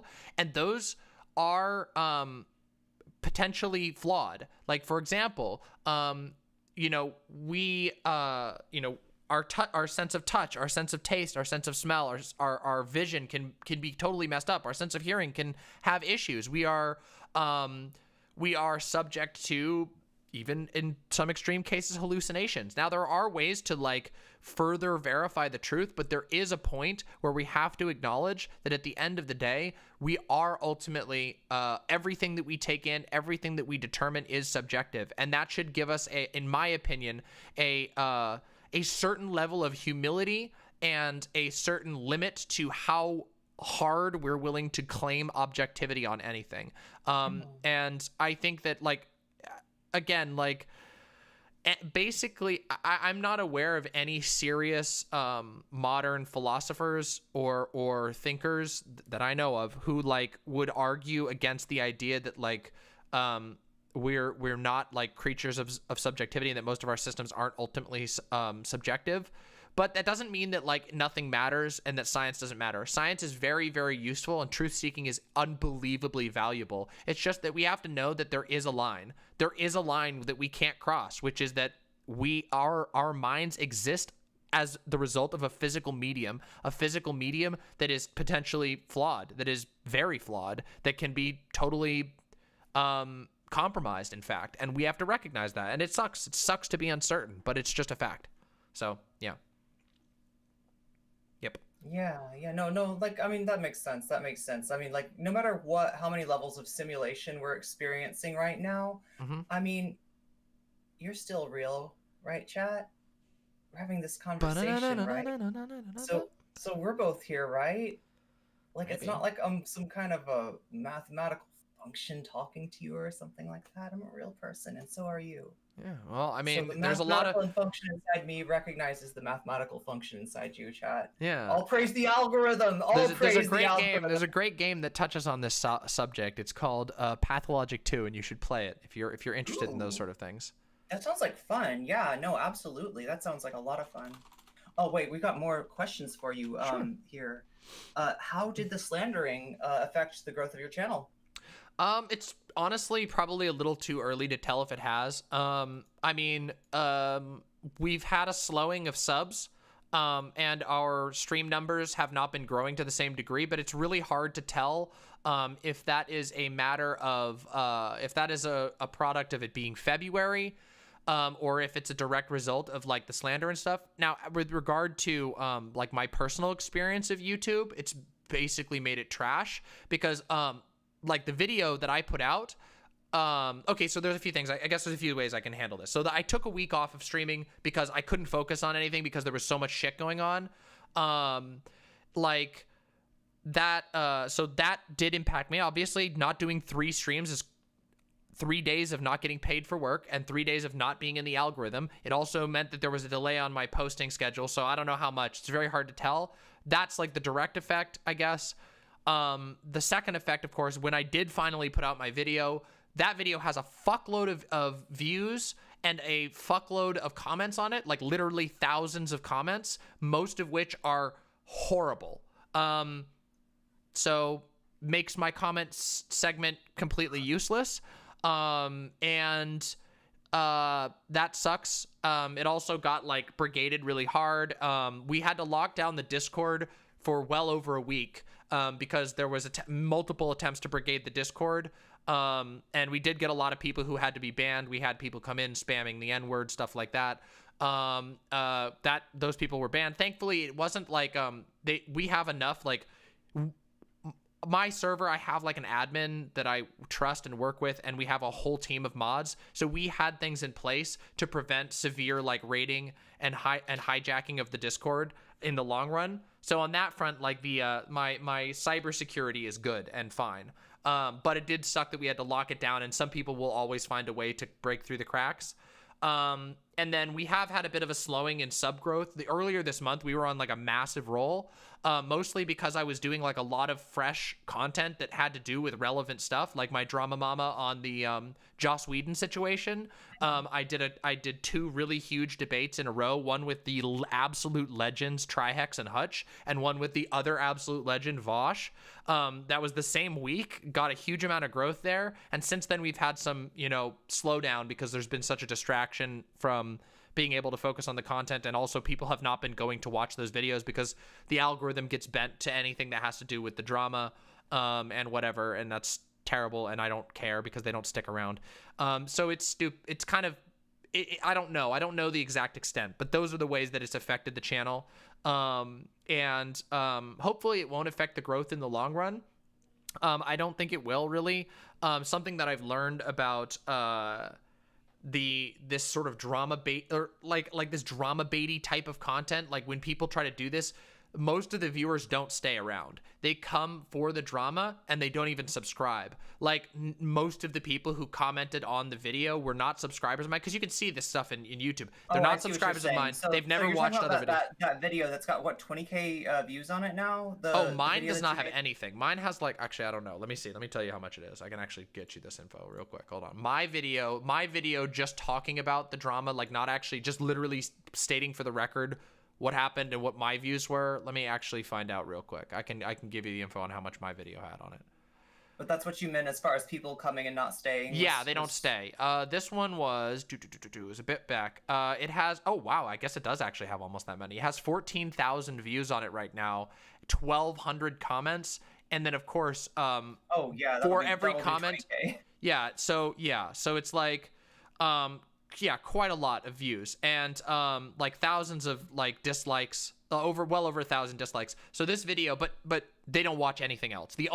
In this case, they do watch one other thing, which is that they did go and watch my previous debate. With Scrub King? Yeah, with the Scrub King. Not that one. They watched the one with Destiny because, they're looking for Destiny Demon Mama drama. And so they find that one. And then they just put another identical negative comment on that one and then never watch anything else. So it's interacting with and even responding to the drama outside of again, my video is not monetized or anything. The only thing I really wanted to do was have an opportunity to give my side of the story to some degree. Other than that, it's not given me anything. It's been a giant waste of my time. And they don't stick around. They don't contribute to the content at all. They just come in to fucking cause shit and then they leave. And I don't know. So yeah, sorry, that was a long answer, but I wanted to give like an honest and total experience of what it has been. I feel that it's frustrating how much people are there for the drama and not for the important things you have to say. Well, I mean, even if they would just check out a few others, they might find they like some of my content, but that doesn't really happen. Yeah. Yep. How can you give us more? They want more details on the. This is a community member that I told them about the imps code. Oh yeah. And they're curious about the M. They want to go in depth on the M. Yeah. The meme and cream. So memes. Okay. So 2 things that do really, really well on Twitter are memes and creams. And when I say creams, I mean like horny posting, basically. Now, you have to do that responsibly, obviously. I don't recommend mixing business and horny posting unless horny posting is your business. But both of these things are really successful on Twitter. They just do unbelievable numbers, and therefore they will get people to follow your account. They will get people to retweet your stuff. You'll get a lot of interaction, which weights your account in the algorithm. So memes and creams are fucking really good for you. You might get booped. You might get a snoot boop once in a while. You might get put in horny jail on the rare occasion. You might, but most of the time that's not the case. The thing is, like, people, the memes on Twitter are great. Like, for the most part, there's some fucking good ass memes and there's some fucking good ass really creams on Twitter.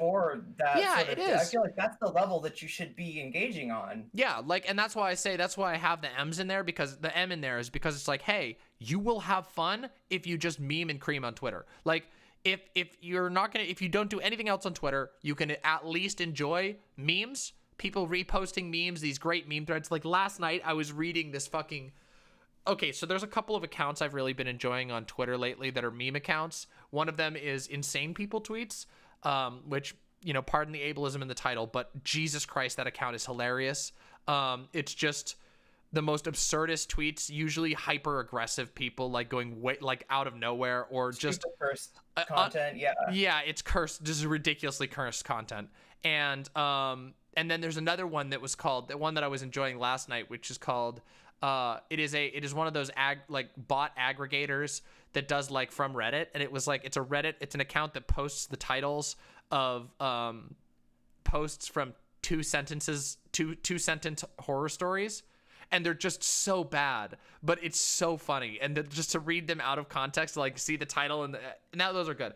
That stuff succeeds on Twitter, and that's why Meme and Cream is in the Imps code, because it's something that you will have fun with, and it's good for you on Twitter. Basically, the Imps code is not, like I've said this many times, it's not a moral code, it's a handbook on how to use Twitter better, and have more fun on Twitter personally, because like now I have recognized now that there are some limits to it. It cannot make the Twitter experience 100% good. If you get the ire of a large community on your ass, you're not going to enjoy Twitter. It's just not going to be fun. You won't be able to use it because of the way Twitter is designed. However, for the general user, the Imps code is more than enough. Yeah. So, yep. Definitely. What did they say? Yeah, I emphasize that, like, the idea is that, like, you know, you the end game of the Imps code is that if somebody really wants to get at you, they'll talk to you on stream, and then that makes content for you, right? Yeah. Whereas, you know, and you can have maybe a good discussion, you know, maybe they came in bad faith, but they like actually listened to you. Maybe, like, you know, they had a point that you didn't realize, you know, like there's all kinds of good things that can come, I've had that happen many times. Engagement when it happens on your stream. When the engagement happens on Twitter, holy shit, you might agree with the person and you're fucking tearing each other's faces off just because you're misunderstanding. That happens all the fucking time, and Twitter loves it. The algorithm loves it. They're like, yes, you're doing it for it. And if you're doing work for Twitter, guess what? Twitter's not working for you. Well, and you won't make money off Twitter. You're not gonna fucking make any money off your Twitter posts. The like, you have to like remember, like, the discourse is not worth it. The thing is, discourse can't actually happen on Twitter, and I've talked about this many times. I don't want to like bore everyone with it, but discourse Twitter is a discourse destruction machine. It won't happen. Even if you don't bring people to your channel or anything like that, you could just talk to them on Discord or in DMs, and it's like, holy shit, like, that would be, your life would be so much better if you just went for that instead of trying to sort things out on Twitter, because it will make you go crazy. Like, Twitter is just so bad for any type of meaningful conversation. It just destroys context. It breaks things into unreadable threads. It's terrible. So yeah, there's two reasons for the, you know, for that part of the Imps code. It's just like, it's like, get it off Twitter, whether it's to put it to a more productive platform like Twitch or YouTube, where you can, like, why not make money while you're disagreeing over something and do so face to face instead of on Twitter. Whether it does that, or if it just gets you to talk about it in private in DMs, where you can actually have a real conversation that has a record, you know, that people can remember what was said. Either one of those is a good outcome in my book. True. Yeah. Let's see. Lace Argar says, I see in the background that Union's Amazon sign. Yeah. Are you active in the unionosphere? I'm not super active in the unionosphere right now, though last year I did go to a couple of demonstrations. One of them I got the sign at, and it was a really cool event, and it was very inspiring. So I've been keeping my my support for that up in the background. Plus, it's become kind of an iconic part of my stream background, so people like it. But yeah, I haven't really been super involved. I mean, because of COVID, I've just been basically hiding in my house for most of the year. But previous to COVID, there were some events that I went to, and I was involved with a couple of mutual aid groups in this area. But it's really hard to do so during COVID safely. And yeah, so yeah, that's the quick answer. But I am a little bit plugged into that sort of shit, and I am a member of a union, and so yeah.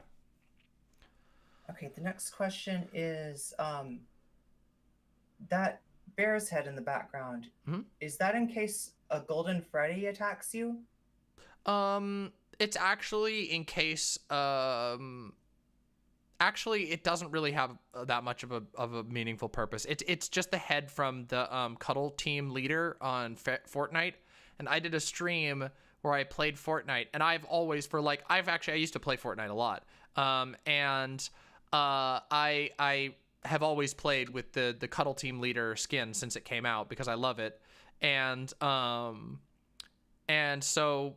Yeah, I decided, I found one cheap online that was like, it was from Spirit Halloween, and I was like, oh my god, this would be so funny as a gag on stream, and so I bought it on an impulse, and then slapped it on for a segment in which we were trying desperately to make the hearings, the Trump impeachment hearings, I think it was the Trump impeachment hearings, like we were trying to make it desperately trying to make it entertaining because it was boring as shit, but also, you know, important to go through.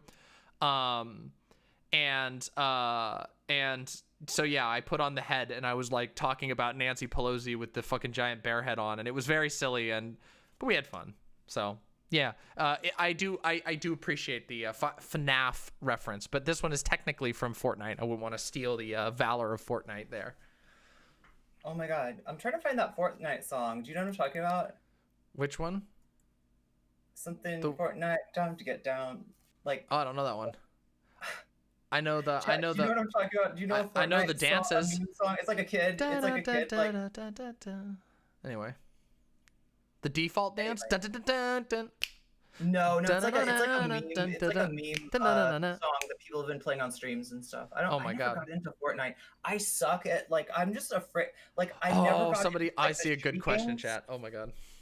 Oh, there's another good question. I see one. Do you want to take that one? And yeah, I'll take it. I'll take that one. John Gazebo, you're wondering what me praying it? Hold on a second. I'll give you a special treat. Listen, just for you. This is just for you, John Gazebo. This is for you and the chat. The no comment chick chat. Hello, everyone. It is I, the unholy mackerel. And if you want to know what any of this means, you'll have to watch my videos. You can just look up holy mackerel on Demon Mama's channel, and you'll find exactly what I'm talking about. But I am the unholy mackerel, which is better than the holy mackerel. So, one step beyond, chat. One step beyond. So there you have it. Have either of you? Honestly, the whole thing was about there's this really wild Catholic cult. Extreme right-wing Catholic cult, and we discovered their channel a bit back. Somebody in my audience tipped me off on it, and then in our exploring of their content, we found out that they have this skit series that has to do with it's called Holy Mackerel, and it's about a fish that will beat the shit out of you if you eat meat on Fridays, because Catholics aren't supposed to eat meat on Fridays. And as it turns out, as time has gone on, we learned that actually the person who makes the Holy Mackerel videos is pretty funny, and even though it's ultimately in the service of this horrible Christian cult, the skits themselves are quite hilarious. And so we found the exact masks that they use for Holy Mackerel, and you can actually see right over my shoulder here, Holy Cow, another one of the characters from the series, and we've made a whole thing out of it. Yeah. Oh, I just put the mask on, Louis Vuitton. Don't you worry. But yeah, so pretty fun. Yeah, we also have art of it that's been drawn. We in exploring the lore of this series, because there's 6 seasons of Holy Mackerel. We discovered that there's definitely some sexual tension between a couple of the characters, and we've made some art which you can see. I don't know how I will get this to your chat, but you can here. I'll send it to you, and then we can go from there. Here, let's just here. You can send this to your chat to see the fan art that we've made, and please feel free to check out our videos on it. We have a couple of videos on it that are pretty funny. Yeah, Loney Mac. I see. We got a Loney Mac fan in chat. Hell yeah. So we've had fun. Yeah. Oh, and we have Unholy Cow, which is my version. Yeah. Unholy cow. Yeah. I'm unholy. I'm unholy the unholy mackerel and the unholy cow are my versions of it because obviously I don't want to. You don't want to get into any of that holy stuff on you. Yeah, that stuff. Yeah, that burns. but also I don't like I don't want to like encroach on their copyright. True. That's a good point. Just put that on there, and you should be fine. Have either of you read The Fourth World War Has Begun by Subcommandant Marcos? Oh my God, is this Posadism? No, I don't know about that. Not that wrong. I would highly recommend it when you have free time. You can find it for free on the internet. Okay. It sounds like some Posadism. Is that Posadism stuff? I'm down with Posadism. It's very interesting to me. Are there any dolphins on that? Are there any space comrades on that? Any space comrades in chat? Any sea comrades in chat? I have at least one in my chat. And one in the administration of this server. Oh my God. Oh, it's the Zapatistas? Interesting. Okay, I didn't know that. Yeah. So good. Oh my God, thank you, chat. That was awesome. Are we getting sent Twitter links to react to? Oh, that's the art that I was telling you that we've made about. Yeah. It's Lonely Mac. We made a ship between two of the characters in the Holy Mac. Yeah, so it's quite good. I highly recommend checking out my videos on it's much more enjoyable to watch with me in my chat than it is to just watch them straight. Plus, you don't have to, if I do it, you don't have to wade through the horrible homophobic, xenophobic, transphobic bullshit on the rest of their website. Which sucks. Oh, hey, Demon Mama, this is the part of the interview where I asked you to hook me up with a bigger streamer that you may or may not know. So here's the ask. The ask is Mimsy from Snortling's Hollow. Can you get me Mimsy from Snortling's Hollow? Oh, I don't know. I haven't covered that person yet, so I wish, but I haven't yet. No. You know who I'm talking about, though, right? I could probably, I could probably provoke the people from the Church Militant, the Lonely Mac people. I could probably provoke them into some sort of conflict, but also it might endanger my ability to get future content from them. So ooh, yeah. I don't know if I can do Snortling's Hollow because I don't really know, but I guess I'm just trying to get maybe that. Hannah Reloaded. You might want to communicate with Hannah Reloaded, or so I've heard. Ooh, that's a good idea. Yeah, Hannah and Shu is the other one I know that's done some Snortling's Hollow actually done some content with Mimsy, I guess is her. The puppet master behind Snortling's Hollow. Mimsy, yeah. I've got a great idea for a debate with puppets. It's a lost episode of Bird Brains that I forgot that we shot with Non-Compete and the puppets. And I think that Mimsy was there too. It's like a dream that I just like had this big memory, memories of dreams of memories. You know, it was like this weird kind of thing where it's like there, but it's not there. You know, I like it, and living somewhere in like a liminal space or whatever. It's packed away somewhere in my room, and I haven't seen it since we moved. But we're gonna get that lost episode out, and we're gonna find that. It happens to be all about Take My String. It happens to be there's a very famous incident of someone doing a little bit of a Take My String. Super jump woman, I can't believe you'd call me an incel. Yeah, we're gonna see some cool shit with those puppets. All right, that sounds great. Script ready to go, and hopefully that collab will be out, and you'll be able to see the lost episode. And episode sounds great. It's just like it's like ripped from the headlines or something. I don't know what's up with this shit, but it's pretty amazing. Sounds great. Yeah. So. Oh, her main beef was with Jake. Oh, that makes sense. Jake's a spicy boy with the heart of a cat. Jake is so spicy, yeah. I always forget how spicy he is until I watch his stream, and I'm like, whoa. Spicy corn boy with the heart of a cat. I just remember. Did you ever watch the when they did the chick tracks together? No, I haven't seen that. I've heard that series is really good, but I've watched a lot of chick track content in the past. So you're familiar with it? A little familiar, a little bit. It's a little. I've seen it a lot. Yeah, but but I really love Jake and Hannah's stuff. I watch Hannah's stream from time to time. So yeah, I know everybody wants me to do the chick tracks too. I know we should probably do them at some point. I know they're still going, which is kind of wild. But Are they really? Oh, even though Chick's dead. Yeah, I think his organization is still making them. Yeah. That makes sense. Yeah, of course they gotta keep the tradition alive. Yeah. Well, I was expecting more spicy questions, honestly. But if anybody has any last questions before I head out. Some of the people that would have maybe asked you some of those spicy questions are a little less excited to be in my community at the moment, considering that I'm a little bit more critical than they initially thought towards people with bad takes. Even though we don't hate people for bad takes, right? We're here to affect the discourse. We're here to participate in the discourse.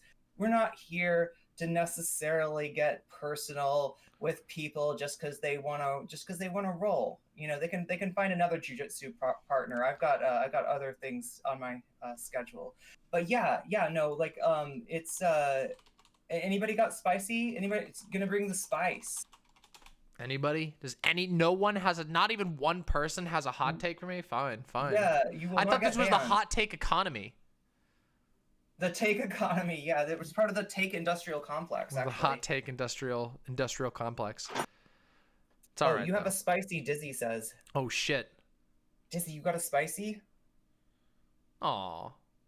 Do I really want spicy? I mean, the thing is, I don't handle spicy as long as it's not like this has been a really calm and straightforward conversation. And so, yeah, if people have questions, if people have like a burning question that they want to ask me, this is your opportunity. It's been like a chill thing. I can.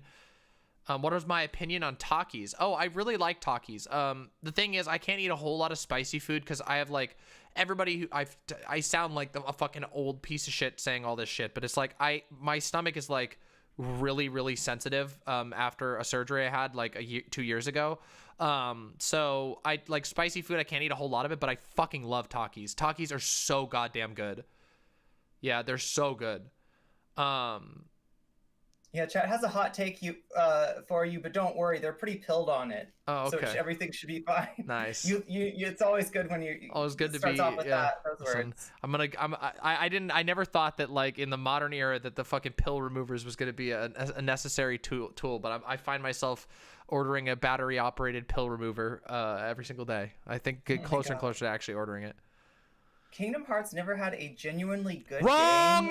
Wrong. Now that is a hot take, and I will debate you on that. You are dead wrong about that. It's a genuinely good game, right? Both 1 and 2 were genuinely good games. I like Birth by Sleep, but that's just maybe more character driven for me. See, I haven't played Birth by Sleep, so but yeah, no, they're both good. So yeah, whoever said that, Jesus I think Christ. People get frustrated though because they play them and then they want something from part 3 and there's no way they could have delivered on part 3. Like, do you know what I mean? They had so many storylines. I haven't played it. I've heard there's good things. Apparently the final mix version is actually amazing. Like they made apparently they made a lot of. I've been told that they made a lot of changes. It's just come out, I think. Yeah, so because I got the compendium that's like and now everyone in chat is saying Final Mix is so good. Yeah, apparently they made in Final Mix they made a lot of changes to they tweaked up the combat a lot and did a lot of numbers tweaks and they changed a lot of stuff. So there's actually been a lot of gameplay changes that apparently makes it very good, which is cool. So that is really cool because I mean even if you're not super satisfied, and nobody's gonna be satisfied with the story, especially there was no way they could be we're gonna get Shion's story, we're gonna complete that Aqua's story, every single one of the foretellers. They just had so many characters. It's they just keep on adding characters, and then they were had to somehow wrap everybody's, at least touch on everybody's story, and they did what they could. I don't know if there was any way to save everybody's. Well, I mean they did save everybody, but they didn't really give everyone the time that all those fandoms wanted. Yeah, it's pretty tough. I mean, the story of Kingdom Hearts is kind of a mess, but it's a lovable mess. You know, it's one of those things. You don't really play Kingdom Hearts for the coherent story. There's this really great video online that's just playing. This little video that's playing Kingdom Hearts as an adult. And it's just oh great, another cutscene, and then the guy's just sitting there, and it's and then it's just well, gosh, Sora, have you tried looking into the darkness within your heart and seeing if there's light within? And then it's just and then the Donald voice comes in, it's and the guy's Jesus fucking Christ. And he takes his headphones off. It's just like, true. That is like kind of the experience. The story is a little bit silly and ridiculous, but And Donald never lovable heals me. anyway. Although I've heard he's good at healing you in 3. I've heard he's better at healing. oh in yeah, 3, I'm sure they finally got that working. He Yeah. would always heal me. He'd waste a potion on me when I was like almost full, and then when I'm about to die, he never heals me. But anyway, that's probably more about my relationship with Donald than it is about the potions or anything else. That's Yeah. oh my god. So A few questions I see. yeah, quite a few. Let me see which one was next. Oh my god, Do you have Chatterino? Do you use Chatterino? That's a question from me, by the way. What's Chatterino? It's like some kind of third-party app that supposedly makes chat easier to read, so it's not so unwieldy. No, because I have my own site chat. It's its own thing. Okay, is it nice to use at least? Oh, it's awesome. Yeah, my site chat is like fucking amazing. Like the white leaf chat thing, which is like it's the same as the one that VGG uses. So if you've ever used VGG chat, then you've probably used the exact same thing as mine. But it's super easy to manage, and like the only thing it kind of is like lacking is it doesn't have Twitch like mod view. But it might happen someday. We might have a mod view at some point, which would be pretty cool. It's a lot for White Nervosa to handle. But White Nervosa is like amazing, and yeah, she's got a lot of vision for this project. It just will take a little bit of time to get it all put into place. Yeah. Okay. I can make a coherent argument as to why trans women are biologically women and not in the socially constructed sense that trans men are biologically men. That non-binary people are biologically not. Wait, is that an answer to something or is that a question? Okay, it was highlighted, so I thought it was a question. Oh, I don't know if it's. You want to comment on that or? Yeah, I'm sure there's probably some arguments you can make. Maybe they're gonna go. Oh no, there's hot take number 2. Yeah, I don't know. Yeah, I don't know. To be honest, I'd be open to hearing some sort of thing like that. I don't really, like, on a personal level, I don't really care whether people are biologically anything. I don't think that matters for any part of our lives. All of our society, it's in the name. We live in a society, but we live in a world of social constructs and social contracts, and that's all that matters. So to me, I don't really care about the biology of anything. I think there's I think that the information can be valuable in certain contexts. Like, for example, learning about biology is very helpful for medicine. But when we try to apply like essentialist or biologically essentialist positions to society, I think it's almost always folly, because that's not what it's designed for. Like, our biology should be used to like figure out what medicines our body can absorb, not like how we treat each other. That's the way I look at it. Yeah, that makes. But I'm sure there's a case that it could be made, and I would be interested to hear it, of course. But it's not like, to me, it doesn't. I'm becoming a big woke scold on certain words. Not really, but there's certain words that I get sick of hearing. Like, one of those words is transgenderism, because to me, when people say that, I don't know. Do you think that like my identity is a philosophy? Do you think that I am like, a part of a project to like, evangelize the world to get you all to change your, gender or something like that? Like, it's bizarre and it's absurd. And I think it's really destructive, because like TERFs will use that, and people don't realize that's like kind of where it comes from. Yeah. Right? Well, I mean, it's like the term transsexual, right? People, yeah. I'm arguing against the transgenderism. It's like, and it's like, no, my identity is not up for debate, asshole. Yeah. Yeah, and it's also it has certain ties to like kind of like how the term transsexual, is medicalized. It's hyper medicalized, but also like it was heavily used as a term to be exclusive by Blanchard. So there's a lot of politics and baggage there. Yeah, so it does make alarm bells go off in my head, though I know some people say it unintentionally. Yeah, that's the other thing is I can't go full woke scold on them, just because like I realize that like it's language. It sounds like, if you're looking for a word for like transness or something like that, then you might pick up that word. But I'm always trying to say to them, if you're looking for that word, maybe try trans rights, maybe try trans liberation. That might be more along the lines of like, what you're trying to say. The other word is like biologically male. You know what I mean? I just feel like it's such a it feels like an end run around my identity. Do you know what I mean? It feels like I feel you 100% on that. Yeah. Not a big fan of that. Okay. why do people continuously stand Vosh and Destiny?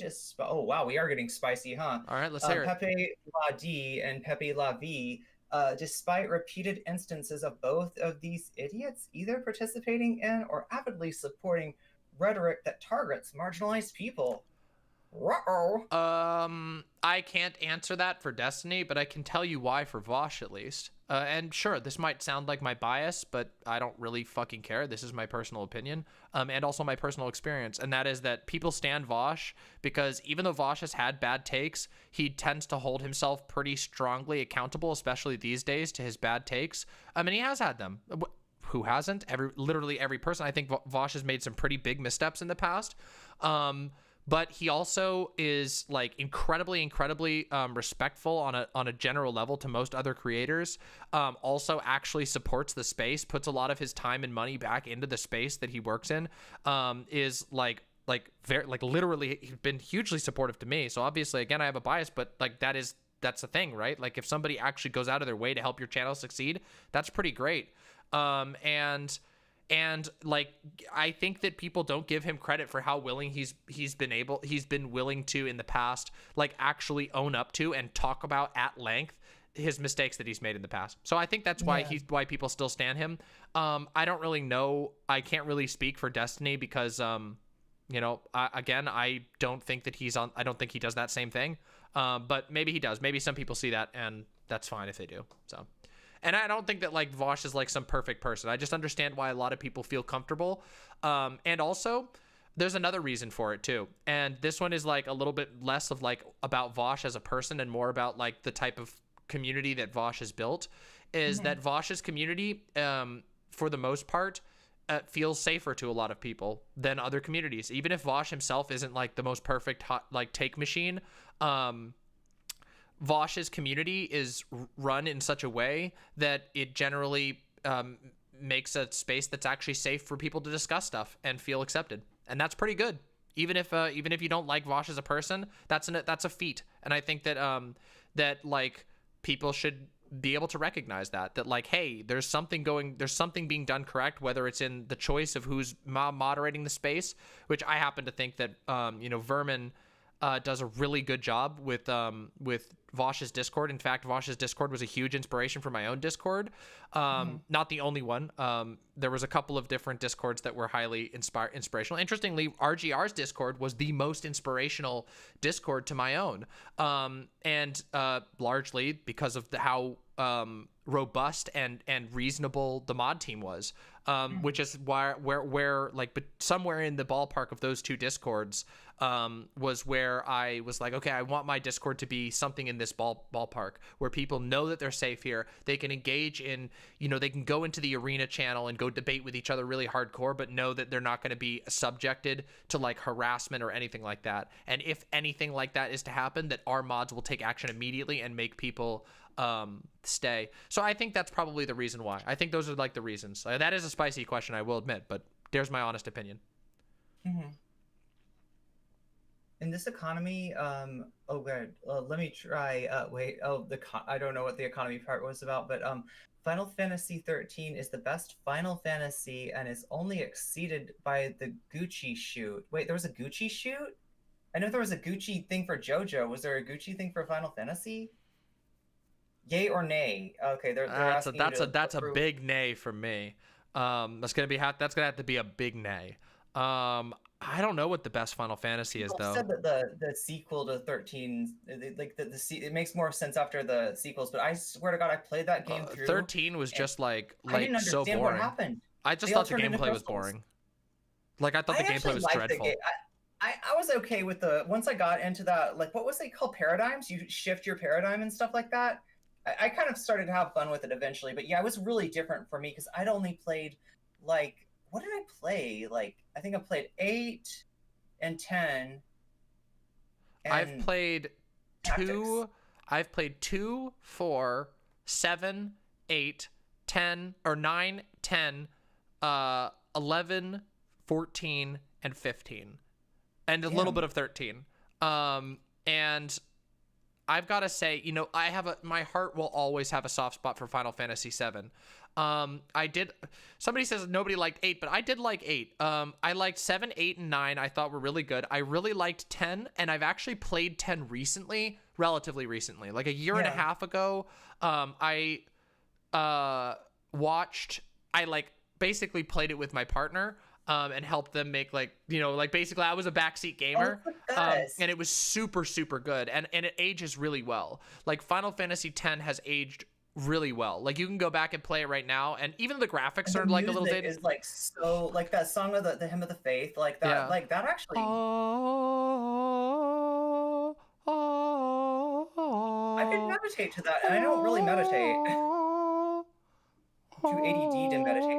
8, listen, the only reason that people don't realize that 8 is the best is because they don't remember that we were all in the same orphanage as kids, Fivehead. Come on, don't you remember? What it was. Yeah. Also, Final Fantasy IX is underrated because a lot of people just kind of bounced off of the aesthetic of 9. It had like this very like carnival aesthetic, but it's fucking good. That game is really good, and the music is god tier. So FF6 is one that I really want to play. Oh yeah, and Triple Triad was so good. Triple Triad was fucking love that shit. Also, I really like 14, but yeah. Oh god, I gotta still play that. See, I've got this huge backlog. People are like, you gotta play Chrono Trigger. You gotta I started playing. Oh, you gotta play Chrono Trigger. Chrono Trigger is the I think. Oh god, I don't know. Maybe that's too hot. It's pretty damn good. Like it's not a Final Fantasy mainline title, but it absolutely lives up to the spirit of Final Fantasy. Plus, it has fucking all the art that was done, all the promotional art for it was done by Akira Toriyama, the artist who did Dragon Ball Z. Like, it's wild. So literally, okay, but I thought they were ripping off his style. It was actually the same artist. It was actually him. Yeah, it was him. Yeah, he did it. And nice. It's also has an unbelievably good soundtrack that and also it's aged very, very well. As far as Super Nintendo RPGs go, it's got a fast enough combat that you can actually enjoy playing it to this day. Plus it has this unique system of positioning and combos that is really cool. You have to play it to understand, but it's a really good game and it absolutely holds up. Great story, great music, great art. Just Chrono Trigger is one of the best that Square ever did. So, oh god, yeah, I've got such a backlog, and I never do it because there's too much to cover. There's always something going on that I need to catch up with or need to watch on stream in order to just stay current. Let alone to really cover my whole beat. So I don't get to do enough. But these days I've been working on Persona 2. Ooh. I went back to the old school shit, and it's pretty cool. It's pretty amazing. It's got a lot of the character design wasn't what it was in Persona 3 through 5, right? Yeah. But it was they were a little bit more free. They didn't have to make all the characters they weren't always going for beautiful with the characters, I guess, in the way that they, came to sort of do. It so got a little smushed later on. Yeah, that's cool. I know a lot of people who are fans of the Persona series. I have never played them, so I'm a little out of the loop on those games, but almost everyone I know is at least to some degree a fan of them. So I think you would like them. There's a lot of Have you played a SMT or any other Atlas games? Nope. I've played Catherine, which is an Atlas game, which I have thoughts about, but I've heard. Yeah. I've never played it, but yeah. Other than that, it's an interesting game, I guess. But yeah, no, I haven't really gotten into that whole thing. So yeah. Yeah.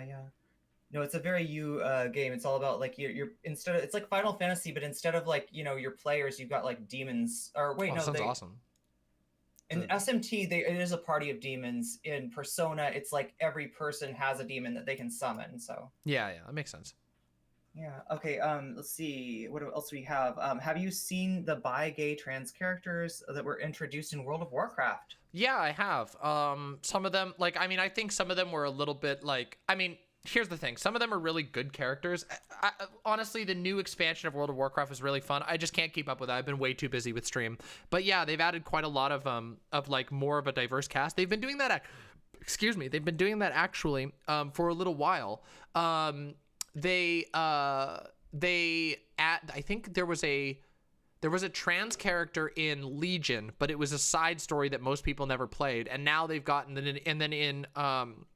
in Battle for Azeroth, they added I think a couple of gay characters, and then now they've added like an explicitly trans character who's a main character of a storyline, and that's pretty cool.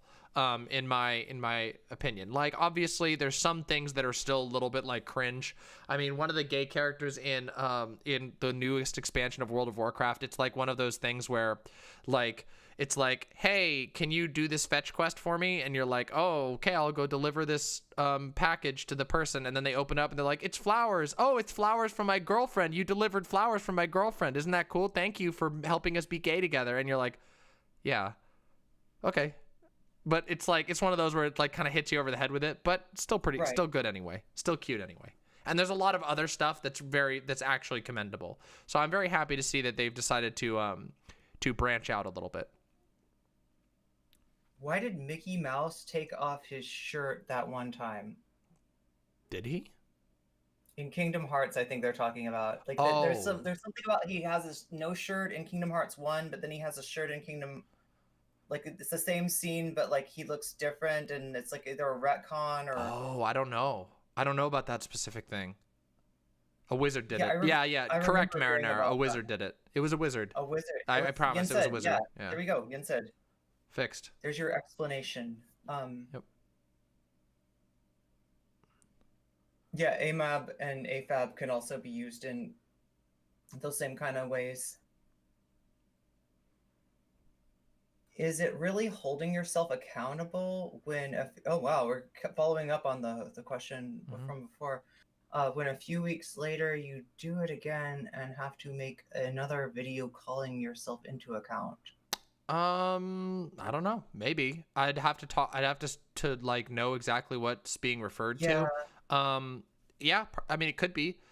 People make mistakes. People take time to learn. And hey, I'd rather have somebody who makes a mistake and then calls themselves into account every time they make that mistake and really tries to get better than somebody who just ignores it and blazes onward doing harm. So maybe not. It could be that they're just like not honest or whatever, but like it could also just be that people take time to fix mistakes and people have struggles grasping things, and maybe they're just being honest about it. I don't know. Like, I try to give charitability to people as much as possible, though I do recognize, like, I had a big conversation recently about like the importance of building trust, and trust is really fucking important. And as it turns out, sometimes even if you don't do things, even if you do everything right, but you don't like pay attention to build like caring for the trust of your community, they might not trust you. And for some people, they're not going to have that. Like, there's going to be some people whose thresholds for trust are lower, and that's fine. Yeah, you don't have to like everybody. So true. Yeah. I feel like there should be more like middle ground as far as that goes, of like, you can be mad at somebody without being like, burning the bridge. There's just like too much of that, and like a lot of it's like this like pattern that's gotten set forward by, like, I feel like in some ways we're like reliving like what was created by Destiny and Vosh back, and the Skeptics to some degree back in the day, that a lot of those like patterns that got set forth way back are still sort of, I mean, they don't stay the same, they do change. Like, what do they say? History doesn't exactly repeat itself, but it does often rhyme. I mean, yeah, I think there's truth to that. I mean, I think it's not even like necessarily like the matter of like the characters being involved. It's just that like online spaces are vulnerable to certain flaws. Like on the internet, people's memories are really short, and most of the time when people make a mistake, they just brush it under the rug and know that like 10 days from then there's going to be so many new subs that never even knew it happened. Depending on the size of the channel. So I don't know. It is complicated. Online accountability is something I don't think that we figured out yet. I don't think we figured out how to do that. And so for now, we're just in a space where it's like, you have to make your own conclusions, do your best research, and try to sort of, I don't know what the word is. Like you want to try to put together your own case for people, whether you trust them or not. And I don't blame people who don't trust X content creator. I do think it's a little harmful when people normalize just like saying whatever the fuck you want without any claims about content creators. Because I've seen a lot of really obviously about myself. Obviously, that's what we spent most of this time talking about. But other creators as well. I've seen people call like I've seen people call content creators that I know that like the most horrible things imaginable with zero evidence, and I think that's really irresponsible. I think people should like dial it back. But if people have critiques or don't trust somebody like Vosh, that's their prerogative, and they probably have good reasons for it. That's fine. But people are going to have different conclusions, and you know, if you're, I don't know, I think it's not so simple as like, have they fucked up once or twice, then that's the end of the world for them. And anyway, at the end of the day, again, I would always prefer somebody who will call themselves out every time they fuck up and actually leave that up for the record than somebody who will just ignore it and pretend it never happened. Yeah. Yeah, true. Yeah, I mean, the way it's like the internet, the natural progression of things. Yeah. Like, right, if we don't pay attention, if we just like put things on autopilot, the natural progression is that we're gonna like end up projecting our inner stuff onto each other and fighting over things that we don't really have that much of a, like, you know, I mean, if you gotta fight, you gotta fight. If you got like interests that are antithetical, right, the way that the like capitalist class interests are antithetical to those of the proletariat, right, there are some things that aren't resolvable, but a lot of things can be, you know, dissolved, right? I agree. A lot of things can be worked forward from, but it's very hard to do so. It's very hard to do so with the chaos of most online platforms, and you need also somebody like, that you can trust. You need a partner that you can actually trust in that, right? Of course. Yeah, I would agree with that. I think that it's like online like accountability is just hella hard to do. It's just really hard. Yeah, that's true. Do you ever get the issue where something comes to you and you're supposed to make a decision or something, you know, and it's kind of like, you know, there's like so much evidence that it's like, I literally don't have time to read all these like screen captures and try to make sense of it and you know, pick a side or throw up my hands and say, I don't know, you're both screwed up, or, you know, you're talking past each other. I don't encounter that very much, but that's probably because most of the time I don't care. Like, I'm just like so many people have like internet squabbles, and I don't care. Like most of the time, discerning those things from, like, you know, when somebody's expressing that like there really is, you know, a danger in the community. I want to be well, yeah, you know, but if that's the case, like people can actually, like, those things can be brought forward. There will be, if there's a large claim being made, there should, you know, people will usually have receipts for that and can make a case for it. Yeah. And there have been various situations, but I don't think I've ever really felt like I was forced to put into a position where I had to make a statement, except for on my own drama, because that has to do with me. And I made a statement about it, and people fucking got mad that I even said anything. So it's like, okay, well, you don't defend yourself. People tell you whatever they want, you do, and then people say you're a fucking piece of shit or whatever. So, yeah. Well, you know, your thing was one of the easier ones to discern, because there's, you know, it stemmed from one stream, right? Yeah. I've had situations before where I've been like presented with, like, you know, somebody sending me like 75 screenshots from Discord, somebody else sending me like 40, and just like trying to be like, okay, first of all, are these like legit screenshots? And, you know, like, I don't know, try to see what you can conclude and what you can't. And it's a little bit much. That's why, like, in general, I try to only pass something on, only forward something, only support, you know, a claim when I've checked it out, because I don't want to be that person that's just hitting retweet because it's like, this is my friend and I don't think they'd lead me wrong. My friends can lead me wrong, and I'll probably lead them wrong. I'm wrong about some stuff a lot. Hey, check on me, make sure that I'm, you know, like that I'm not being led around by unconscious bias or something like that, because that's a possibility. It might happen one of these days. I'm just saying, chat. And the fact that you would be here for me to check me and to, like, you know, kind of bring me back to my senses, that means like so much to me, because I've seen what happens when content creators don't have that, and they kick out all the people that could have you know, kind of given them some sense of you know, kind of brought them back into a grounded state where you know, they're thinking straight. Yeah. Well, yeah, that's fair. That's an interesting question. Yeah, I don't know, that might be too spicy. I mean, looks like it was. Well, here's the thing. Just shoot me a DM if you think that you were banned incorrectly. I don't really like speculating on that type of stuff, and if the mods determined that they didn't want, I didn't see anybody get banned in chat. I only saw a mute. Mutes are not a big deal. If you get muted, please just be mature about it. That's all. Yeah. It's just a mute. You'll be back in a second. The mods job is not easy, okay? The mods do a lot for both of us, and like, you know, the certain nights it's amazing that they're even able to get through and take the kind of abuse that they get, you know, have to manage all the unban appeals and everything else. So just, you know, like, have some sympathy for the mods. They're doing the best that they can. They do a lot. They do a lot, yeah. Yep. But yeah, no, I don't think anybody. No, Jeena. I don't think anybody muted. No comment check. It was something else. It was somebody commented in. It's all good. Don't worry, Jeena. No, I'm should be fine there. Yeah, you're good. Yeah. So, well, all right.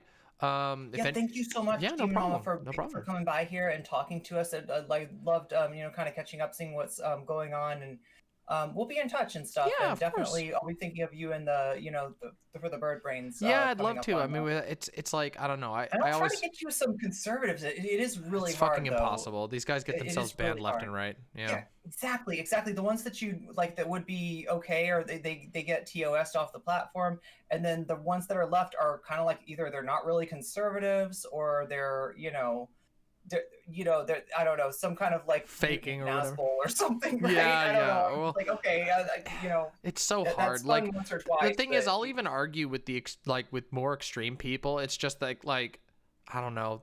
They usually just can't even. They usually can't even keep like their pants on without dropping slurs. Like, so it's just like, holy shit. Yeah. True. Yep. Have you dealt with Doobie yet? Oh, I've talked to Doobie a few times. Doobie invited me to do a Q&A on the politics Discord. So I don't know. I might do that at some point in the future. Can you explain Doobie's political alignment? Because I always get confused. I have no clue.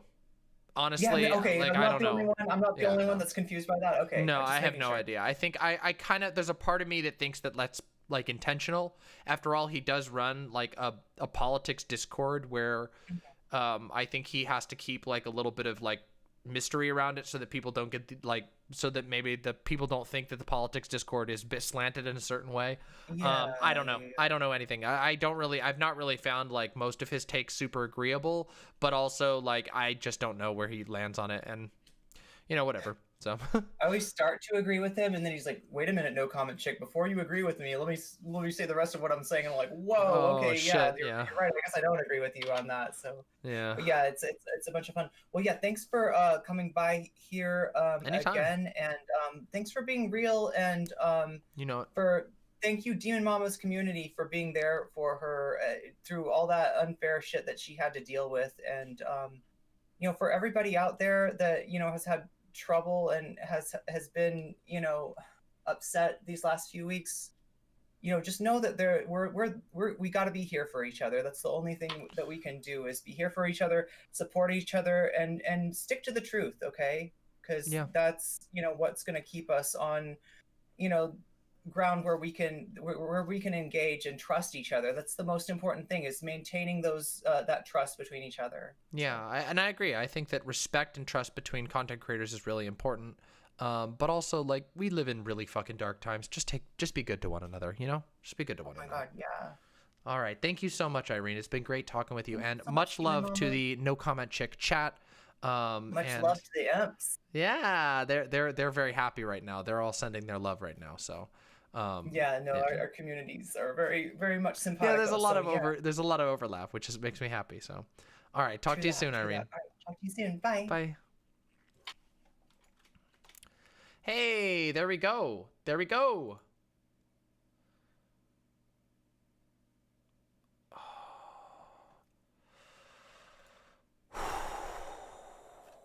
Let's see. What do I got? I got a pingo. I got a pingy. Who pingied? Who pingied and why? I don't know who pinged. I don't know why I was pinged. Oh well. Who pinged? Yeah, we gotta go back to the Trump speech. take the liberation values. It's petty, it's pretty, but the results of ideologies is kind of limited. Is this a test or something? What's this? What's this? Let's take a look. Let's take a look. Wait, I've done this one before, right? I think. Da Vinci? Hi, everyone. Hello, YouTube chat. That was a great convo, wasn't it? That was great. Yeah, air guitarist.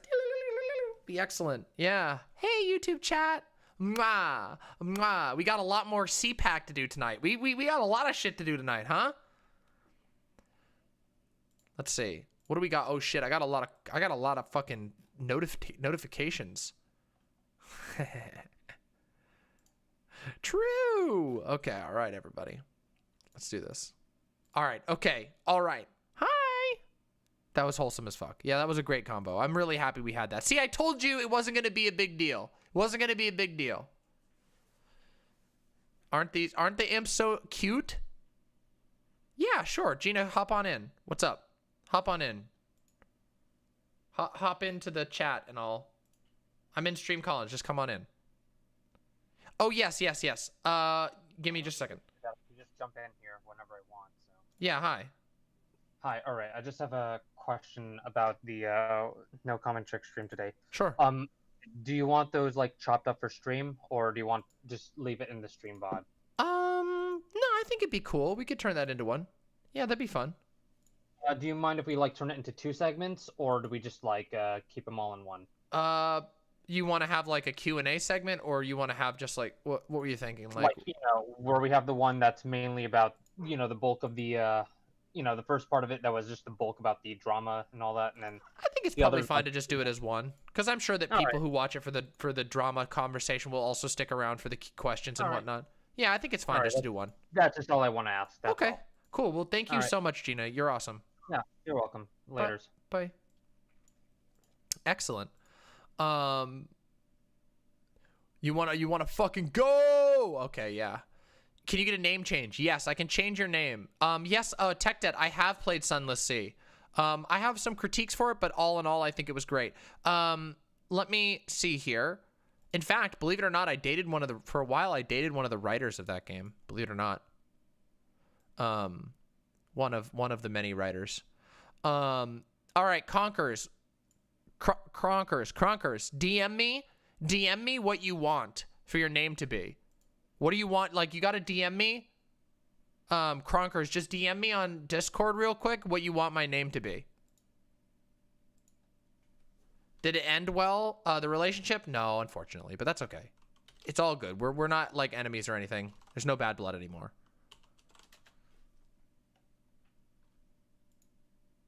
I need to know. Yeah, it's okay. Okay. You gotta get yourself an avatar image. There we go. All right, here we go. We're refreshing it. Here we go. Get yourself an avatar image, you goofball. You gotta get yourself an avatar image. That can get you. You know that if you don't have an avatar image, some people won't let you join their server. Be careful about that. There we go. Yeah, Tech Debt, very happy to see you again. I hope you're doing well. Oh, there is a limitation on it. Leftist Peyton, just DM me what you want it to be changed to real quick. Just DM me what you want it to be changed to.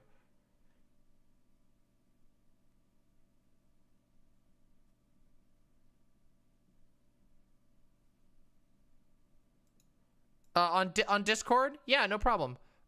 Just DM me. Well, you can DM me here too. You can just whisper. Just curious, are you lesbian, bi, or pan? Well, I used to identify strongly with the term lesbian, and I still kind of do, because I am mostly attracted to femme people. But I'm not gonna lie, there have been a few events in recent memory that have made me go, that's not accurate. And pan is probably the most accurate way. Yeah, I think I gotta say pan. Yeah. Blame a couple of video game characters that are very strongly, very heavily mask coded, and anyway, yeah. So, yep. Yeah, most of the time I am mostly femme attracted, but it's not always. So, yeah, Hades is one of them for sure. Also, yes, Conyer was the person. Yes, Gayfesh, the first person where I had to like sit down and go, yeah, I'm probably technically pan, has been, was Conyer, actually. Yeah, I'm not kidding you. I'm dead serious. That actually, like, it was like, I started watching Conyer and I was like, fuck. But it was only the one, so I thought it was like a fluke, but then a couple of other things happened. So, sorry. Conyer is just beautiful. And I realized that, like, wow, like, if he's beautiful, then, and I can be attracted to someone who's a guy and also beautiful, well, there you go. Yeah.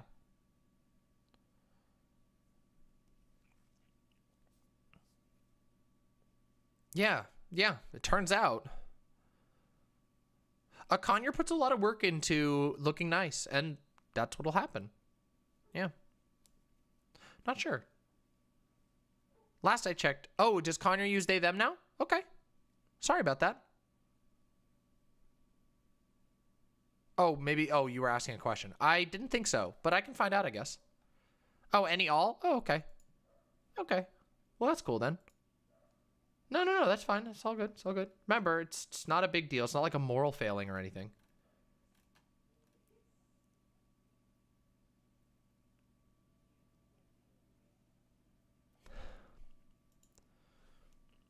Do do do do ba da ba da da da da da da da da da. All right, let's do this quick test real quick. Let's do this test and then we'll get right back into the content.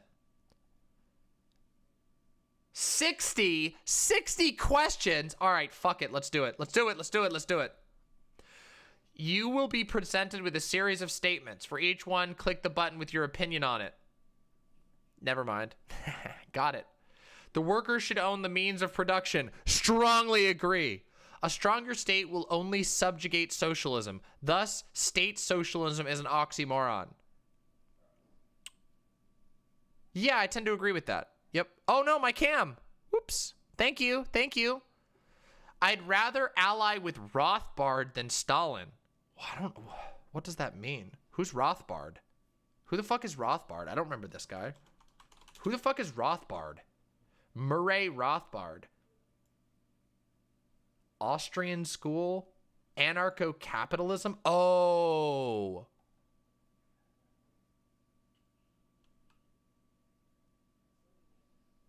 The von Mises Institute? Wait, isn't fucking Mises like a fucking Nazi?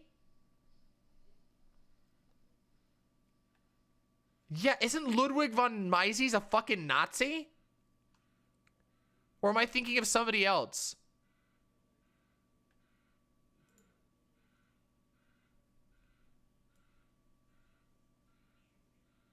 Yeah, he's a fucking fascist! Oh my god.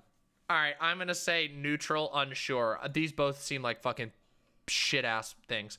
Co-ops are a good way to gradually move into socialism. Yeah, I agree with that. A welfare state only pacifies the workers, which ends the labor movement. Fuck you, no way. Since anarcho-capitalists and the like believe in voluntary association, there's no reason why we shouldn't take up arms with them. No, I disagree with that. All hierarchies must be questioned. Strongly agree. Direct action and the like only hurt our movement. Strongly disagree. We must support revolutionary movements. Wait a second. This is like, wait, is this a honeypot? All of my partners use she, her pronouns, I think. Yeah, I think all of them do. Fawn is she, they. Gynotype is she, they. Slime cat is she, fey. And Deli is she, her. This is definitely a fucking honeypot. This has got to be a fucking honeypot, right? Oh, well, whatever. We must support revolutionary movements abroad. We must? Yeah, generally. Reform doesn't work towards change. Disagree with that. We should use direct action, sabotage, and okay, this is a fucking honeypot. Nope, not doing it. Not doing it. Honeypot. Honeypot alert. Not fucking not doing it. Not even no way. That is 100% a honeypot. What the fuck? CIA alert. Nah, fuck that. We're going right back to the content. Holy shit. Feds, get the fuck out. What the fuck? Who sent this to me? J-Derv?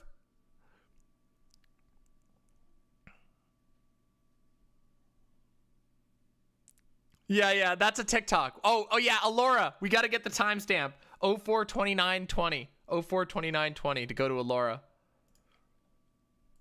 Here, hold on. 042920. 042920. I got to put that in here.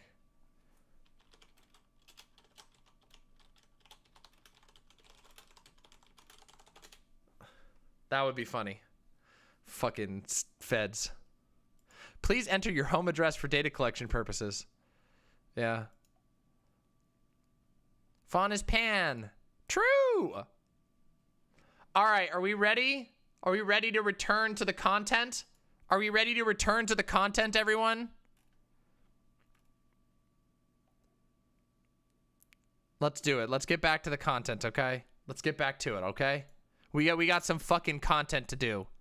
What's a honeypot? A honeypot is when the feds put out something that seems irresistible, like say a free download of the anarchist's cookbook, and then you go to it and you go to get the honey, and then you get trapped and you get stuck in the pot, and then they know you. Yeah, it's like digital entrapment basically. Yeah.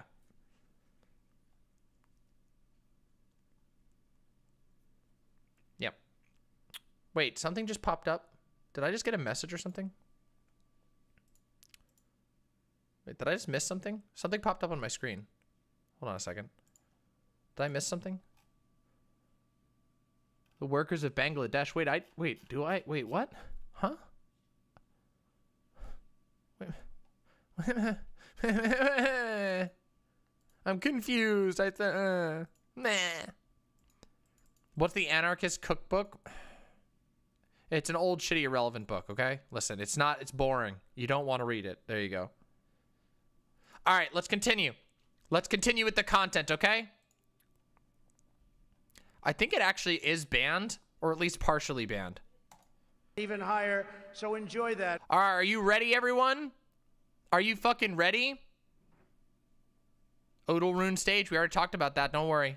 Let's get back into this.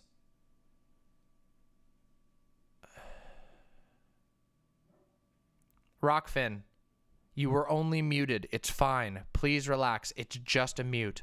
It's just a mute. You're fine. Okay? Oh, definitely, Kaboka. Let's do the content, okay?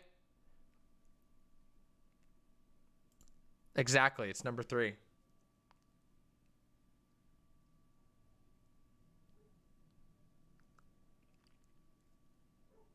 I think it does, yeah, Catherine. Pretty sure it does. It's all good, Rockfin. Don't worry about it. It's all good. Just let it be in the past, okay? Let's continue.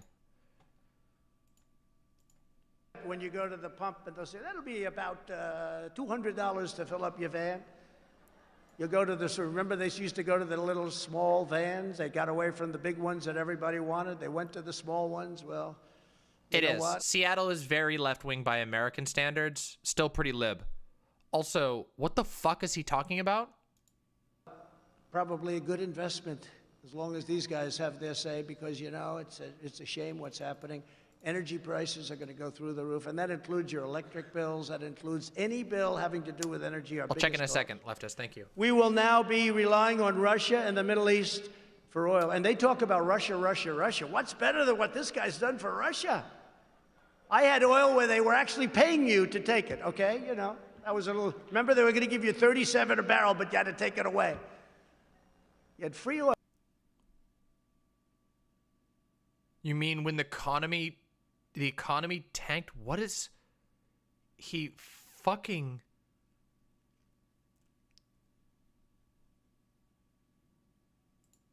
almost for a period of time. And one way I was proud of it, but we also had to save the energy industry, and it worked out well. And I dealt with Russia and Saudi Remember back in the day when you would tie an onion onto your belt and you would go to the gas station and there were these tiny minivans. Back then, when we had a minivan, we meant a minivan. They were real small, but had a big gas tank.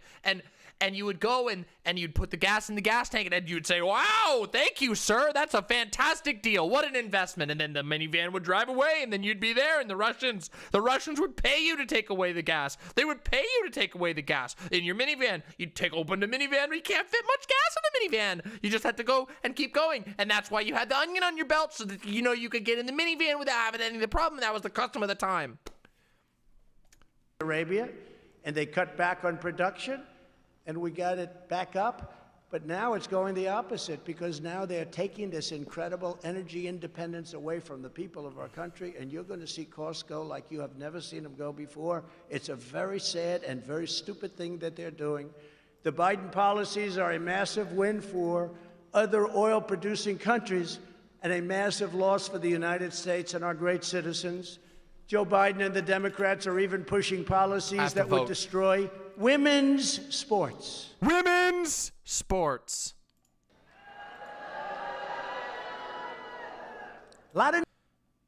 This guy's dead.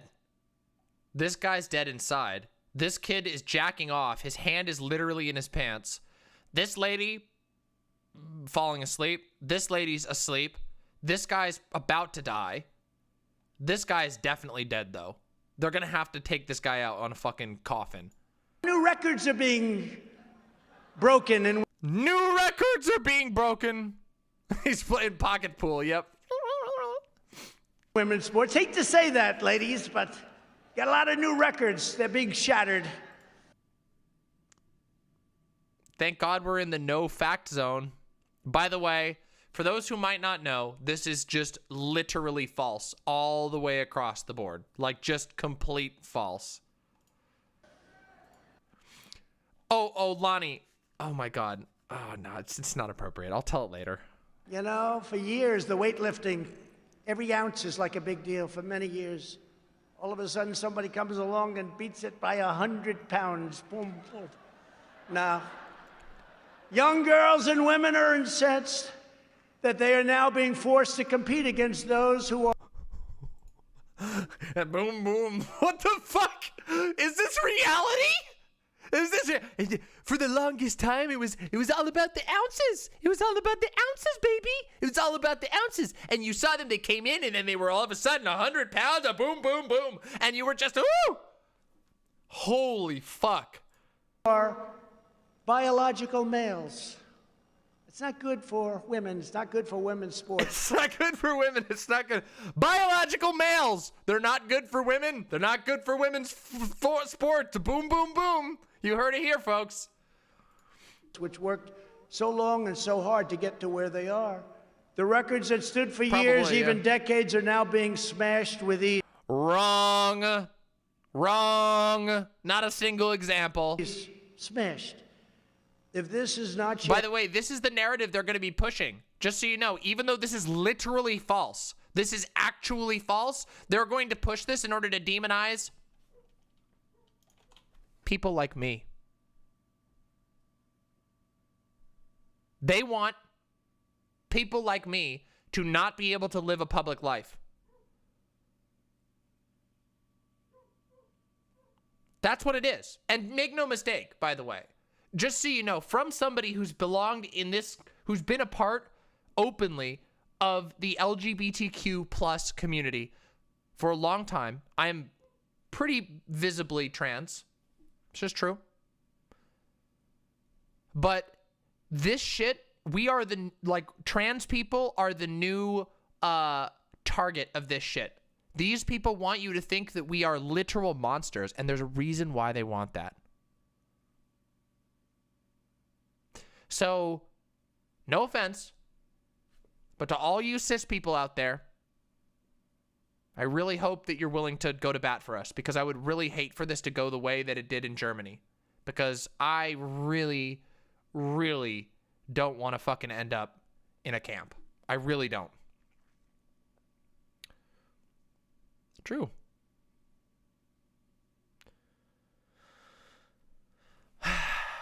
Because I'm gonna be fighting for it. You know, I'm not fucking going in there. Listen, I'll never use. Listen, I'll offer this. Yeah. Listen. There are straggots, and there are people who happen to be straight. Okay. That's just how it goes. And if you fight for trans and gay rights, you're not a straggot. You just happen to be straight.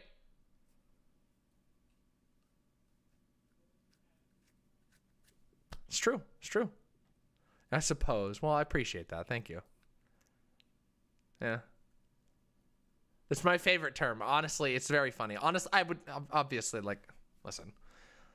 No, only ironic heterophobia. Can you ask about what acronym? Wait, what acronym? True, Marinara.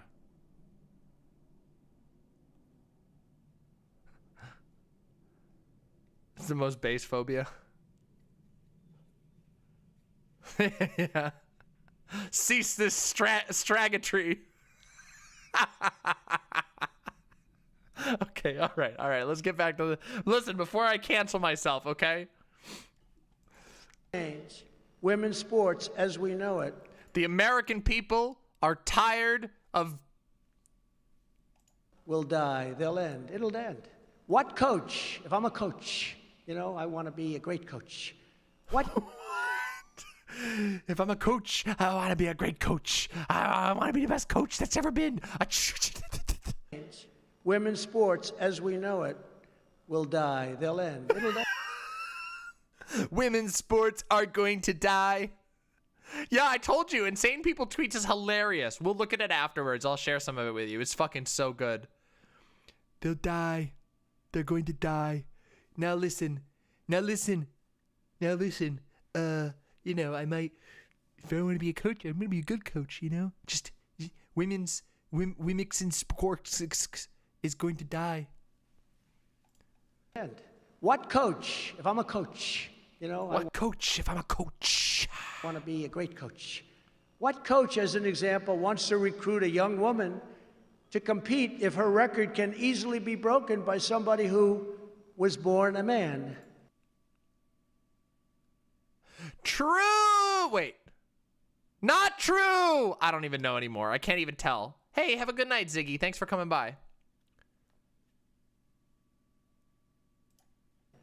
Not too many of those coaches around, right? If they are around, they won't be around long because they're going to have a big problem when...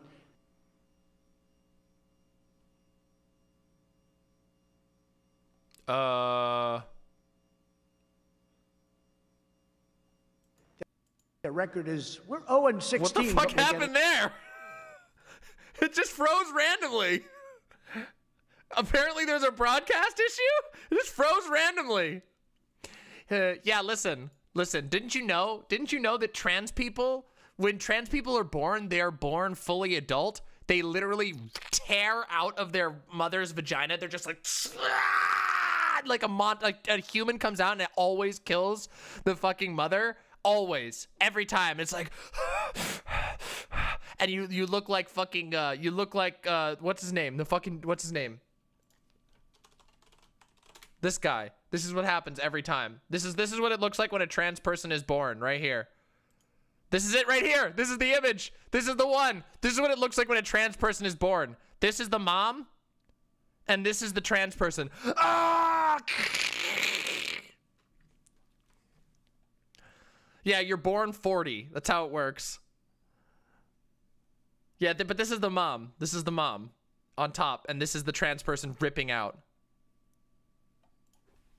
I knew who it was. I just needed to make the joke happen. Yeah, you commit parenticide.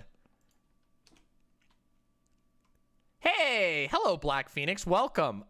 We are in hour 1, hour 2. We are just pushing into hour 2 of trying to talk about CPAC, and goddamn is it nonsense. So I'm trying to make light of this nonsense because Donald Trump just said that trans people are born a man, which implies that they weren't born a baby, and instead that they were born adult. So welcome to the community. We are a little, we like to goof a little bit here, so maybe stick around and you'll have fun. Thanks for coming. Better. No, I think it's crazy. I think it's just crazy what's happening. We must protect the integrity of women's sports. So important. We must protect the... Okay, this is the second time that he's almost said the 14 words and then done a switch around at the end.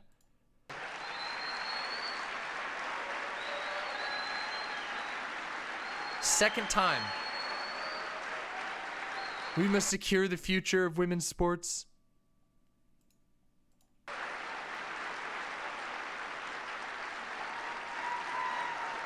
They still don't. They still don't, Van Draco. They still don't. Is that controversial? You know, somebody said, well, that's going to be very controversial. I said, that's okay. You haven't heard anything yet.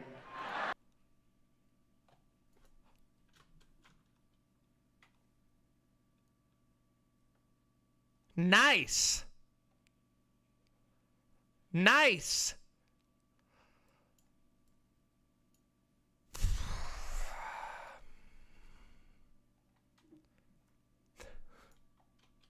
Okay.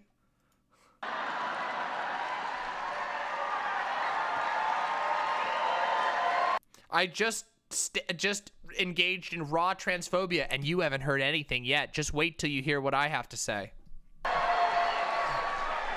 As you can see, the early weeks of the Biden administration have nothing less than, they've been a catastrophe for American workers and for American families.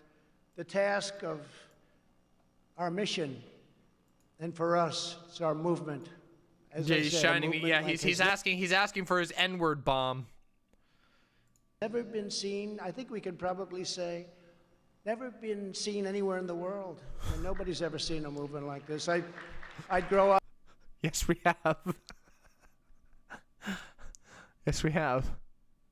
Just right here is where you hard cut to just fucking photos from World War II. Like literally just footage from World War II. Up and I'd watch somebody who came in second in New Hampshire, or first in Iowa, and that was the end, and they became famous for the rest of their lives. We won the election twice. I mean, you know, think about it. Dude, you literally got owned. You got owned. Also, I'm sorry for the audio inconsistency. He can't speak into the mic, and so the audio levels are totally fucked. I know. The task for our movement and our party is to stand up to this destructive agenda with confidence and with resolve. Okay, dude. The future of the Republican Party is as a party that defends the social, economic, and cultural interests and values of working American families of every race, color, and creed. That's why the party is growing so rapidly and is becoming a different party. He would fall with a squidge. And it's becoming a party of love. You have to see outside the streets. I mean, there's such love. The flags.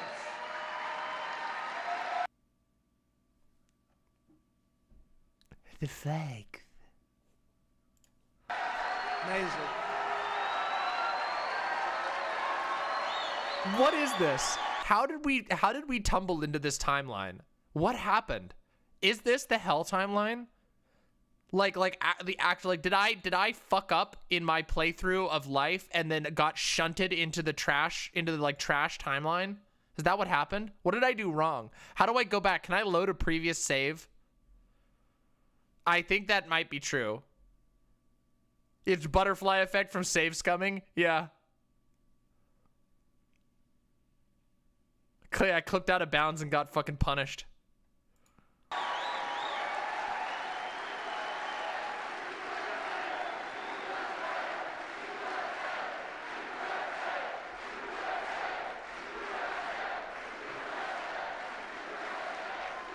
We waited That's too right. late. No, it's a party that's incredible. The people. Oh no! This lady's gonna die.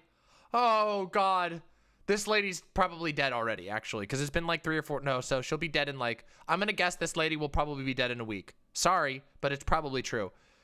She's literally like very old, obviously in a wheelchair, Not looking so good. Oh God. Just saying. Spirit. And there are, as you probably heard a little while ago, I mean, there's more spirit now than there's ever been, including even before the election. More spirit now than we've ever seen, because people are seeing how bad it can be. And again, I want to thank Rush and Catherine, because what he did to get the word out has been incredible. Some people are irreplaceable, as Sean Hannity would say, and he said, Rush. You're right. Hey, look. It's true. Rush Limbaugh was irreplaceable. They're not going to get another Rush for a while. Listen, everybody, listen. They're not going to be able to find another Rush Limbaugh for a while. But guess what? We already got better than that. You got fucking me. You got fucking Vosh. You get fucking the Surfs. You know what we can do? While they're trying to scramble around and find a Rush Limbaugh, we're going to fucking take over media. You hear me? That's right. That's right. Here it is. Here's the clip that'll last forever. I'm coming for your media, you motherfuckers. The trans agenda is coming for your motherfucking media. And we're going to do to you what you did to us. Except better. And you'll never win. Because guess what? Unlike you, unlike fucking people like shit pieces of shit like Rush Limbaugh, who gotta hoard up all their fucking stuff and they can never have a replacement, we're gonna teach the next generation. We're gonna teach the next generation to be better than we were. And you're gonna have to deal with that. The moment you take down one of us, there's gonna be an even better one in our place. I mean, by the time that you're able to defeat Demon Mama, there's gonna be Demon Mama 2.0. Sucks, doesn't it? Should have thought a little harder with Rush Limbaugh. Rush Limbaugh's gone, buddy. The airwaves are open.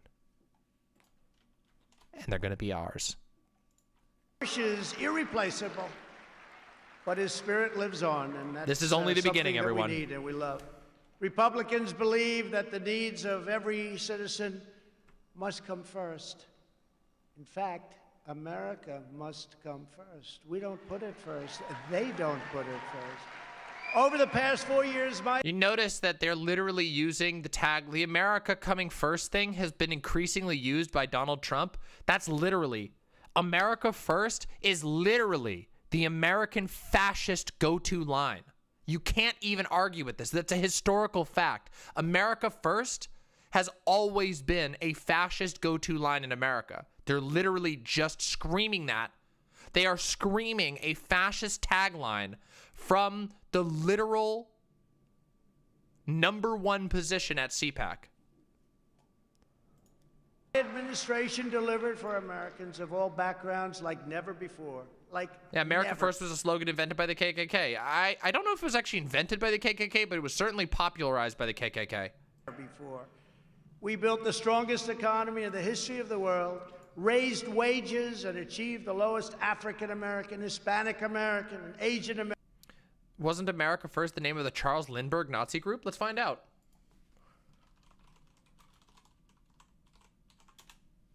Let's find out.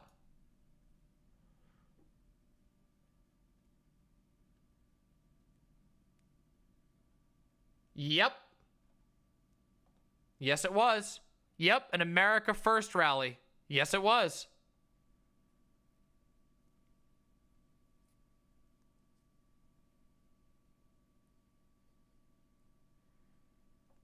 The greatest danger to this country lies in their large ownership and influence in our motion pictures, our press, our radio, and our government.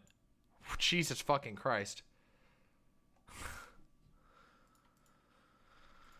American unemployment rates ever recorded.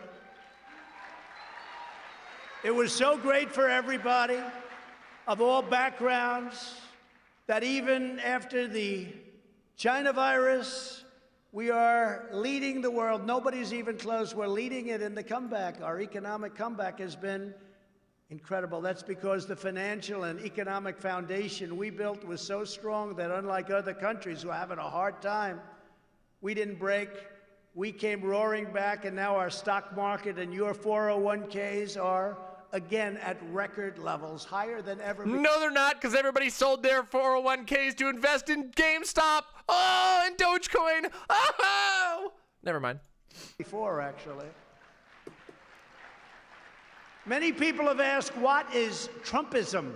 a new term being used more and more. I'm hearing that term more and more. I didn't come up with it. But what it means is great deals, great trade deals, great ones, not deals where we give away everything, our jobs, our money. GameStop, GameStop, GameStop, GameStop, GameStop, GameStop, GameStop, GameStop, GameStop, GameStop, GameStop, GameStop. Ha ha! There, I said it a million times. You can't tell me what to do. Like the USMCA replacement of the horrible NAFTA. NAFTA was one of the worst deals ever made, probably the worst trade deal ever made. And we ended it. You know, a lot of people forget. We ended it. Now we have the USMCA, Mexico, Canada. It's incredible what it's done for our farmers who are doing fantastically. Did you see grain prices and grain sales are at an all-time high? Wheat, all-time high. Wheat. So many Wheat. elements of farms and farmers, and they love me. And remember, it's going to be very close in Iowa. Well, it wasn't close. We won in a landslide. Wait, hold on a second. There's this really fucking great meme. Hold on a second. There's a great meme I have to share with you now that's very, very, very appropriate here. Hold on. I got to get it. Listen, I know I have it here somewhere. I know I've got it here somewhere. I know I have it here. Where is it here? Where the fuck did it go? Oh, no.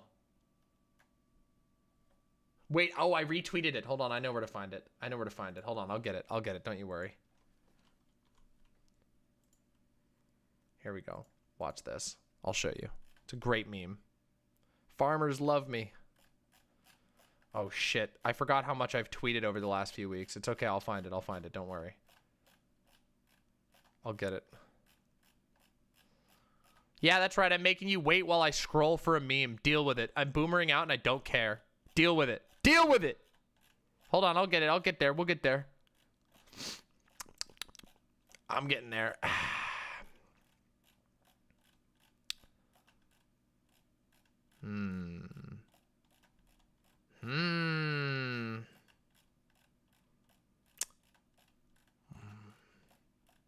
Wait a second. Oops. Hold on. I made a mistake. I know why I couldn't find it. It's okay. I'll save it this time. I'll save it next time. Don't worry. This time I'll save it and I'll title it because I know I'm going to need to use it again in the future. But don't worry. Yes! This is the meme! Here it is. I have to save it right here. Here we go. Ready? Did we domesticate grain or did grain domesticate us? What percentage of the world's plant are wheat? 17%. Grain domesticated us without a doubt. The most atrocious, poisonous, and innocent-looking method of control of the last 14,000 years. My God. Dear God. So good. Fucking wheat. Listen, that was good, okay? It was a good meme, all right? Please clap. Please clap. Iowa, because our farmers That's a know lot of and wheat. they put up with it, and we did a lot of work with the tariffs and all these things that we had to do to get it, and now the farmers are doing great. Big grain. They're setting records. It means low taxes and eliminating job-killing regulations, Trumpism. It means strong borders, but people coming into our country based on a system of merit. So they come Okay, in. did you notice the camera shake here? The cameraman just passed out. Job-killing Watch. regulations, Trumpism. It means strong borders, but people coming into our country based on a system of merit. That was the so they cameraman come in and they fucking can help passing us, out. as opposed to coming here Locked his legs. and not being He good locked his fucking legs. for us, including criminals. I know that. I know which that there are feel. It many. almost happened to me once. It means no I learned that riots in lesson. the streets. It means law. Listen, here's a secret. If you're ever on camera for a long thing like this, don't fucking lock your legs. You'll regret it. Law enforcement. Yeah, true. 85 Derek. It means is all very COVID. strong protection for the Second Amendment and the right to keep and bear arms. It means support for the forgotten men and women who have been taken advantage of for so many years, and they were doing great. They were doing great before that horrible thing from China came in and hit us, and now they're starting to do really well again. You know, if you think about it, we built the economy twice. We built it then, and then like every other... We built the economy twice, we built it once. I'm sorry. This is literally a demented grandpa. Like, this is the type of shit that your fucking drunk grandpa would say to you at Christmas, and you're just like, Grandpa, what the fuck are you talking about? Country in the world. I hate you so much. It went down, and then we built it again. Now it's higher in many ways, certainly in the stock market, it's higher in many ways than it was before. That's because of the foundation, and no country comes even close to competing with our comeback. And it means a strong military. Dude, this audio and is taking care of our vets. Okay, here's what it's like. Okay, just so you know, trying to balance the audio for this segment is like this. It's like if I was going like this, and there's a thing that you can do when you want to go, and then there's a big thing where you go like this, and then you come back here, and then that's what it's all like. He just keeps going like, it's like he's fucking orbiting his own mic. I fucking hate it.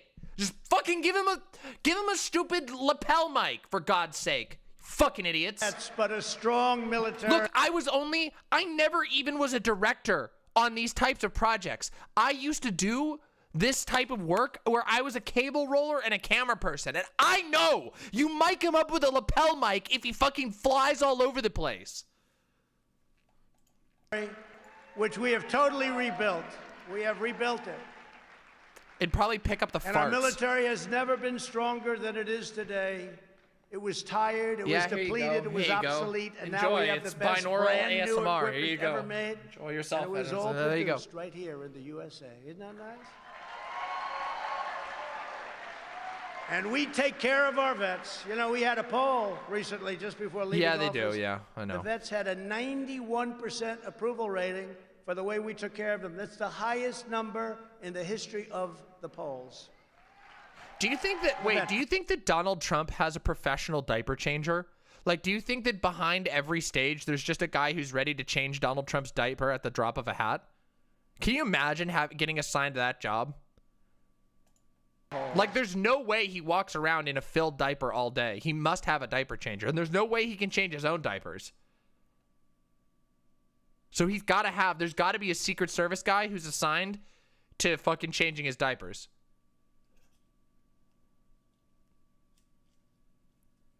Just saying. It's a pretty good chance that that's the case. So, yeah. Listen. I'm just saying. POTUS made a poo. He's pooing again. On top of all of that, we Isn't have it, even Dizzy? created the It's good, Space isn't it? Force, the first new branch of the United States military. We got a brown alert. Dump it. Dump it. Yup. Trump dump. In nearly 75 Welcome years. back, Dizzy. The mission of the Democrat Party is to promote socialism. They want to promote socialism, ultimately leading, unfortunately, to I'm sorry, Cotton D-pad. I'm sorry. communism. Dump And it that will again. happen. If you look at Venezuela, you look at some of these countries, that's why some of our biggest supporters are from South America, Latin America, because they've seen what goes on with all of this cancel culture. And How many people who are clapping now in the audience do you think are fucking non-white? Just seriously, let's be honest. you can't speak, and let's cut them off, and let's not give them words. The mission of our movement Mexican cancel culture. and of the Republican Party must be to create a future of good jobs, strong families, safe communities, a vibrant culture, and a great nation for all Americans, and that's what we're creating.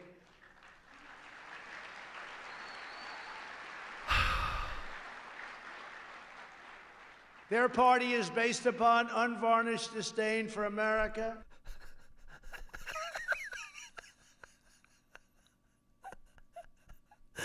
I'm sorry, did he just say unvarnished disdain? What the fuck?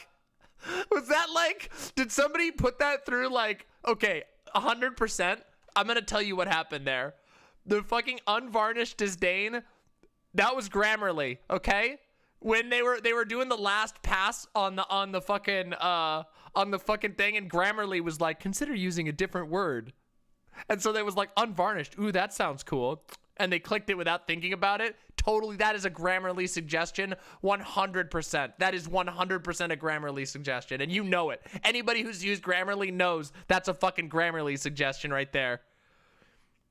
No, listen, Grammarly can be great, but never trust Grammarly to mix up your vocab. Here's the thing. Grammarly is super good for helping you find...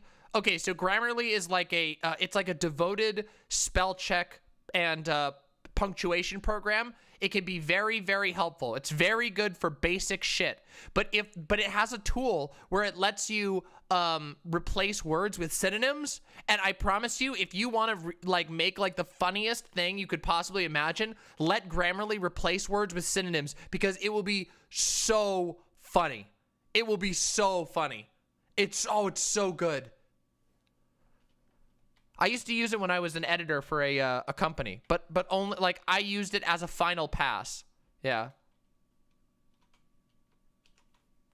Unvarnished. It's past and it's people. You see that happening. It's horrible the way they treat the legacy of our country, the culture of our country. Our party is based on... Listen, this guy, ever since he caught COVID, he's been stiff as fuck. I'm just gonna say, look at this. What is this fucking robo movement? He never used to do that before COVID. Now that ever since he caught COVID, he's been stiff as fuck. I wonder if like he's got like a fucking exoskeleton under here. Love for America and the belief that this is an exceptional nation. There's a whole iron lung. Oh no, I'm just thinking of that SpongeBob clip where it's like the iron, what's it called? The laugh box or whatever.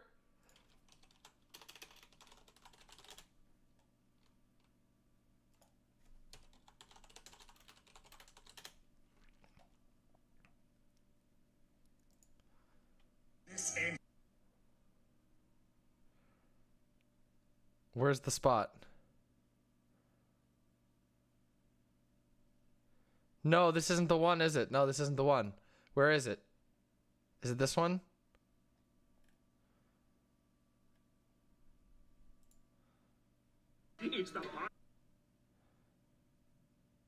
Where is it? Where's the fucking clip? Fuck you! Fuck you! I want the clip! Why is it so hard to find these? Is it this one? Fuck this boomer shit. Fuck that. Never mind. Yeah, but it looks like an iron lung, but it's a laugh box. It's about the laugh box. And he goes, ha, ha, ha, ha. There you go. Fuck it. There you go. Ha, ha. By God.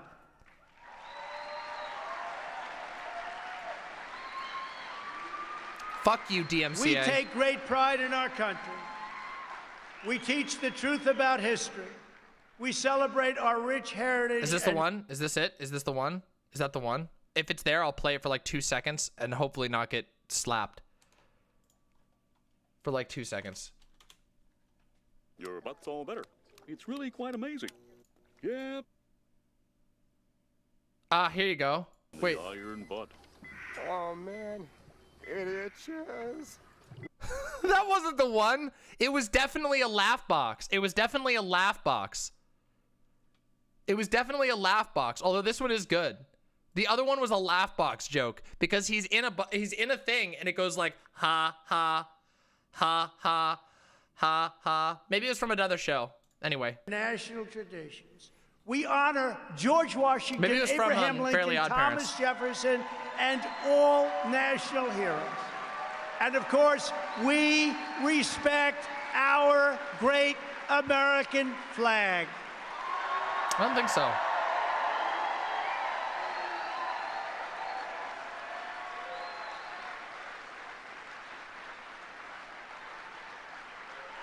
Wait, is it this one? Okay, now I don't want to be fucking Mandela affected here, so this has got to be the one.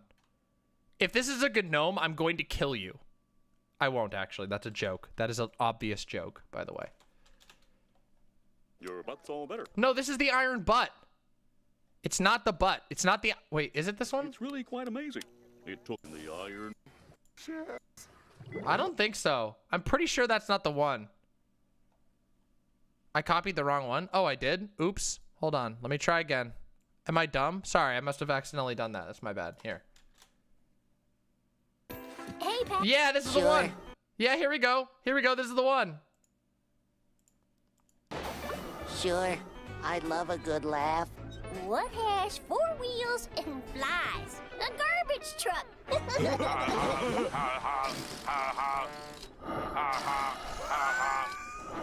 See? That's exactly what I'm talking about. That's Donald Trump. That's what's under Donald Trump's coat. It's just one of those. Ha ha. China. China. Thank you very much. Thank you very much. Thank you.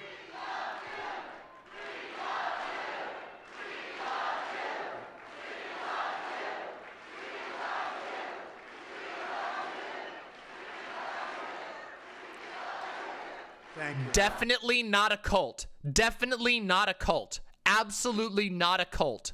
Literally, this is what they make fun of North Korea for doing. This is pathetic. Thank you very much. So Oh, nice. it's pretty good, honestly, Cyan. I don't know what they're going to do if that happens. Started that hearing, we really were getting word of that, hearing that during some of the rallies, especially the latter rallies where we set records. We had 56 He just fucking broke. unbelievable packed rallies, and nobody's ever had anything like we had. And we started Oh, they've always hearing, been "We like love this, Tech you." Dad. And I asked somebody, you know, because we really liked Ronald Reagan, right? He was a great president. We had others. But I said, did anybody ever say that to Ronald Reagan or to any of us? He's trying to steal Ronald Reagan's thunder. He's trying to steal Ronald Reagan's thunder. Great. And to the best of all of these political professionals' knowledge and pollsters, nobody's ever heard that chant before, Matt. So it's an honor. Believe me, it's an honor. It's a great honor. It's a great honor.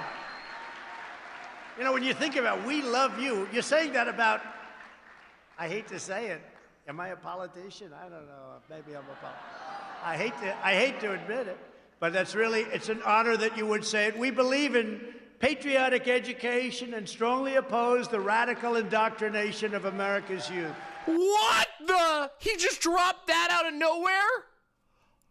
We believe in patriotic education and strongly oppose the radical indoctrination of America's youth. Like into this among the chants of, oh my fucking God. Horrible.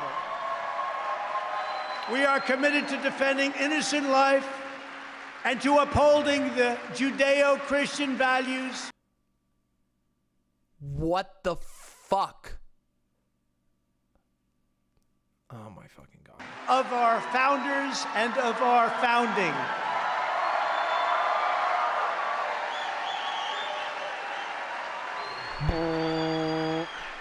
This is just naked fascism. We embrace free thought. We stand up to political correctors. And we reject left-wing lunacy, and in particular, we reject cancel culture.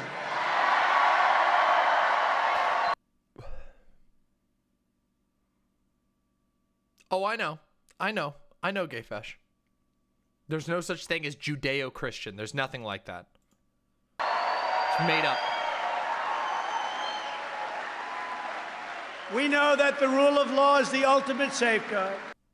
The rule of law is the ultimate safeguard. Do you, please, for the love of fucking God. I feel like I want to have a copy of this motherfucking speech so that we can point out how fash it's gone. How fucking fash it's gone.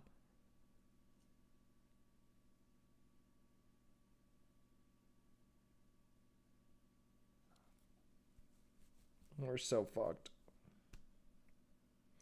We better get to work, everybody. Listen, this is why no time for dooming, everybody. You understand? Listen, we don't have time for dooming. That's right. This is a call to action. Imps! Imps! Listen up! Give me a K comrade mama in chat in 3, 2, 1. K comrade mama. Give me that fucking K comrade mama. Come on.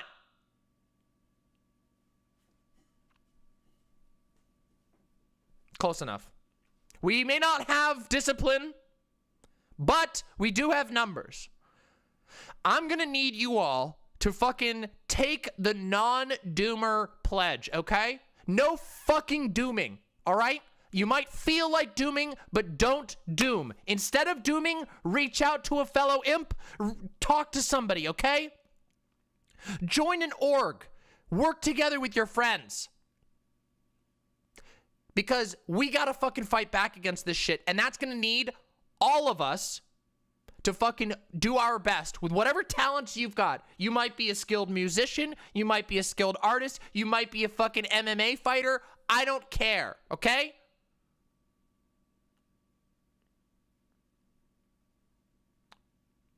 But I'm gonna need you all to fucking take the anti-doom pill and be ready to fight against this bullshit in the coming years, okay?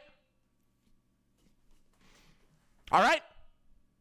So let's try it one more time, okay? Clear the chat.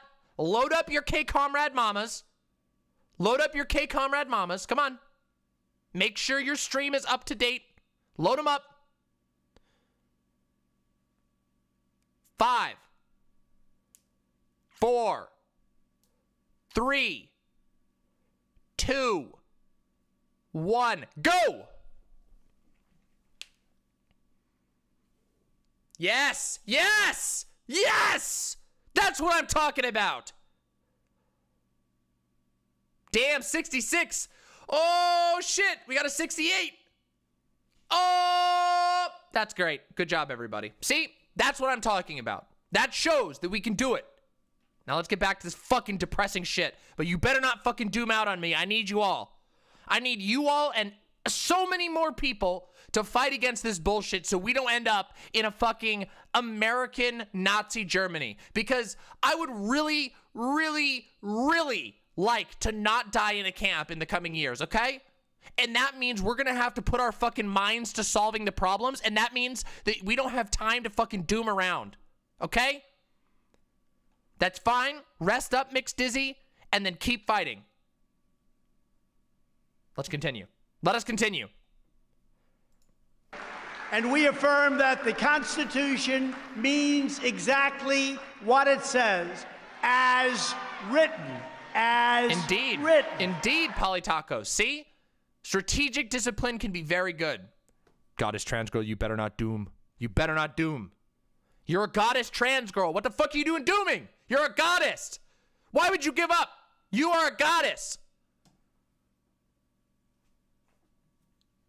Cancel. I am calling cancel culture on dooming. That's right. 1-800 hello. This is the hello. Cancel culture department. Yes, hi. I'd like to order a cancellation on dooming out. That will be 1 free. Free?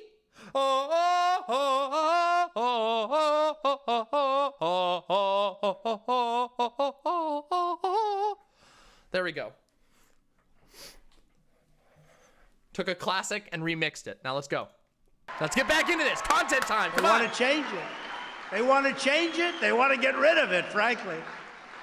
We believe in law and order, and we believe that... You want that to be a TikTok? All right, fine.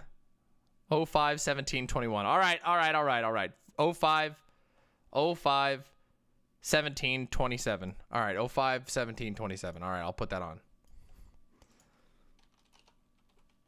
17 27.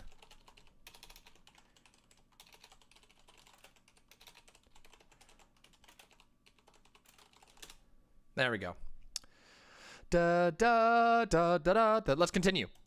The men and women of law enforcement are heroes who truly deserve our absolute support. We don't... Well, we jumped right back. We jumped straight back into complete fascism. Our law enforcement agents, the Gestapo, are heroes who deserve our absolute and unquestioning support. We cannot afford... Jesus fucking Christ. Don't defund the police. We are not defunding the police. We believe in standing up to China, shutting down outsourcing, bringing back our factories and supply chains, and ensuring that America, not China, dominates the future of the world. That's what's going to happen.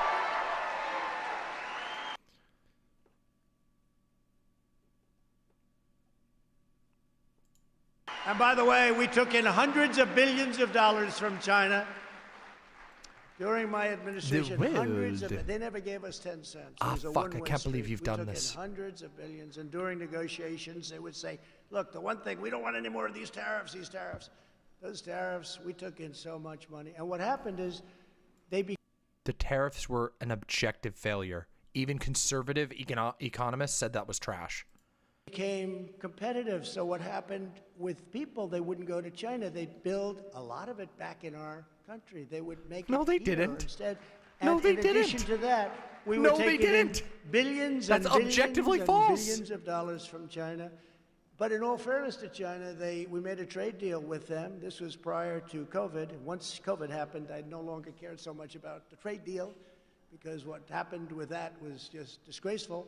But that's one of the things, that's one of the reasons that right now our farmers are doing so good. I used to tell China, look, go and get a lot of wheat, get a lot of different things, all of the things we just talked about. You better go out and do it because this country has not been treated fairly by you for many, many years, many, many years. We used to lose $504 billion trade deficit with China. 504, not million, $504 million. Ah, this is so hard to... Right? You know that through the World This is Health so hard to even Organization. follow. Now take 504 million, make it $504 billion. We had deficits with China. It was absolutely insane. What? Just to keep going. Is this a It's amazing sentence? that you still have a country left. The people that did this to our country, they should be ashamed of themselves. They should be ashamed of themselves. Companies that leave America to create jobs in China and other countries that have ripped us off for years should not be rewarded. They should be tariffed, fined, and punished. They should not be rewarded. I'm fucking losing And that's my what mind. the Biden administration, that's what the Biden administration is doing. But of course, as you know, they have a very close personal relationship. Oh, with shit, China, so Dizzy. I Fuck. don't expect much to happen. It's a shame, because it really is a threat. It's a tremendous economic threat. And thank God we've rebuilt our military, but it's a tremendous economic threat. Uh-oh, he's Never slumping. forget it. He's slumping. The Trump angle is increasing. Hey! Subs to fight back the Doomers. Phantom Queen May! Thank you so much! Aw, I won you over. Well, here's a heart. Boing. Pew. Pa. Thank you so much for the 5 gifted subs. Why is he in a weird little box? I don't know. Maybe this is actually his, like, maybe he really is a, like a animatronic, and this is how they hide the machinery. It could be. These are the convictions that define our movement today. It's his DM screen. And must define the Republican Party in the years ahead. Very simple. It's really quite simple, isn't it? Another one of the most urgent issues facing the Republican His feet are Party wheels. is that Yeah. of ensuring You hear like the little fucking cartoon wheel rolling noise? I don't know if I can do it. Wait, hold on, I can't get it again.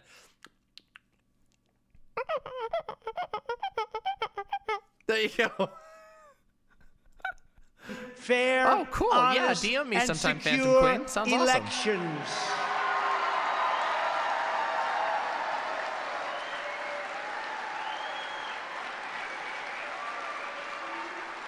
Look! Oh my god! It's true! Hold on, you all can't see it. Oh my god, look! Look in the corner. Here. Oh, look, there's my memes folder. Here's my memes folder. Here's a memes for you. This is my memes folder. Just so you know. But look at this. Look at this. Hold on. Look down in the corner. Look. Look. In the corner. You can see his wheels. You can see the platform. Yeah, you want to see... Oh, wait. Did you see... Have you not seen Chudlow Garfast? Hold on here. I'll show you Chudlow Garfast. Here, hold on. I'll show you Chudlow Garfast. If for those of you who don't know. Some of you know. Yeah, I have the Chudload Garfast because I had to use it so frequently at one point that I had it on I had it on speed dial on my computer. Watch. Look. Where is Garfield's anus? Is it here or is it here? The fuck is this Chudload Garfast? And this face right here is one of Chud's emotes, and it's so good. Look, I've got some good emotes in here. I've got some good memes in here, okay? Listen. Shut the fuck up. Let's go. Oh, thank you. I love it too. Such a disgrace. Such a disgrace. The anti-gravity diaper. Such a disgrace. Yeah. We must pass comprehensive election reforms. Oh, no, the angle's increasing. Look, the angle's increasing. He's tipping over. Grace. We must pass comprehensive election reforms, and we must do it now. The Democrats. Thank you, Artemis, for the tier 2 sub. Thank you so much. See, wall panel, that's what I'm here for. Listen, I am not some sort of political overlord yet. Maybe someday. But for now, what I can do is I can deliver you some serotonin in these trying times. Thank you so much, Artemis, by the way. Democrats use the China virus as an excuse to change all China of the virus. election rules without the approval of their state legislatures, making it therefore illegal. It had a massive impact on the election. Again, you have to go to the legislatures to get these approvals. What is he this talking alone would about? have easily changed the outcome This of is the a election. ramble. Do you think that how many times do you think he's gone off script? Do you think this was originally intended to be an hour-and-a-half long speech? Election at levels that you wouldn't have even believed, even with COVID, even with all of the things. Can you imagine how bad it would be if I talked to you all like this guy talks to them? If I was just like, and remember everyone, make sure to hit like and subscribe. It would be really cool if you would do it. Fuck this shit. The numbers are staggering. We can never let this or other abuses of the 2020 election be repeated or happen again. Can never let that happen again. The old Trump lean. Do the See what's going Trump on. lean. Do We've the been set Trump back lean. so greatly with other countries and with the world. We need election integrity and election reform immediately. Republicans should be the party of honest elections that can give everyone confidence in the future. Thanks, you've saved me from doomering for the momento, and I hope the drama blows over soon. Thank you, Sam LW. Really appreciate that. And you're very welcome. And also, thankfully, I think it will. Don't you worry. Thank you so much. Future of our country. Without honest elections, who has confidence? Who has confidence? This issue is being studied and examined, but the reality is you cannot have a situation where ballots are indiscriminately Take a look at that pouring after this, in Busy Bee. from all over the country. Tens of millions of ballots. Where are they coming from? They're coming all over the place. Where illegal aliens and dead people are voting, and many other horrible things are happening that are too voluminous to even mention.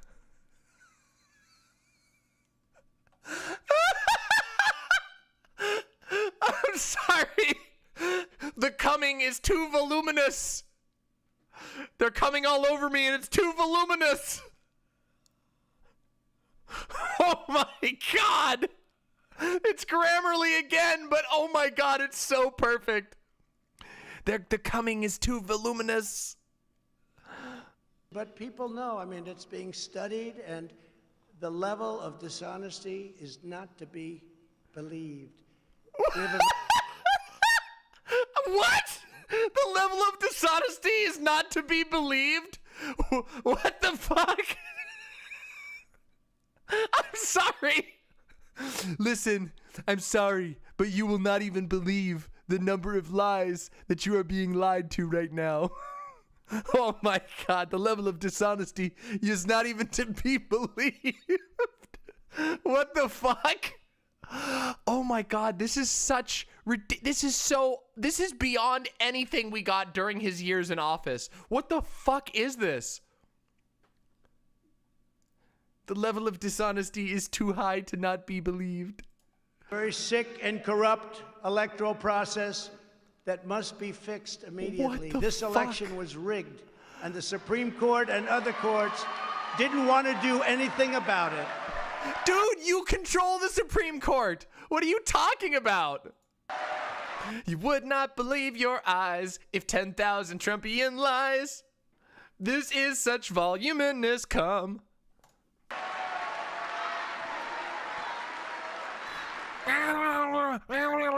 That's what you hear from the crowd.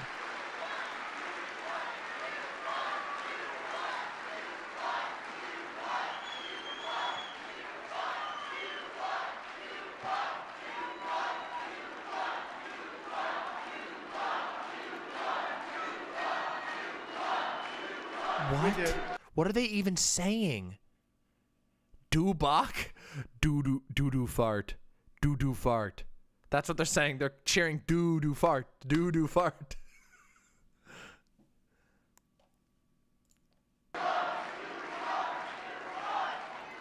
If you just take that one element where they didn't go through legislature. Yeah, I'm not gonna lie. But I figured that wasn't the case. It's in the Constitution. They didn't have the courage, the Supreme Court. They didn't have the courage to act, but instead used process and lack of standing. I was told the President of the United States has no standing. It's my election, it's your election, we have no standing. We had almost 20, if you think of it. Don't fart, don't fart. We had almost 20 states go into the Supreme Court so that we didn't have a standing problem. They rejected it. They rejected it. They should be ashamed of themselves for what they've done to our country. They didn't have the guts or the courage to make the right decision. They didn't want to talk about it.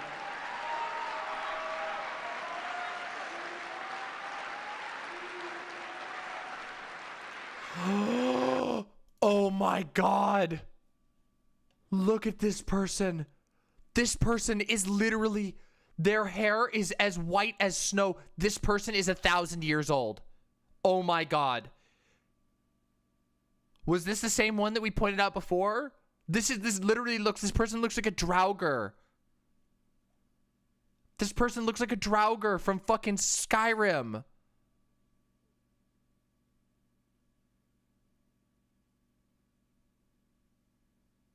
Oh no. Oh no. Oh no. Oh God. Yes, this person has a mask on, but it's other people that need to wear a mask in order to protect them. It's not you wearing a mask doesn't protect you. You wearing a mask protects others from you. Other people wearing a mask protects you from others. This is why this is such a test. This is such a test because this disease is like a test of like a society's ability to care about one another and cooperate. And we've failed it completely. We've failed it completely. It's a simple test. Can you put on a mask to protect other people? And you won't. It's totally ridiculous. I'm just saying. Wake up, panic stasis. You had the case led by the great state of Texas. Wake up. 18 states went in. You don't have standing. Oh, let's not talk about it. They didn't have the guts to do what should be done. And that's on top of all of the other forms of cheating, but this is the most basic of all. They would have local courts and local politicians change the rules, in some cases a day or two before the election. This should never be allowed to happen to another presidential candidate or presidential race. Should never be allowed to happen before the election. This should never be allowed to happen to another presidential candidate or presidential race. So no president should ever be allowed to lose the election again?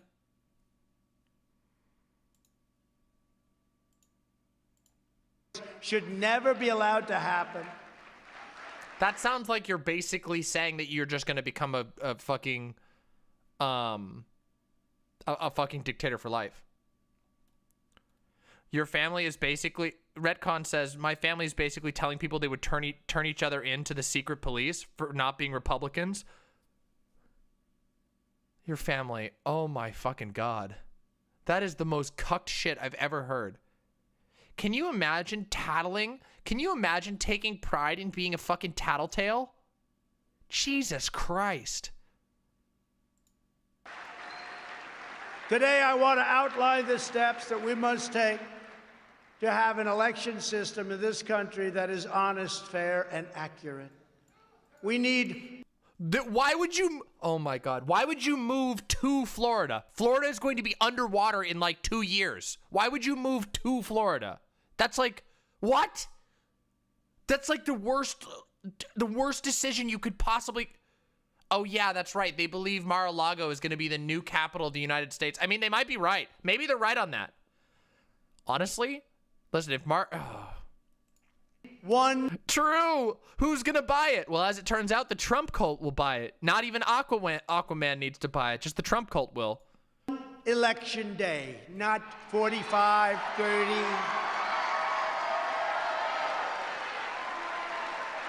Okay, so what he wants to do is he wants to make it illegal to count votes fairly. Okay, nice, nice. One day, like it's been. It's never been. That's a lie, but okay. And if Republicans don't get this and the other things I'm going to say, then you should, like the Supreme Court, be ashamed of yourselves. One day, and the only people that should be allowed to vote by mail are people that can be proven to be either very sick or out of the country or military where they can't do it. One day, they have... Why? What is the reasoning for that? Every single functioning democracy on work has mail-in voting. Some countries have fucking online voting. Why? Why shouldn't you do it? Except that you lost because you suck. You fucking loser.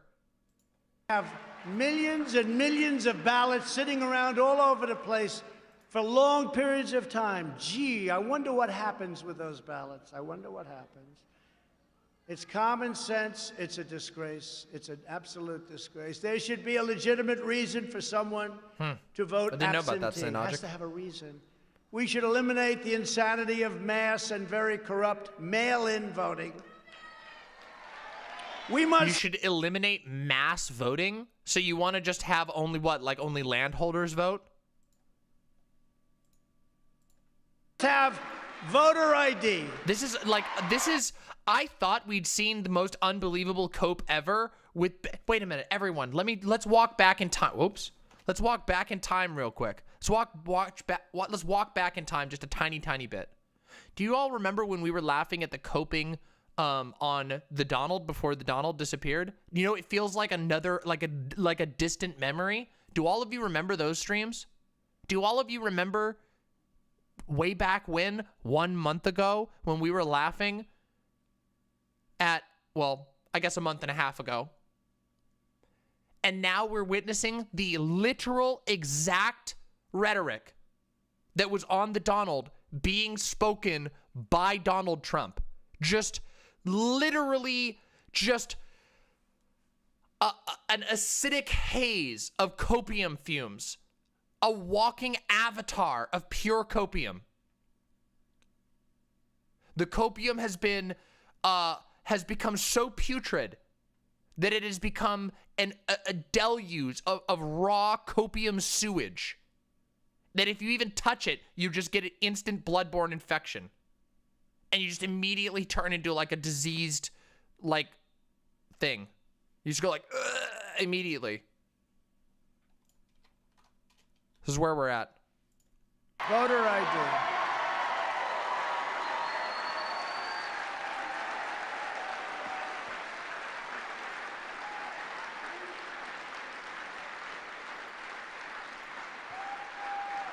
You know, to get into the Democrat National Convention, when they had the convention, you needed voter ID. You needed an ID card. You couldn't get in unless you had an ID. So many... To get into a convention that they charge you to go into. That's not the same thing, you idiot. People told me you can't get in that place. You need ID. Nobody had ID. Jesus Christ. voter I mean, ID. hey, mask off, right, Retcon? Mask off, right? Mask off? Yeah, you needed a voter ID in order to get alcohol and cigarettes and lottery tickets. Imagine that. Imagine that.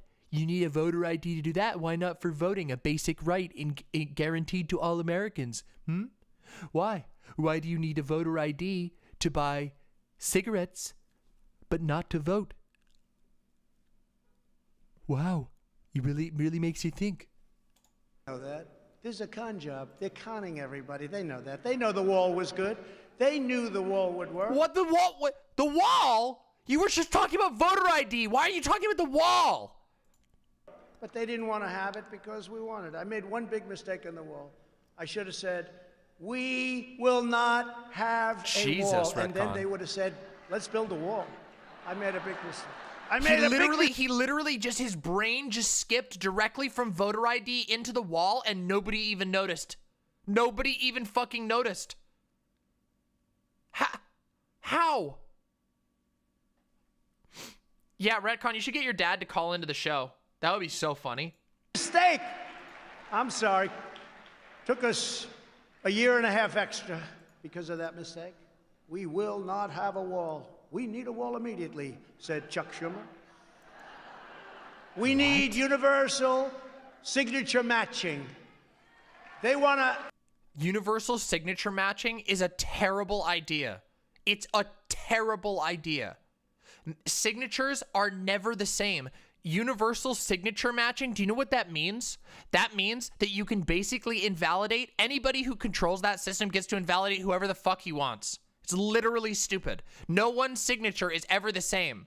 Signatures are literally a highly archaic fantasy cartoon version of like proving your identity. No one ever signs the same. Those like shows that you've seen when you were watching fucking CSI and they're like, we need to get a signature expert in here. Come on, everybody, let's get the signature expert in. And the guy goes like, yep, it's a signature. You know, it's like that kind of thing. That's bullshit. All bullshit. Just bullshit from the bottom up. No one has ever. There's signature matching is fucking made up. It's fucking stupid. It was never meant to be a thing. Let me teach you something. You want to know why signatures were a thing? A signature was to show that somebody fucking picked it up in a time when mail took like 3 weeks to arrive somewhere. When shit was delivered by horse, they needed a way to prove, like, hey, did somebody get this package? Sign it. Was somebody actually physically here to do the, to like sign the paperwork? Yeah, it was from a time when there was fucking horses on the roads. That's why. It was like, okay, how do we actually prove that somebody was here? Well, have them sign the paper. Make your mark. And they go, okay, good. Well, it's completely irrational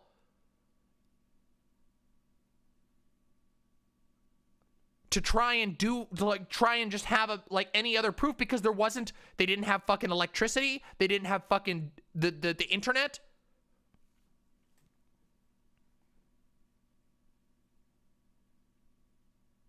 It's so stupid. It's so motherfucking stupid. Signatures don't stay the same. They don't. No one believes this. Only idiot boomers who've been watching fucking Bonanza for the last 20 fucking years think that.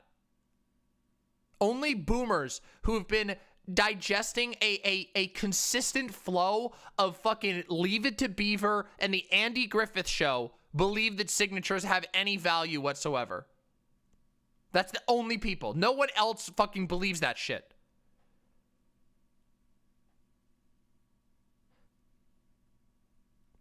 Boomers who remember the Bonanza theme used to have lyrics. It's really funny. I can't... making a Bonanza joke is even above my age. So, like, pitching the Bonanza joke to this audience was a silly idea, but I did it for the few of you who will get it. The handful of you who actually understand the fucking Bonanza joke, good. You get that. There you go. That's for you. That one was just for you. It was a specialty. The rest of you Zoomers are like, what the fuck is a Bonanza? The fuck is that shit?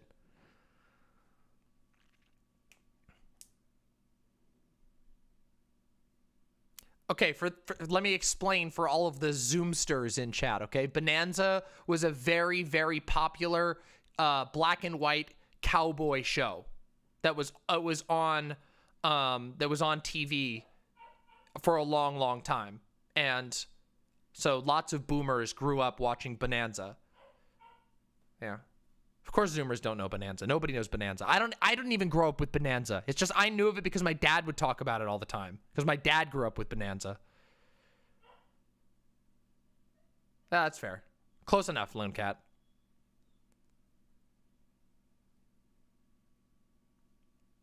Of course they did. Yeah, exactly. Yeah, it is interesting, isn't it? Yeah, I mean, I've seen Bonanza before because my dad wanted to fucking turn it on. He turned on the fucking oldie, what's it called? TV Land? Remember TV Land? Does anybody remember fucking TV Land? Where it's like TV Land. Oh, let's check out what's on TV Land. And it's like fucking I Love Lucy and fucking, yeah, Gilligan's Island. All that shit. And you're just like, is that a person in blackface? And your dad's just like, yeah. And you're like, Dad, I don't think we should be watching this. I feel like we might get arrested. Pass a bill where you don't have to match signatures, where signatures don't mean anything. Yeah, I've heard of Now, Gunsmoke. they know it's all, just like with the wall, just like with voter ID, when Matlock, you need to go into anything Dick Tracy, Dragnet.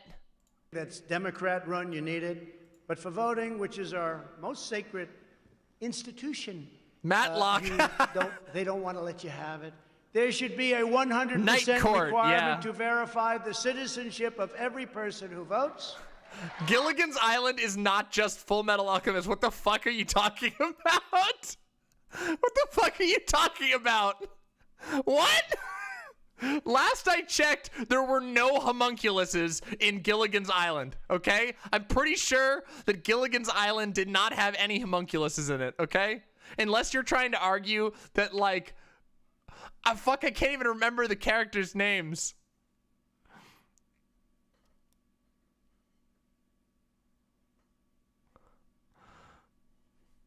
No homunculi that we knew of. Yeah, exactly.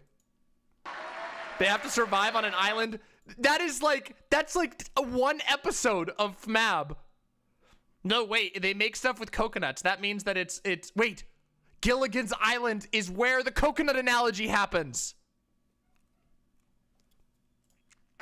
And there must be a chain of custody protections for every ballot. Every ballot.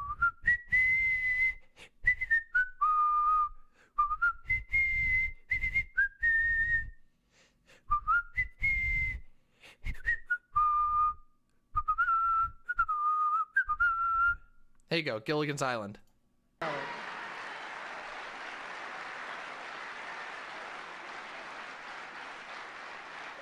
And Listen, you saw what okay, happened. The Gilligan's Island theme is a bop. I know I'm pausing this every 2 seconds, but seriously.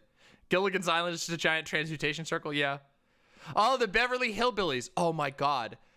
My dad used to fucking sing me the Beverly Hillbillies theme song when I was a child to make me laugh. Detroit and Philadelphia and many other places, swing states mostly, all over, but swing states mostly. You saw what happened. You saw what was going on. Bewitched? Yeah, a little bit. You saw that more people, you take a look at the... Wait. Okay, hold on a second. Hold on, I gotta show you something. Wait, Bryce. Holy shit, sorry, I didn't mean to do that, but here you go. Hold on a second. Let me just tell you, you don't have to type this. You don't have to fucking type this, but seriously. Watch this. I know, I just fucked up because I'm getting sleepy, but that's okay. Watch this. Hold on, I'm gonna show you something. Are you ready? Are you ready, Retcon? I mean, everyone knows my name too, but I didn't mean to do that. Anyway, Retcon, watch this shit. Ready? Hold on, you're gonna be really scared in a second. What's the guy's name? What's the guy's name? Hold on, where's his name? What's the cast? Hold on. Watch this shit. Michael Landon, watch this. Watch this. You wanna see something fucking scary? Watch this shit. Hold on. Doesn't this guy fucking look? Doesn't this guy look like my dad? Doesn't this guy look just like my fucking dad? Isn't that creepy? Yeah, it's scary. I know. I turned on the TV once and I was like, what the fuck? Because I thought my dad was on TV. Literally looks like my dad. Fucking weird. Anyway, only one person in the audience is going to get that joke. It freaked me the fuck out is all I'm going to say. My dad looks like Michael Landon. Like identical to Michael Landon. Yeah, basically.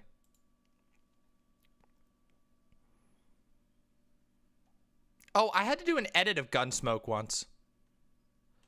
It was very weird. Yeah, same hair and everything. Well, my dad looks way different now. Like, my dad looks fucking weird now because he's not healthy at all. But that's what my dad looked like like a number of years ago. Like, unironically looked just like Michael Landon. Yeah, my dad doesn't look so good these days. My dad has been yeah, his health ain't so good, so. You have more votes than you have people. Actually, he might be That's dead. I don't even know. Right? I don't even know if he's alive anymore, to be honest. I feel like somebody would tell me. In Detroit. We seem to have more votes than we have people. A lot more votes. An election I'm pretty sure somebody would tell me if my dad We're not passed. talking about a number where you can't. No, these are election-changing numbers. In Pennsylvania, they had hundreds of thousands of more votes than they had people. Well, yeah, I mean, my dad literally disowned me. He legally wrote me out of the family. So, yeah. I don't really care much about my dad. Let's continue. People voting. What's that all about? What's that all about? Michael Landon's dead, isn't he? Cheating, they say. Yeah, cheating. In the history of our country, and it has taken place for years in Pennsylvania and Detroit and various other places, but there's tremendous, never like this, because they use COVID as a way of cheating. That's what happened, and everybody knows it. Hundreds of thousands and millions. How? I'm sorry. I just want to take 1 second, okay? Oh, it's fine. It happened long ago now, Phantom Queen. I'm over that part of it. I just want to show you something. Ready? We're going to do it again. We're going to do the exercise I do all the time. I know you're probably bored of it as fuck, but I just want to say for 1 quick second, Bing COVID tracker. The old Bing COVID tracker. It's unironically good, though. Let's just take a look at these numbers real quick. Let's take a look at these fucking numbers, okay? Fatal cases, 519,000. And this motherfucker, who was once the president, is saying that this was used to cheat the election.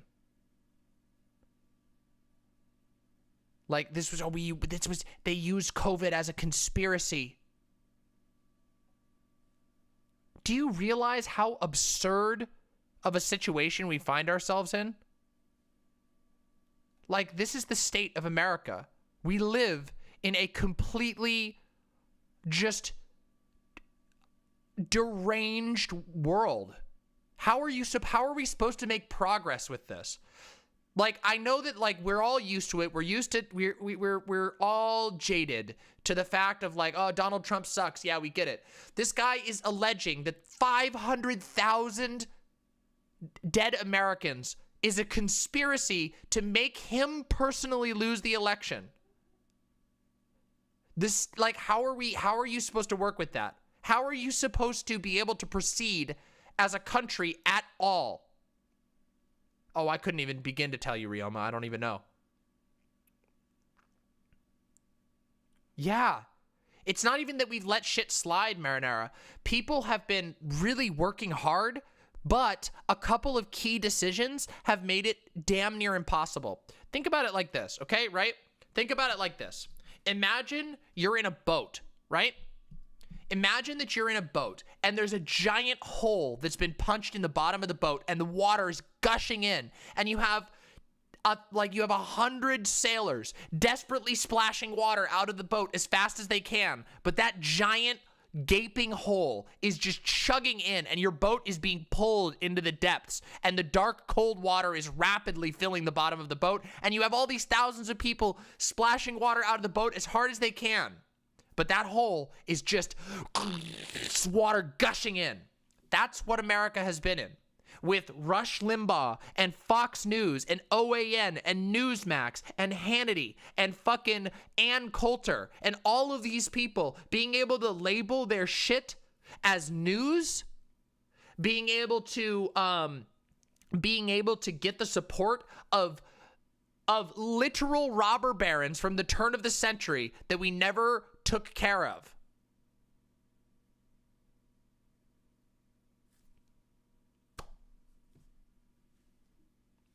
That's the situation we find ourselves in. Yeah, haha, sailor, go gurgle, gurgle. Yeah, that's the situation we find ourselves in. You can't retcon. We are in dire circumstances, and we have to get really smart. And I think that a lot of the answers is just that we're not going to win.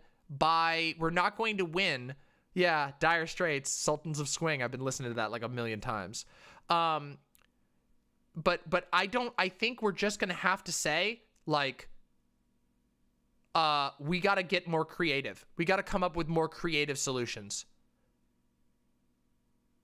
Like, seriously, we need to figure out how to band together and build things so that we don't fucking sink. Just saying. Millions of ballots. They used it as a way of getting what they've wanted for many years. Oh, wow. And the Republicans have to do something about it.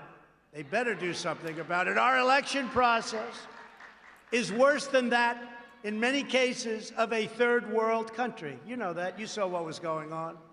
Even if you consider nothing else, it is undeniable that election rules were illegally changed at the last minute in almost every swing state, with the procedures rewritten by local politicians. You're not allowed to do that. It was you.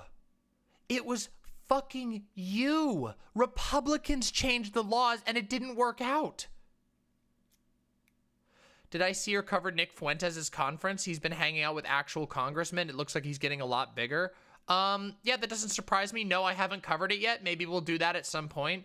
But yeah, I mean, M. Nelson, in this speech alone, Donald Trump has fully embraced America First. America First, which was the tagline of American Nazi movements, just so you know. Like, we are at the point in time where CPAC, the establishment conservatives, are openly embracing Nazi rhetoric.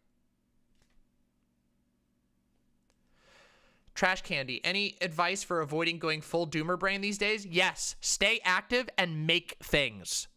Don't just fucking sit around and feel bad about things. Stay active. Go out. If nothing else, work out. Become strong, physically strong.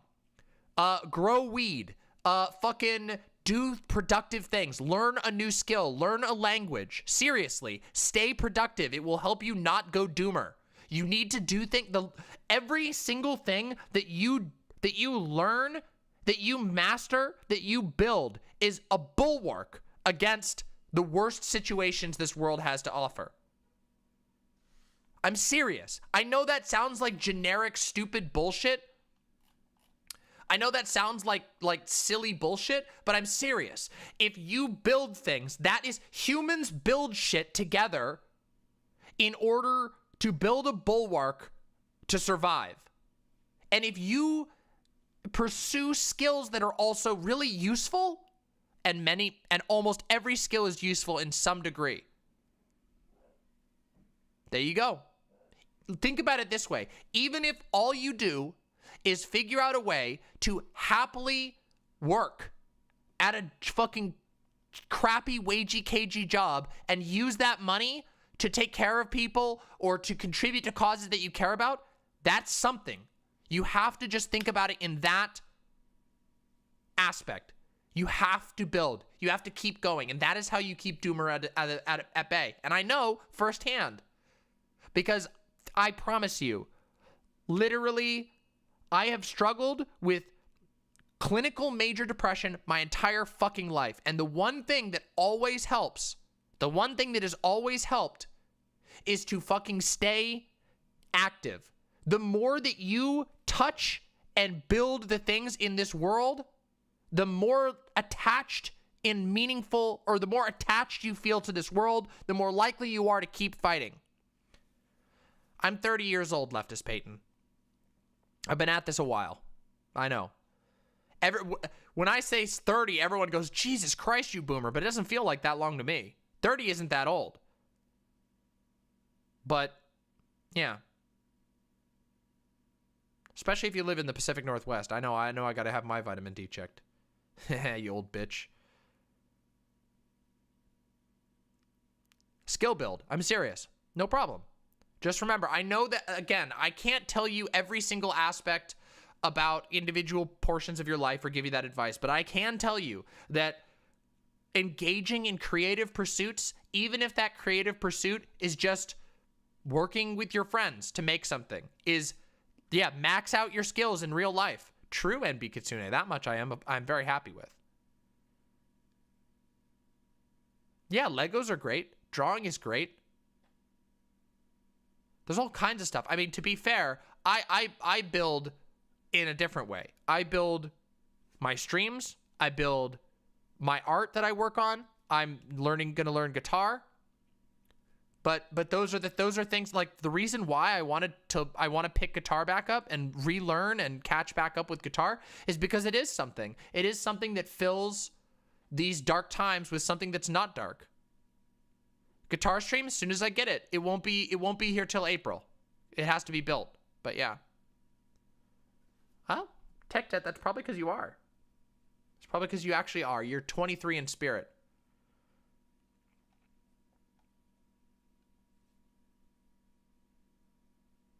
Yeah, the Popcat is amazing. It's actually amazing. I'm going to roll up in the guitar streams. It's going to be fucking great. Watch. I'm really motivated. I'm seriously motivated to learn guitar. I'm really excited. The thing is, I'm really good when I have goals that I can pursue. I'm really good at shit. And previously I didn't really have I kind of wanted to learn guitar, but now I've got people to play guitar to. So it's going to be fucking cool.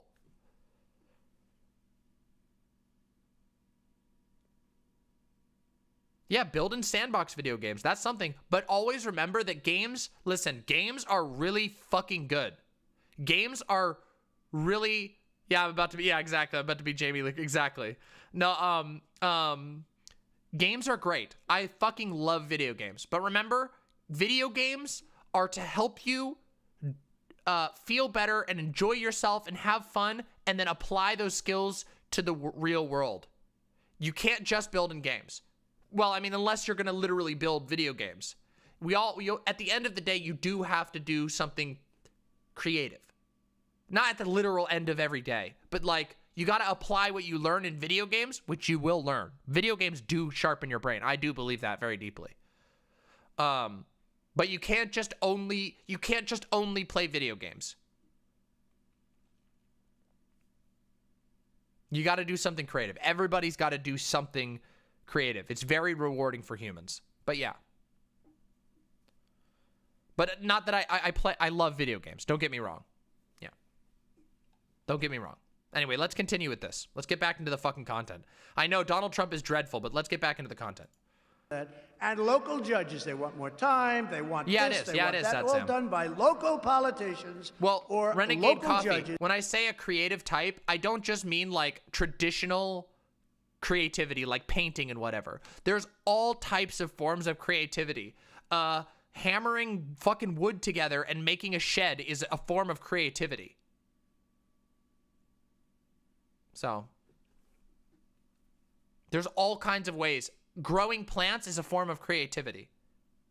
Seriously, it is. You're adding something to the world. Be creative in problem solving. Even wagey cagey jobs could be outlets for creativity if you do it right. Growing your own or cooking your own food is fantastic.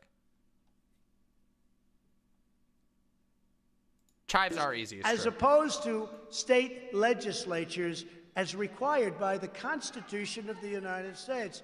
And these are numbers that are massive. These aren't little numbers. These are numbers that in each state is a transformative number. It changes the outcome of the election. And it's not close. Regardless of your political views, this should Yes, it concern was, you. dude. You got owned. You got owned. That's awesome, Retcon. Hell yeah. That's fucking really good. I really like that type of thing. As you know, I'm like a big note taker. I even talk about that on stream. I have a million fucking notes. I make a million lists and notes. It's just very helpful to me. Hell yeah. You as a constitutional I try to make this matter. a good one. That's what I'm aiming And for, the Sam Supreme LW. Court, again, didn't have the guts or the courage to do anything about it.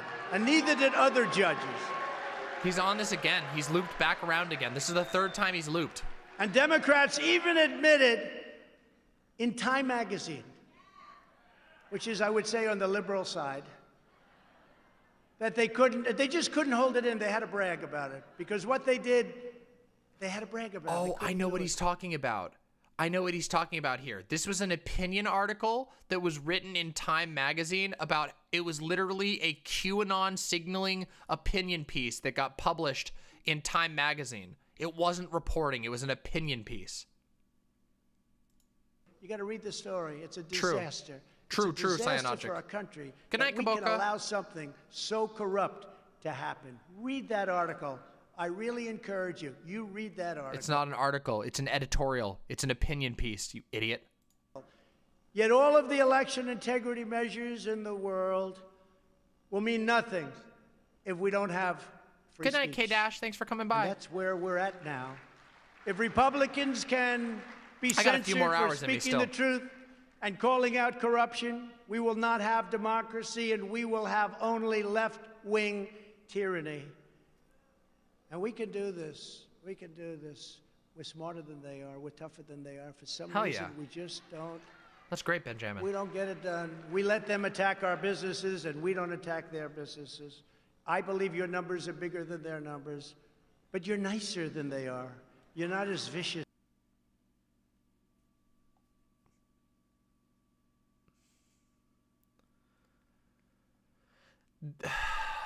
These are the type of people, oh my god, these are literally the type of people who will like call a server subhuman if they don't give them the right amount of Parmesan cheese at Olive Garden. And then he's just like, you're so nice. You're all so very nice. And like just fucking hard cut immediately to just a panel of boomers screeching at random Olive Garden servers, and there you have it. It's like, where's my breadsticks? Donald Trump's like, you're the nicest people on the planet. My breadsticks. As they are. In the past, we would debate. I would have it. I'd debate. You've seen me for many years. They throw something. I debate. They debate. Who knows who wins? You know, people go, they vote, What? they see what happens. What?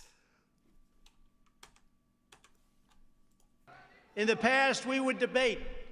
I would have it. I'd debate. You've seen me for In the past, we would debate. I would have it. I'd debate. You've seen many me for years. many They debate. throw something. I They debate. throw something. I They debate. They wins, debate. Who wins? knows? You They know, what? people go, This they is vote, they see what happens. this is the Patrick Wumbo speech right here. Why does everything go back to SpongeBob at the end of the day? This is Patrick. I Wumbo. You Wumbo. But they would have an idea. They would disagree. The public would hear it. The debate and discourse would take place. And then somebody would make a decision. You would win, you would lose. The public would make up its mind. But now there is no debate because they refuse to allow our side to even speak or be heard. What? They don't want debate. Because What are you talking about? You were the president for 4 years. You literally had a microphone to say whatever stupid bullshit. You literally had a microphone to the entire world, and you chose to talk about shooting light into people's veins. Like, that literally happened. we have easy victories. You spent 4 years basically fucking Abe Simpsoning on the stage. In a debate. Very easy victories. It's called common sense. It's called other things, but it's called common sense. It's called other things? Oh my fucking God. So they don't want a debate. The time has come to break up big tech monopolies and restore fair competition. Maybe you need to sleep, Nuts. It's all good. It's gonna be okay.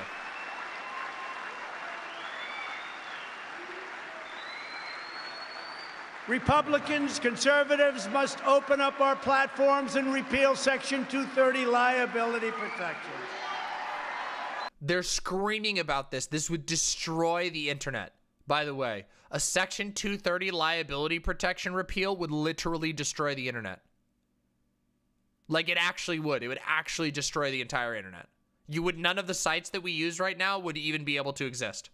You would not be able to have Twitch. You would not be able to have YouTube. You would not be able to have Facebook. You would not be able to have Twitter. You would not be able to have Medium. You would not be able to have Tumblr. You would not be able to have Yahoo Answers. It literally would destroy the internet. I'm not kidding you. It's that ridiculous. That Section 230 is the law that says that corporations don't have to be personally responsible for everything that's on their platform. And just so you know, now that might sound like I'm doing corporate apologia, but I'm not. Imagine if you were running a forum. Like, let's say that you wanted to set up a forum, right? Like, imagine that you were like, hey, good night, Just Chrysler. Thanks for coming by. Have a good night. Imagine you wanted to set up a forum. No, here's an even better example. Imagine that I had to personally sign off on every single Discord message that was sent in my Discord. My Discord has 1,700 members or somewhere in that ballpark. And there are thousands of messages sent every day on Discord, on my Discord alone. Discord would be responsible for every message sent in every single Discord on all of Discord. If I owned my own Discord server, would be responsible to go over every single message that was sent in every single one of my Discord. Oh yeah, sure thing, Leftist Peyton. Yeah, I'll do that in a minute. Hold on a second. Let me check it real quick. Here, I'll try and do that. Give me 1 second. I'll change it. I know you've been asking for a while. Sorry about that. Yeah, absolutely. Hold on. Here we go. I'll get that fixed. Give me 1 second. Thank you for the pics, by the way, of the kitty. Here we go. Bam. All right, I'll fix it. Bam. Fixed. There you go. You just got to log in and log back out. All good. Let's get back into it. Anyway. Hey, thank you for the tier 2 sub, KA6 character rec. I appreciate that. Thank you so much. And if the federal government refuses to act, then every state in the union where we have the votes, which is a lot of them, big tech giants like Twitter, Google, and Facebook should be punished with major sanctions. Dude, this would just make all red states an unlivable hell. Can you imagine if in the future, if you lived in a red state, you just couldn't use Twitter? You just you couldn't get YouTube, you couldn't use Twitter, you couldn't use Facebook. And instead you got KansasTube.com, which only has videos that are personally approved by the owners of KansasTube.com. Everyone would just move out of people would literally just pack up their bags and carry them on their back. Like, people who couldn't afford.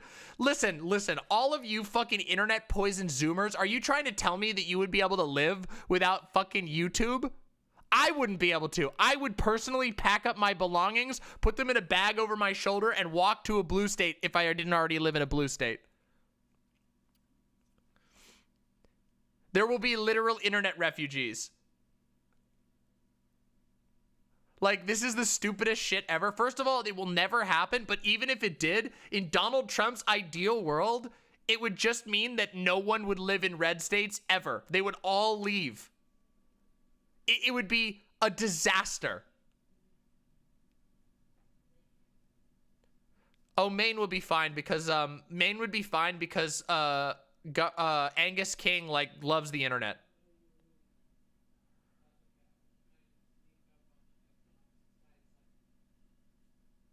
Oh, thank you. I love this shirt too. It's very, very comfy. Oh my fucking god. This is so stupid. Anyway, have fun on fucking Kansas Book and Kansas Tube or whatever. Alaska Tube. Whenever they silence conservative voices.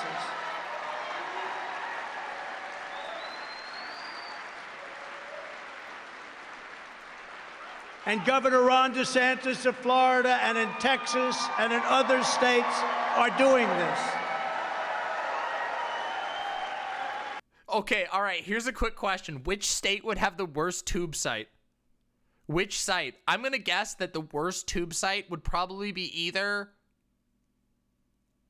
Ooh. Utah would be pretty rough. I think Florida would probably be the worst, though. Because Florida is like concentrated Trump country. Oh, okay, but yeah, but Alabama tube would at least have some like banging fucking bluegrass and some like good food recipes. Florida doesn't have any of that.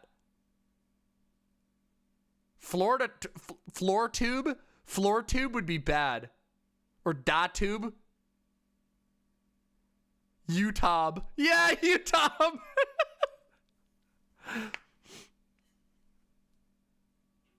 Listen. All I'm gonna say is that lovers of incest porn would be very happy on BamaTube. Okay, it's niche, but it will be very, very happy. Okay.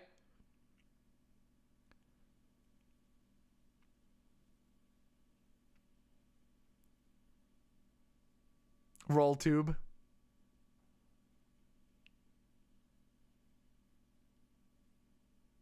I remember when Ted Cruz liked porn. Yeah, BamaTube would be banned everywhere else.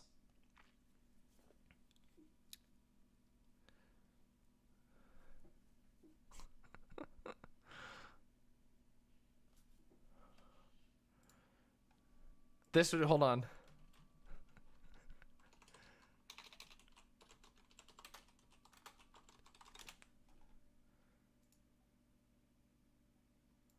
Here, this is the image that would be on at the beginning of every Texas Tube video. This is the image that would be at the beginning of every Texas Tube video.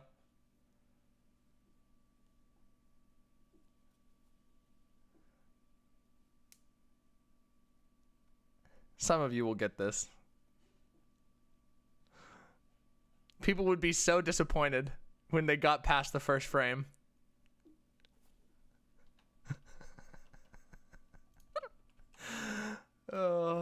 Listen, I made that joke for my partner, okay? Listen, shut the fuck up. Some of you will get that someday. If they do what they're doing, Florida, and that legislation will pass, and Texas and others will have tremendous... No, that's not an Alamo joke. ...this power to do what's right and what's fair. We have no time to waste. Nancy Pelosi... Thank you, Jeena. Thank you. Appreciate that one. The YouTube for red states should be called RedTube. Oh my God. The Democrats in if you know, Congress you know. are If you don't racing worry to about pass a flagrantly unconstitutional... Flagrantly? Okay, they were 100% using fucking Grammarly for this. Holy shit. Attack on the First Amendment and the integrity of our elections, known as H.R. 1. Do you know what H.R. 1 is? It's a disaster. Their bill would drastically restrict political speech, empower the federal government to shut down H.R. 1, fucking stop it. Fucking H.R. 1 was like 2 years ago. He's talking about like an old fucking law. And turn the Federal Election Commission into a partisan political weapon. In addition, it virtually eliminates voter ID requirements nationwide, effectively ends all registration deadlines. Can you believe this? Requires states to give ballots to felons, like, automatically registers every welfare recipient to vote, and puts unaccountable... Yeah, what? What's wrong with giving welfare recipients the right to vote? What the fuck? What the fuck? Registers every welfare recipient to vote and puts unaccountable, unelected bureaucrats in charge of drawing congressional districts. That's going to be a lot of fun. This monster must be stopped. It cannot be allowed to pass. I just want you to know, in America, in America, the worst thing you can possibly be is poor. Like, These people hate poor people so much. They hate poor people so fucking much. And it's really weird because, like, the level of hatred for the poor isn't quite the same. I don't think it's really the same anywhere else. Like, in America, if you're, like, it doesn't matter how you became poor, but if you become poor, you might as well be a literal worm to people. It's so fucked. It's so fucked.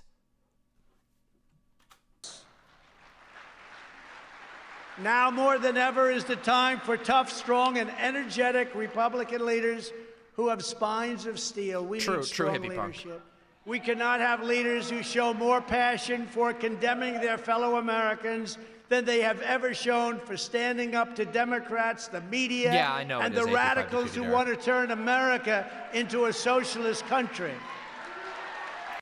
We're gonna win, you motherfuckers.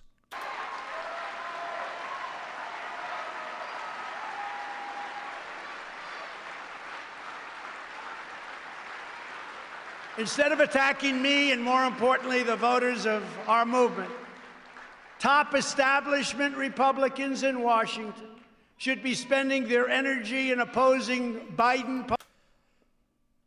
You're at CPAC. What do you mean, establishment? Pelosi, Schumer, you're giving the top speech of fucking CPAC, you idiot.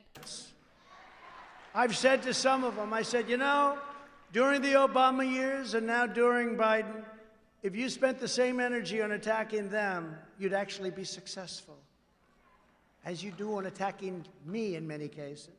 The Democrats don't have grandstanders like Mitt Romney, Little Ben Sass, Richard Burr, Bill Cassidy, Susan Collins. Susan Collins is a grandstander? Susan Collins is like the most boring Republican you could imagine. Ben's ass. Lisa Murkowski, Pat Toomey. Yes, he's singling out people who he wants to be pushed out of the party so that it can become the Trump party. This right here is him giving a list of people that he wants out of the party, because these are the people that he views as standing in the way for it to be the Trump party. That's why he's listing all these people's names.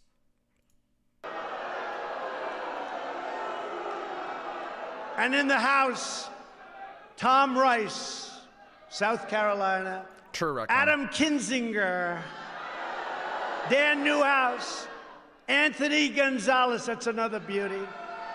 Fred Upton, Jamie Herrera Butler, Peter Meyer, John Katko, David Valadeo, and of course the warmonger. That's awesome, Retcon. A person that loves seeing our troops fighting, Liz Cheney. How about that?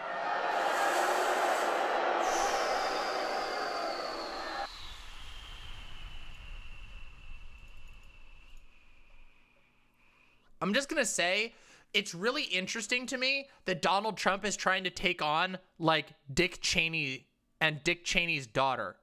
Like, Dick Cheney is not a guy who's principled. Like, you know what I mean? Like, Dick Cheney doesn't give a shit about principle. He gives a shit about power. I'm pretty sure that if they push this too far and actual danger comes onto them, that Donald Trump and his fucking goons are going to get just totally erased. But who knows? We'll see. The good news is, in her state, she's been censured, and in her state, her poll numbers have dropped faster than any human being I've ever seen. So hopefully they'll get rid of her with the next election. Get rid of them all. Democrats are vicious. Remember this, it's true. Democrats are vicious. He said evil. Well, there is evil there. But they're vicious, they're smart, and they do one thing. You gotta hand it to them. They always stick together. You don't have Mitt Romneys in the group. They always stick together. What is he even talking about? Hey, remember, lefties, and Democrats known for always getting along.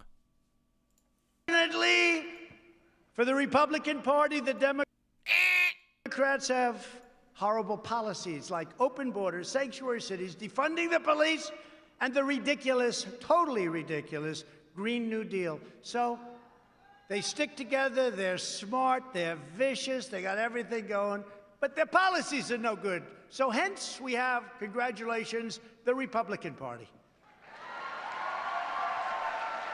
What?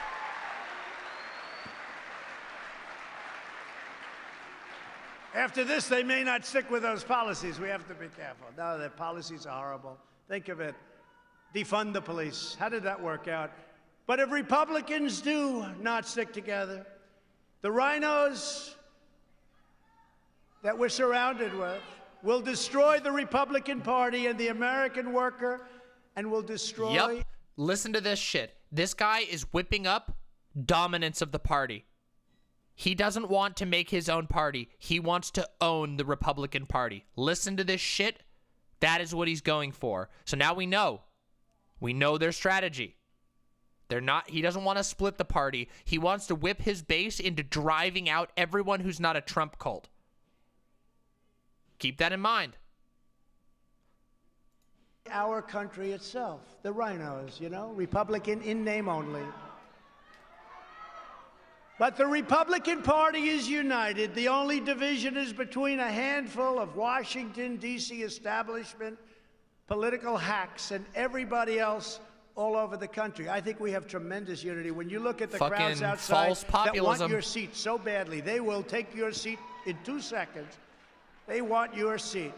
Congratulations. Congratulations on getting in, by the way. I'm very impressed. So fucking tacky. And that's why This guy's jerking off the fucking sky over here. I'm Look at announcing that I will be... Look at this fucking goofball. He's got a Trump fucking cowboy hat. Also, I can tell by looking at this hat, this is a low quality as fuck hat. You can tell by how thin it is. Actively working to elect strong, tough, and smart Republican leaders.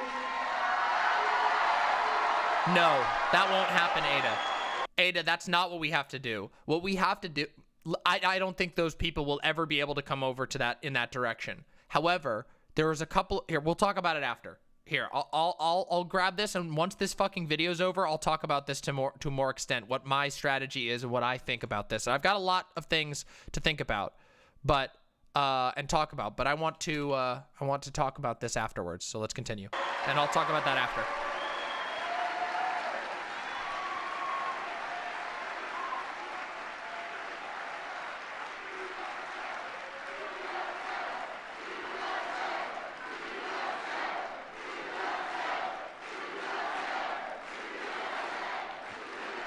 Dumplings. I want dumplings. I want dumplings so bad. Speaking of that, please, I would love dumplings. Jim Jordan did a great job, right? I heard love that dumplings. from Mark Meadows. I love dumplings so much. I really want the dumplings. Yes, please. I'm so hungry. I will come and hug you. I'm going to go for another hour and a half at least. Okay, but hold on. I'm going to pause. I'm going to come out there and I'm going to give you a quick hug and a smooch. And I'm going to grab some goldfish. I'll be right back. Okay, everybody, hold on. I'll be right back. I got to go give a smooch to Gynotype.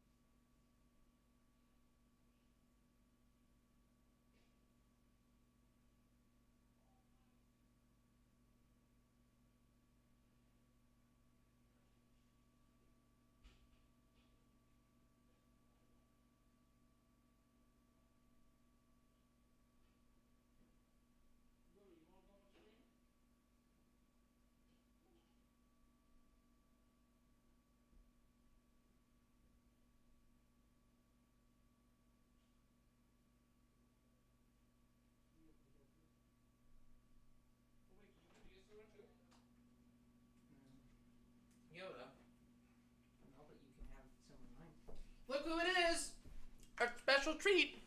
Yoda. I would love some of yours. Look who it is. Look who it is.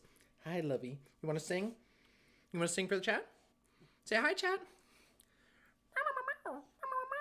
You want to sing? Oh, you want to sing, don't you? Sing. Sing. Sing. Sing. Oh. Love. She's mad this time. She's not happy about that. You want to sing? You really don't want to sing? Oh, you think there's a snack down there. That's why. You wanted to try and grab a snack. Wait, Yodi. Okay. All right, she thinks there's a snack down there. Well, you want to sing? You want to come here? Come here, come sing. There's no snacks for you. That's an empty box, Yoda. She's so That's an empty box. There's no snacks left in there. The goldfish box you were looking at, that's an empty box. She's sniffing like mad. You good? You good?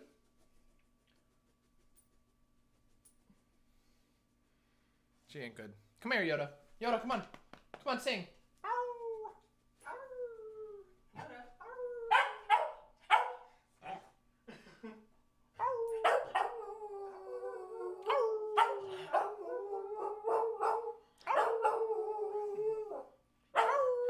Come here. Good girl. Come on. Come on. Come on. Come on up and give the chat a hello. Come on, give the chat a hello. Come on. All right, you want to get out of here? Go on. Go on. I'm probably distracting her too much. Yeah, she probably thinks you're going to give her a treat. Sorry. It's okay. Hey, thank you, Bowflex man. Thank you. Yeah, Yoda's awesome, isn't she? Thank you so much, Bowflex man. Appreciate that a lot. Oh yeah, she stole my pizza a couple of days ago. I was playing video games and I got up to go to the bathroom and I walked out and she snuck in and went and grabbed the pizza and ditched off. She literally just swallowed a whole piece of fucking good ass deep dish pizza. Pizza stealer. She did once steal a whole pizza. Okay, so Yoda is actually a skilled food thief. So she's done in the past, her greatest heist ever was the steak. She jumped on a chair and then up onto the table and grabbed a steak that had been cooked. This was by Gynotype's grandma, who was the first owner of Yoda. We adopted Yoda after Gynotype's grandma passed away. She jumped up on a table and grabbed a fucking whole ass steak off of the table and ate a steak, like a fresh fucking made steak. And then another time she ate a Papa Murphy's pizza that Gynotype had put the Papa Murphy's pizza like up on the counter, and it was slightly off, like the corner was slightly off the edge, and so she jumped and she hit it with her nose and it went and it splattered on the ground, and she grabbed this whole slice. But she didn't get the whole pizza. She just ate a slice of it, and the rest of the pizza was splattered on the ground. And then she grabbed my piece of Pizza Hut, the Pizza Hut's Detroit deep dish the other day. Yoda is a total food thief. If you're not careful, she'll get the food. She tried to eat my fucking Taco Bell the other day, but there wasn't any Taco Bell left, so she didn't get anything. Haha, it was just a wrapper. She was like, oh, damn it. She thought she was going to get a fucking burrito, but there was just an empty wrapper. Nothing left. Yeah, F's in chat for Yodi. We love her anyway. Oh, we give her good fucking treats. She gets lots of treats. We're like very loving. You know what we give Yoda? You know, Yoda, okay, so Grandma used to give Yoda milk all the time. And so we've learned that Yoda is like really partial to milk. Like she loves milk. But a lot of milk is not really good for dogs. However, we've also learned that if we don't give her milk, it makes her tummy upset and she'll barf. Like she'll go outside and barf. So we have to give her some milk. So we give her an extra special treat. Instead of like just giving her lots of milk, we give her a tiny bit of goat milk with her food, because goat milk is much better for dogs and also tastes better to dogs. So we give her a tiny little bit of goat milk with her food, and she's like, and she loves that shit. Yeah. Yep. And very nutritious for her, and doesn't bother her stomach. And she hasn't been throwing up at all for weeks since we started giving her goat milk. Well, yeah, Fawn, I know you like goat milk too, so it's an added benefit. Yeah, she's a little bit addicted to milk, yeah. Yeah, goat milk is good for humans. It's actually, goat milk is better for, is apparently considerably more nutritious than cow milk, but like I don't really like the flavor of goat milk at all. I don't really like goat milk, but goat milk is good for you. It's like very, very good for you. It has like a fuckload of nutrients in it.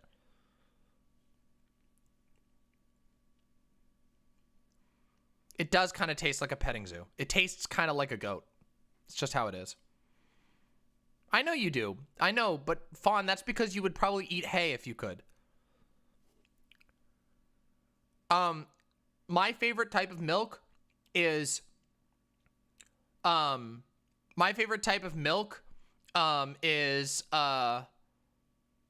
creamy oat milk. Like extra creamy oat milk. Perfect. That shit is good. That shit is fucking good. Why is goat milk musky? It's not really musky. It's that goats eat a lot of hay, and hay is very pungent. And because goats eat a fuckload of hay, the milk tastes like hay. Just how it is. Oat milk is really yummy. The debate with the Nazi on the gaming stream? Yeah, it was on the gaming stream. It was like halfway through the VOD somewhere.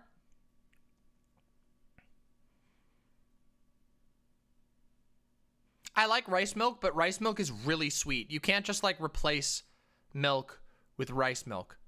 Oh, the VOD? The VOD should be uploading. The VOD should be uploaded. Wait, Jeena, I uploaded it earlier. Maybe it's not finished uploading, but I uploaded it earlier, I think. Yeah, I did. It should be, it's probably still uploading to Dropbox. So you might just have to wait a second. Let me see. Let me make sure it's there. Yeah. Yeah, it's there. It should be uploaded.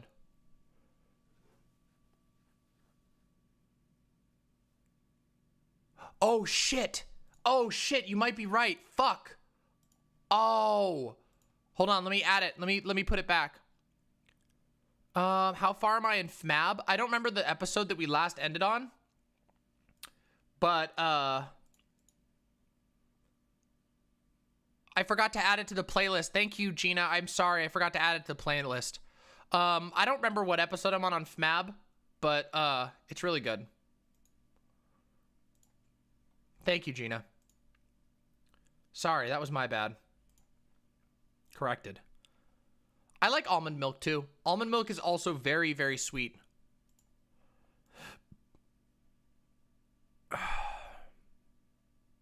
Yeah, look, I'm going to be honest. I don't think I got any more of this Donald Trump speech in me.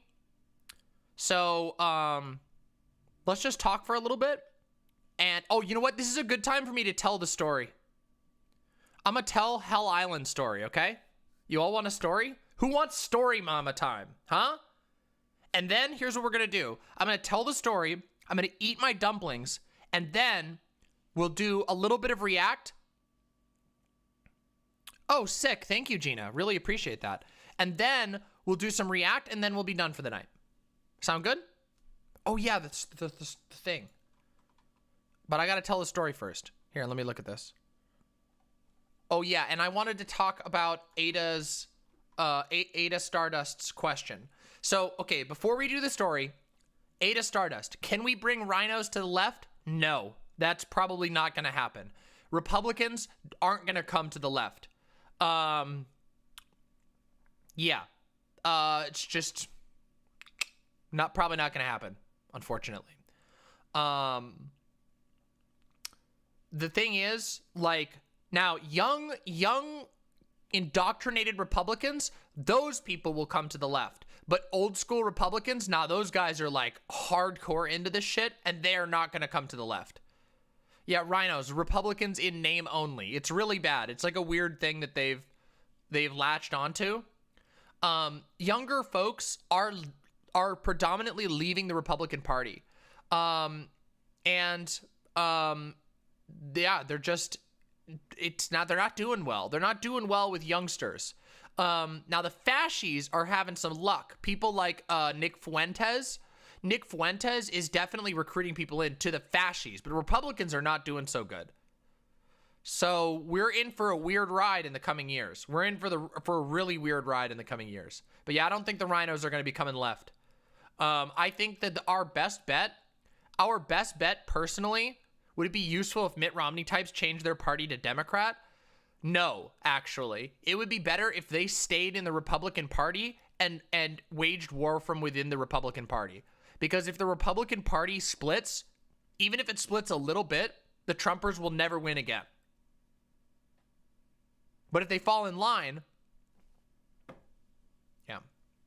We got to get the apolitical people on board. Yep. That's why I try to do fun content, because apolitical people like fun stuff. Yep. All right, story time. You ready for some story, mama? You ready for some motherfucking story, mama? Okay, here we go. This is the story of Hell Island, okay? I talked about this. I mentioned this in passing a couple of days ago, but I really wanted the opportunity to tell this story because it's a fucking hog wild story, okay? How many people here have been camping in a in like a tropical area? Has anybody here camped in a tropical area? Anybody? Anyone? Like actual camping in a tropical area? Anybody? No? No? Okay. Maybe it looks like some people have. Marinara has. A couple people have. Okay. All right, a couple people have. All right. So some of you know what the unique challenges of camping in a tropical area would be. You know? There's like, it's humid. You got to go in the right time of year. Most people have never camped in summer in a tropical area. This is the story of the time that my dad got the great idea to take us camping in the middle of summer on a fucking island in Florida, on the west coast of Florida, which is where, just so you know, some little facts you should know about the west coast during summer, okay? The west coast of Florida during summer, the water gets very, very warm during the summer. Okay? So the temperature of the air is very warm and the water is also warm. Salty, heavily salty Gulf Coast water that's very warm in the summer. Remember this. Okay? So, my dad always fancied himself a boat guy, okay? So you know the type of people who would go to a Donald Trump boat parade? That was my dad. My dad is that type of person. He loves his boat. He always had a boat for, well, once he made money. When I was younger, my dad was pretty poor. But later on, he got some money and he founded a business and he was doing pretty good for himself. And his thing that made him feel cool was a boat. He lived on a boat for a while. We stayed with him multiple times in his boat. And yeah, he was a boat guy. So over the years, the first boat that he ever had was like, he was not rich enough yet to be a boat guy, but he really wanted to be a boat guy. So he bought like a secondhand boat that was in shit ass condition. Now, personally, I liked that boat, that first boat that he ever got. It was a big yacht. It was in shit condition. So it broke down on the way home. Every single time we fucking went out, that boat would break. But he had a boat. And for me as a kid, it was super fun because it was like, hey, we can stay on the boat. And Retcon will tell you that, like, we used to fucking sleep outside on the deck of the boat because it had, like, a bed that you could build outside. It was super fucking cool. So Retcon and I used to fucking literally hang out. Like we would get sleeping bags and we would get our pillows and we would fucking put the table down, put the cushion there, and we would sleep out under the stars on a boat. It was dope as shit. Now, see, for that, the boat doesn't need to be moving, so it's fine, right? Now, of course, remember, the boat's in shit condition. The engine sucks. But basically, for us, it was like a floating camping trip. Fucking cool. My dad's second boat was way nicer. So many fucking years later. Now, the first boat I have mostly good memories on. Like, we had a lot of fun times on the first boat. Later on, my dad got a lot more money. And he bought like a smaller boat, like a smaller power boat is what they're called. They're called like a power boat. Let me try and show you what this is. Let me see if I can find a good example. Let's see if I can find a good example of this. Yeah, this is it. This is like what his boat looked like. It looked like this, kind of. This was his shit. It looked a lot like this. His second boat looked just a lot like this. Except it was blue instead of black. But yeah, it's like a boat like this. Like it's technically a yacht, but it's small. It's not a speedboat. Speedboats are different. This is a power boat. They're basically like, it's like the Mercedes of boats. It's not like you're not a rich person, but you're richer than other people. So yeah, it's Yacht Junior. Yeah, it is. It's technically a yacht though, so you can say you have a yacht, but it's not a yacht in the Bezos style. It's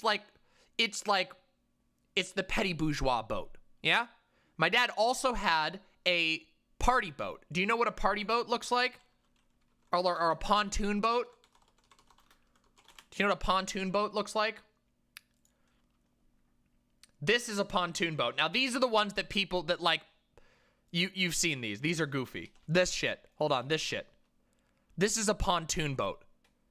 This is like, yeah, it's silly. Now, my dad also had one of these. Now, here's where it gets really cringe. Ready? I'm going to tell you the cringe part, okay? Pontoon boats are fun, I will agree, but they're like lame. They're like the minivan of boats. They're really cheap comparatively, and yeah, they're broke boats. It's true. Unfortunately, it's true. It's just true.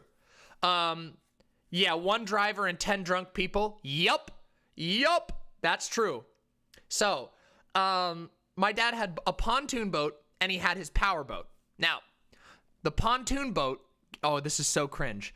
The pontoon boat, he named it the Black Pearl. And he painted it all black. And it had like he put like a pirate flag on it, like a shitty pirate flag. So cringe, so fucking cringe. But all right, just saying, just too fucking funny. But I just wanted to say, the pontoon boat has nothing to do with this story. I just wanted to tell that one because it's funny. So, the power boat was what we usually would take out. Now, this was like the part of my life where I lived this really fucking weird, that actually happened on multiple occasions, Marinara. I'm not kidding you. That actually happened on multiple occasions. But yeah, so at this point in my life, it was very weird because most of my life I lived in New England with my mom, who was poor as shit, and that was where I lived full time. But during the summers, I would go stay with my dad in Florida, where he had all kinds of nice stuff because he was rich as fuck. So like during the summer, it would be really weird. We'd be like, okay, I guess we're going out on a boat then. I guess we're going to restaurants then. Wow, this is amazing. And then afterwards, we would go back home and go back to being poor again. It was very, very weird. It was a very weird life. But it afforded me a couple of unique experiences, like going out on a boat. Most people don't get to do that because they don't have one parent. They don't have like a parent divorce situation. I know you hate boats, but that's because we still gotta go. Anyway, I fucking love the ocean. I'm also terrified of the ocean, but I love the ocean. And being out on a boat was like most of the time one of the best experience, like one of the most amazing experiences to me. I would put my little sunglasses on and a hat, and I would just sit there and I would just look out into the water and think for like hours. Like, I would just, the wind blasting by, the salt air, the spray of the ocean, and I would just think about shit. I would think about God, because at that time I was a Christian. I would pray. I would think about music that I wanted to write, because at that point in my life, I thought I was going to be a musician. And then later, as time went on, I thought I wanted to go into film, and so I would think about movies that I wanted to make. I would zone out completely.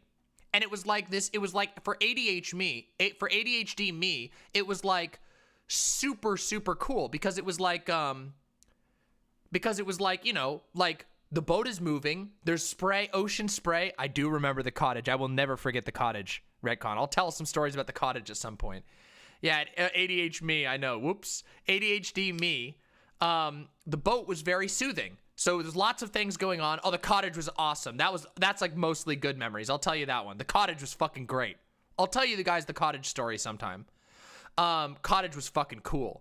But the boat was like super soothing. So I fucking loved this shit. But the thing about this boat is that it wasn't really big enough to stay on, like, overnight. There was enough room for 2 people to sleep down below. Unlike my dad's old boat, which was an actual yacht, even though it was a shit condition yacht, it was still a yacht, and there was room for plenty of people. You could sleep like 10 people comfortably on that boat. Like, it was weird, but you could. And this boat only had room for 2. It was mostly a boat to go from place A to place B. And so my dad was like, hey, you know, we haven't really gone, like, we can't stay on the boat together. Like, when we weren't there, he would go with his wife, and he would go on the boat, and he would go out and anchor some random location and just spend the night out on the boat. But he couldn't do that with us because there's not enough space. So my dad was like, how do we get this to happen? How do I get everybody to go be able to sleep under the stars and enjoy the nautical experiences? And my dad was like, well, we can go camping on an island. And I was like, well, being a kid, you know, I was like, well, I used to love camping in New England, and camping in New England is based as fuck. Don't ever let anybody tell you otherwise. Fucking camping in New England is fucking awesome. And so I was like, oh, sick. We're gonna go camping? That sounds kind of cool. And so we were all kind of hyped for it. And we got on the boat, we went out into the ocean, and we got to the island that we'd been to this island before, but we'd never been to, like, the island proper. Here's what we would always do. When we wanted to go to the beach, oh, well, that's true. That's true, Retcon. That was a little bit wild. Hey, see you later, Polytacos. Have a great night. So, we had been to this island many times before. Normally what we would do is we would take the boat around the far side of the island, the side that was facing out into the Gulf of Mexico. We would anchor the boat off the shore a little bit, and then we would jump in the water and we would swim to shore. Super simple. You go and you have a nice day on the beach, then you jump in the water, you swim back out to the boat, and you call it good. Pretty cool. Right? Seems cool. So this time what our idea was, hey, why don't we go to the national park on the other side of the island, and there was a dock there, and you could dock, and you could pay a small fee to dock your boat, and you could rent out a cabin. And we were like, oh, that sounds so cool, right? Or I was like, yeah, it sounds awesome, Dad. Let's do it. So we take the boat out. We get all our camping gear on the boat. We go out. We fucking anchor. Well, we go to the dock. We tie it all up. And when we get there, we're greeted by some park rangers. You know, the dudes with the funky hats and the green shirts. And they're like, hey, welcome to the campground. Here's the rules. Get all your stuff. And we got to take it to the campground. It's like, so we have one golf cart, but you'll have to carry everything else. So we loaded up what we could onto the golf cart. And then, you know, some of us went with the park rangers in the golf cart, and the rest of us had to lug a bunch of shit through the middle of the woods, through the middle of like the Florida woods, like carrying all this bullshit. And it was way longer than we thought it was going to be. Like, it was fucking long ass distance. That was a fucking haul. That sucked. But we did it. And so we get there, and there's this campground, right? And it's like, oh, it looks pog as fuck. So I'm not from Washington originally. You way over toasted my dumplings? They're probably still good, right? Or are they totally burnt? Oh. Oh, well, it's okay. I got time. No, I'm originally... okay, I was born on the West Coast, and I grew up in New England. And then, yeah.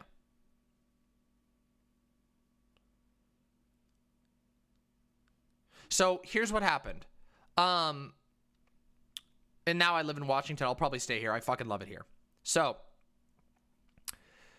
we got all our stuff over there, and the campground looked pog as fuck, okay? So there was I'll paint you a picture of this, okay? So imagine like super dense tropical like forest, Florida forest. So like Florida forests are like hella dense. Like you can't walk through Florida woods. Like not really.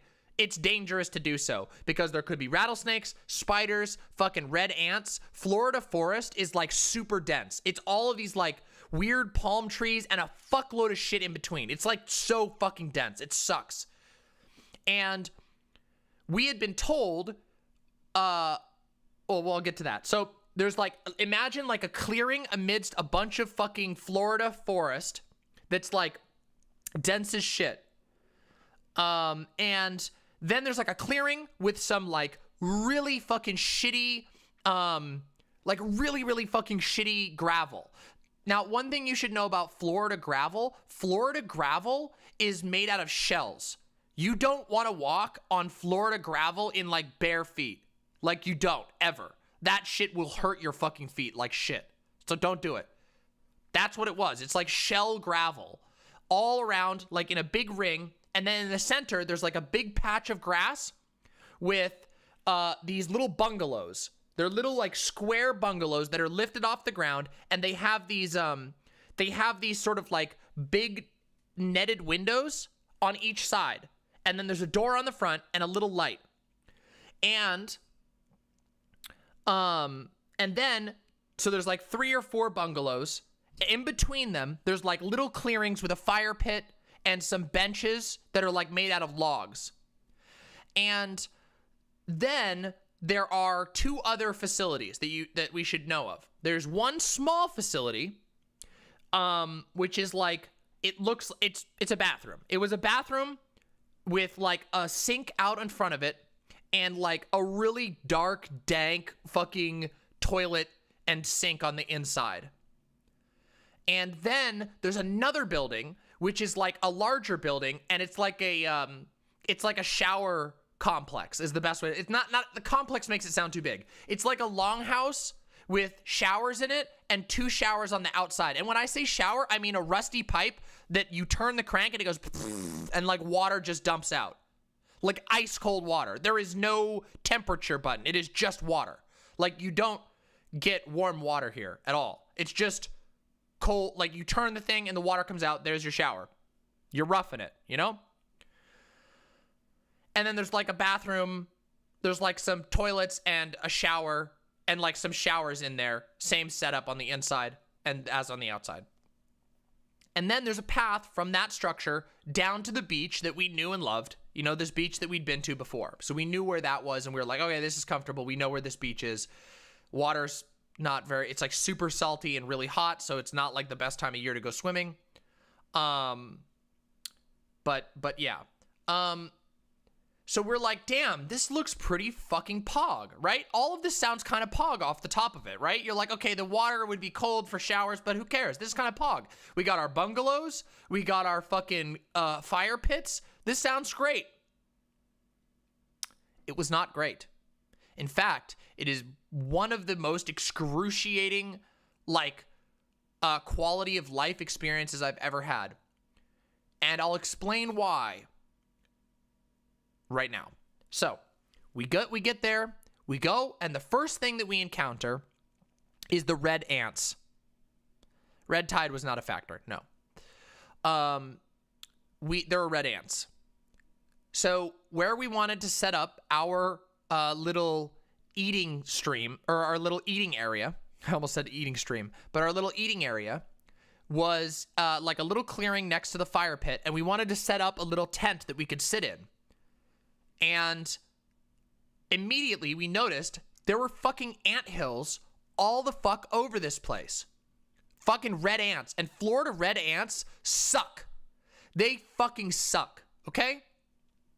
So there were red ants everywhere. Nothing we could do about it. We just tried to move the tent, like the eating tent, away. So that wasn't great. Really, really sucked. Red ants were fucking everywhere. We couldn't find anywhere to put the tent besides where there were red ants. So we just realized, okay, we're gonna have to deal with the ants.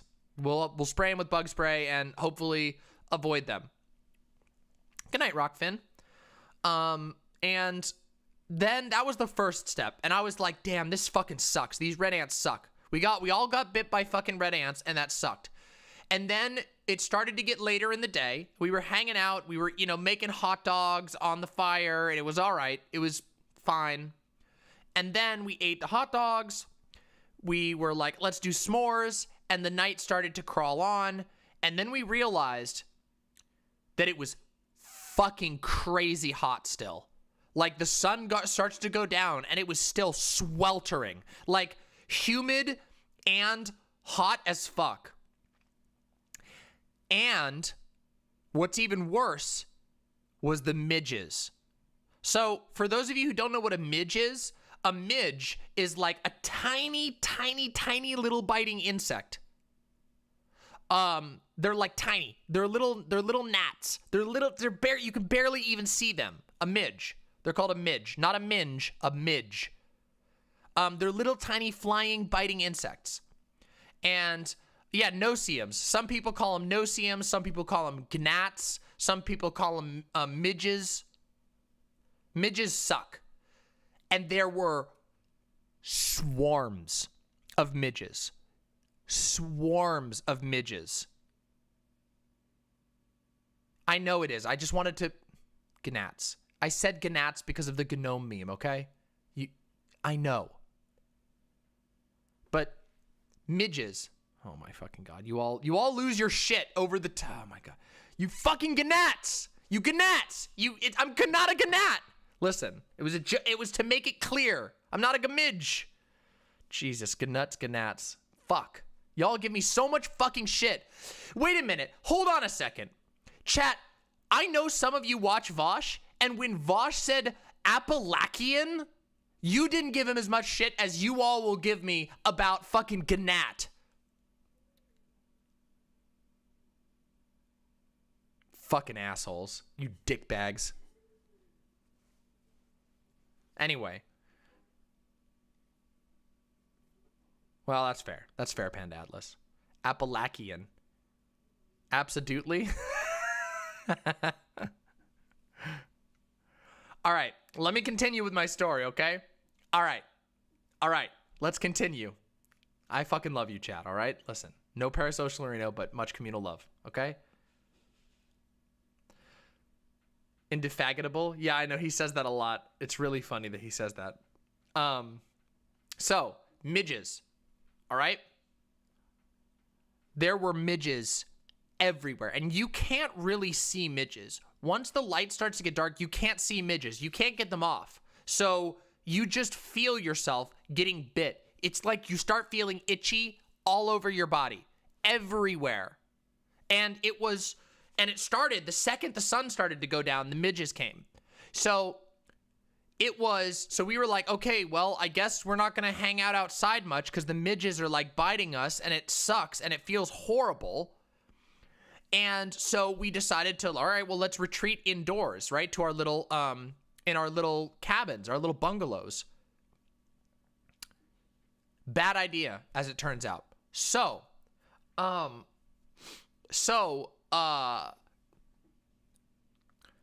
the bungalows, we thought, looking at it, like, okay, well, these have like netting, right? So where they have not netting, they have like fine screens where the windows are. Now the windows were weird. So Yeah, I know about those. I know about those, Pope Jupiter. So the way that it was is like, imagine the windows were like this. The windows lifted up like this, and then you would latch them up to the ceiling. So they were big, like plank windows that you would lift up and latch onto the ceiling, and then there would be a screen underneath. Like 3 of those on each, on the interior though, you know? So, those were the windows, and there were bunks right next to the windows, and we went in, and we were like, okay, the screens will be fine, right?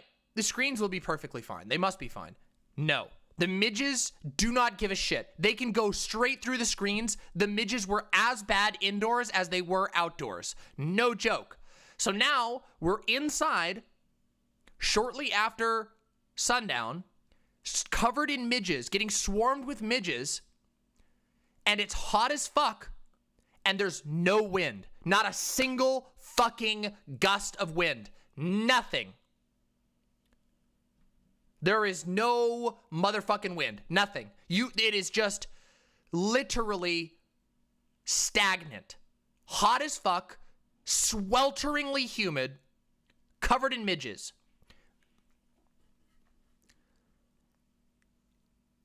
So sleep was impossible, needless to say. There was no sleeping whatsoever, okay? I tried to sleep so hard, and it didn't matter because all my blankets became coated in sweat because it was so hot that you could not... The blankets would help you from the midges, but you would soak your fucking blankets trying to cover yourself, and also you'd be hot because it's fucking summer. So what we ended up settling with, now I'll get to this point actually in a little bit. We tried a whole bunch of solutions. We were like, what the fuck? And we were like, Dad, like it sucks. We're miserable, help. And he's like, yeah, I know we're miserable. Just go to bed. And we're like, we can't. Oh my God. And it sucked. So we got the idea to light a citronella candle in our cabin, right? Like, so we got one of those big old citronella candles and we lit it up, and it was like belching citronella into the room. And I don't know that it helped. It didn't actually help all that much, although we did get rid of mosquitoes, but there weren't that many mosquitoes. The problem was mostly the midges. But then we could see the floor of the cabin. And as it turns out, there were a lot of cockroaches in the cabin. A lot of cockroaches in the cabin.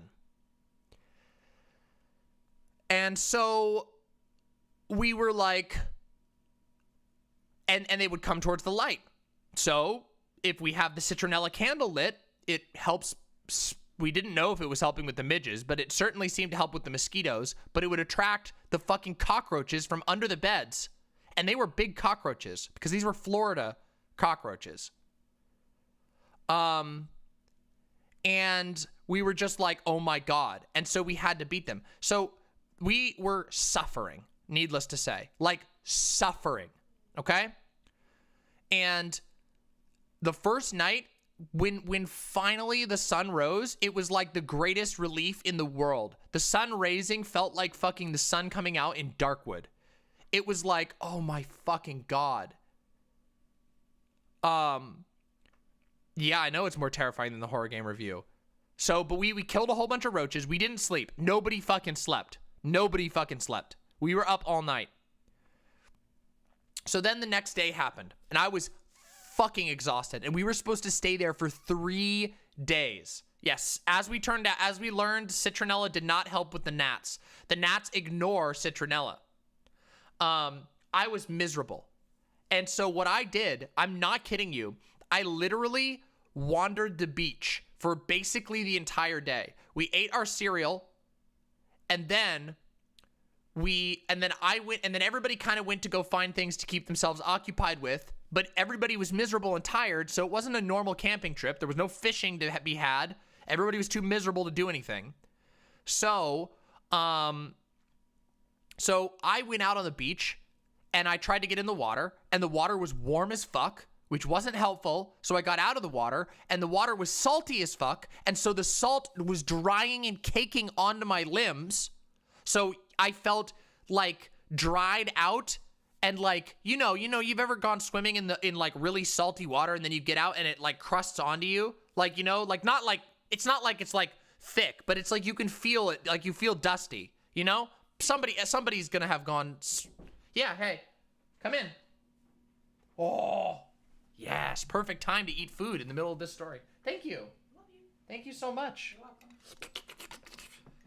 Yes, I'm so hungry. Perfect. So,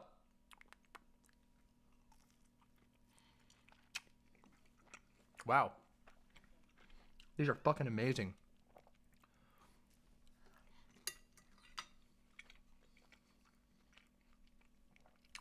So, the water was too hot and it made me salty. So, I decided that I would walk around on the beach. And just cause, like I was like, okay, well, like I don't want to be in the water because it's horrible. So I walked around on the beach and I figured out, hey, the water from the shower tap is super cold. So I'll go rinse myself under the freezing cold water and then go for a walk on the beach. And I severely underestimated how tired I was. So I was walking on the beach and I was literally falling asleep while walking. Like the water dried almost immediately and then I was just falling asleep while walking. And then a horsefly came for me. Do you know what a horsefly is? Horseflies are like these giant fucking flies that when they bite you, it will literally make you bleed. They take chunks. They're horrible. And I started getting followed by a fucking horsefly. And I couldn't get rid of it. I couldn't fucking get rid of it. And so I was like half falling asleep I was like half falling asleep on the fucking beach, trying to avoid, using my towel to try and avoid this fucking fly. And finally, like the day started going on and we were just like, this is horrible. Like this is miserable. And we were complaining and there was nothing to do, but there was no way we could go. We came there. My dad paid for fucking 3 days. So, or 2 nights and 3 days. So I eventually, wasted most of the day. And then I finally was like going back and I'm like, Jesus fucking Christ. We have to last another night here. And my idea was, okay, here's the idea. I know that the water from the tap is super cold. So maybe I can sleep if I take my beach towel, soak it in water, wring it out, and then use it to cover myself so I don't have flies all over me. And, so I don't have flies all over me and can sleep with like a wet blanket over me. And that actually helped a little bit, but it was still unbelievably hot. It actually did help. I was able to get some sleep. And so at one point, I woke up like somewhere in the middle of the night, don't know where. Now interestingly, at this point at night, some random group of people, I don't know how this worked out, but this random group of people came with a fucking RV. And I don't know how that happened. I don't know if it was, maybe it wasn't an RV. It might have just been like a truck.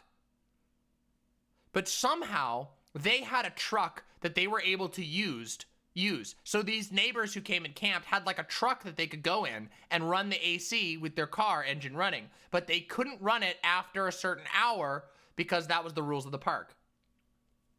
So we were like, so my dad and my uncle and aunt were like hanging out with these new people who showed up and like listening to music and shit and getting drunk and whatever. And we were trying to sleep. And so I slept a little bit. And then, of course, there were bugs. There was everything. It was fucking annoying. And I woke up at some point, like, when it was darker. Like, it was, like, middle of the night. And I remember waking up, and I didn't hear anybody outside. So I was like, oh, my dad and my stepmom and my aunt and uncle must have gone to sleep, right? And I was like, I need to go to the fucking bathroom, but I don't want to go out there because there's bugs out there. So I was like, okay, well, I got to go to the bathroom. So I wrapped up in my little fucking now dried out towel, and I went out into the night with a little fucking lantern. I'm gonna eat a couple of these things real quick.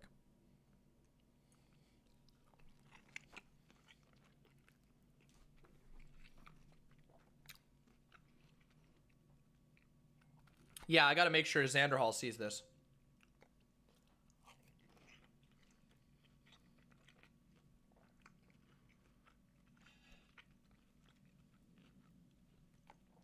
Yum.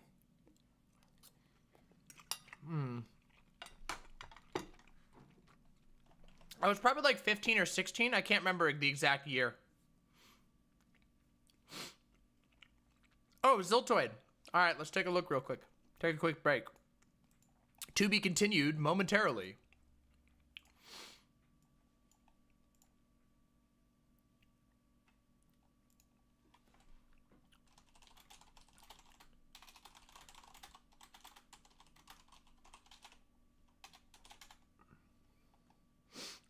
Let me check this real quick. Put in the memes. I'm checking. Yo! A grug! We have a custom grug! Yo! This is awesome! Thank you for the grug! Nice, Ziltoid. Thank you. Fucking based off of infrared? Jesus Christ, you're trying to get me fucking owned. Oh my god.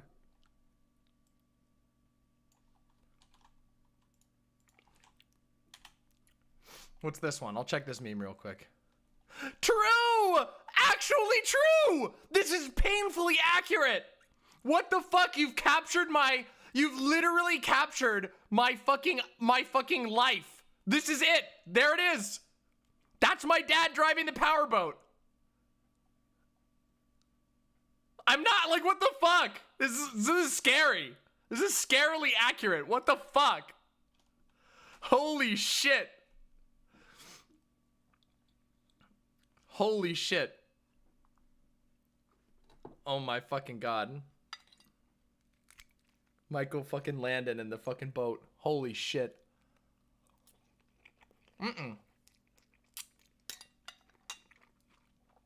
I'll take a look at that in a minute. I gotta finish the story. Alright. I'll take a look at it. We'll check that out in a minute.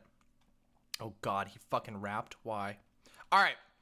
So, I go out to go to the bathroom. That's where we left off. I woke up in the middle of the night after everybody had fallen asleep, and I decided that I needed to go to the bathroom. So I got up, and I'm like, alright, I'm gonna go over to the little bathroom complex. And I'm like,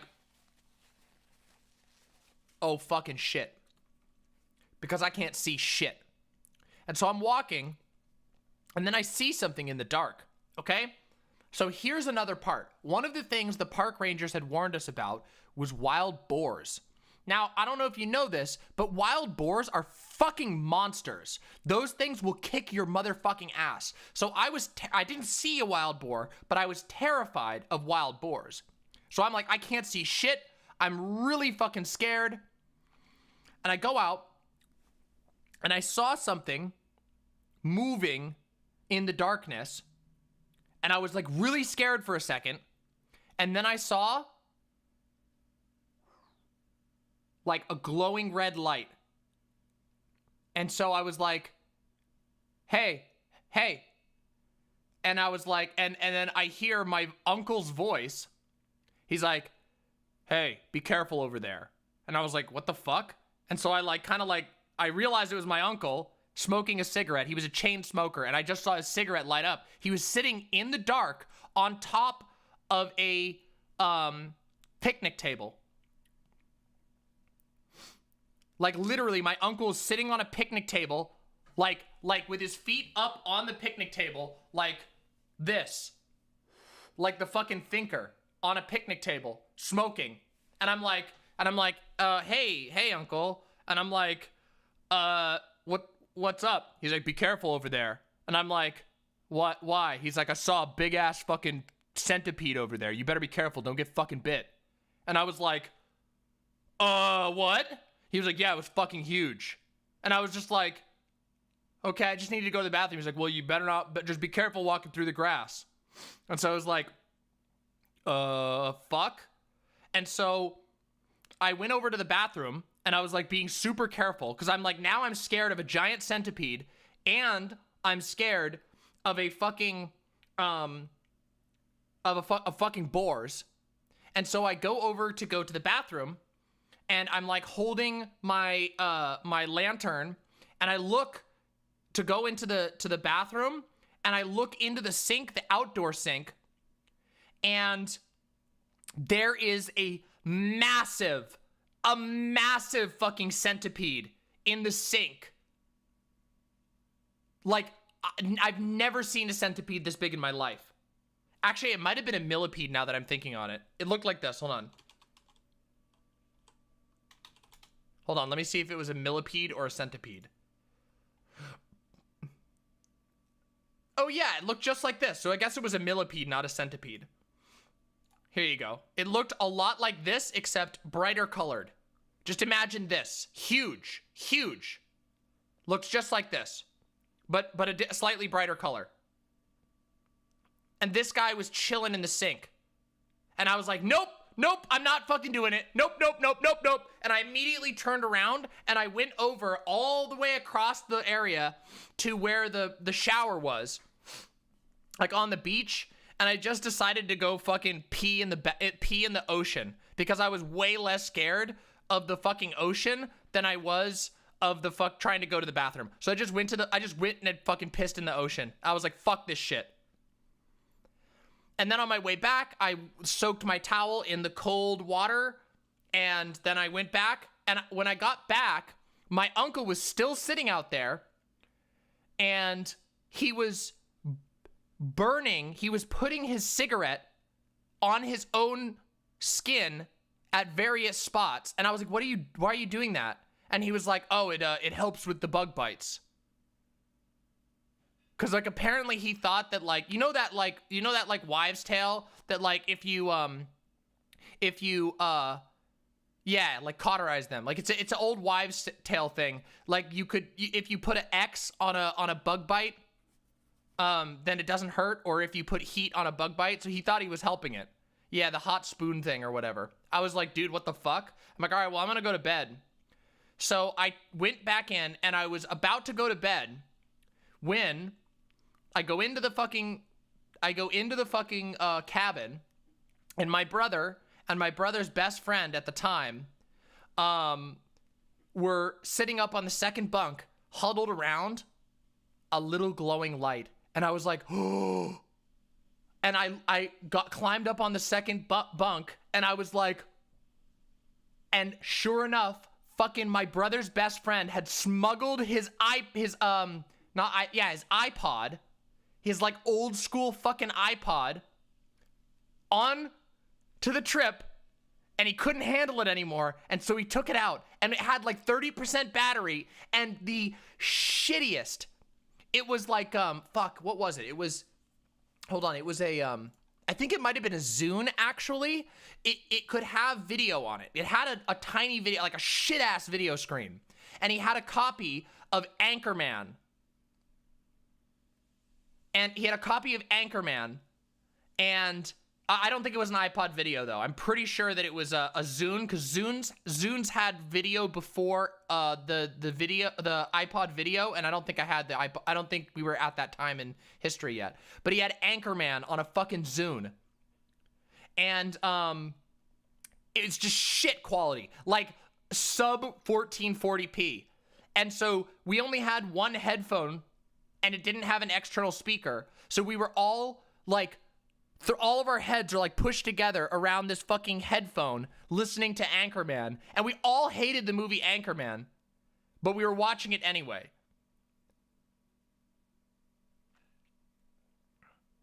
Yeah, 144. Yeah, 144p. It was trash. And just somewhere around that, while we were watching Anchorman around this fucking shitty earbud, literally like a skull candy earbud. Yeah, we were just huddled. It was like that may as well, Anchorman may as well have been a fucking a fucking what's it called? A bonfire from Dark Souls. And we were miserable, just miserable. But as we were watching the movie, we finally got some wind. The wind picked up, and so there was wind blowing through the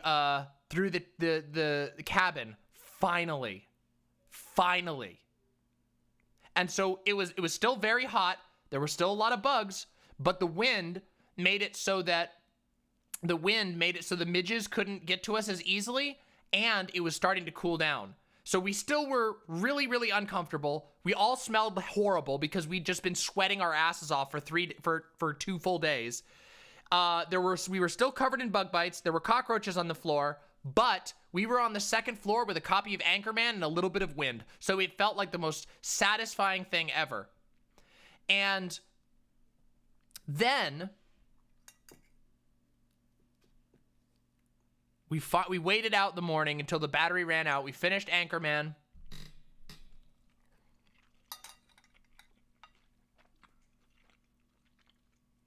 And when the sun came up, we immediately were like, fuck this. We're not getting bored at all. We're gonna go keep ourselves busy. So from the moment that the sun came up, we were outside running around on the beach, wetting the towels every 5 fucking seconds to make sure that we were staying cool. And the moment my dad woke up, we fucking annoyed the absolute fucking shit out of him.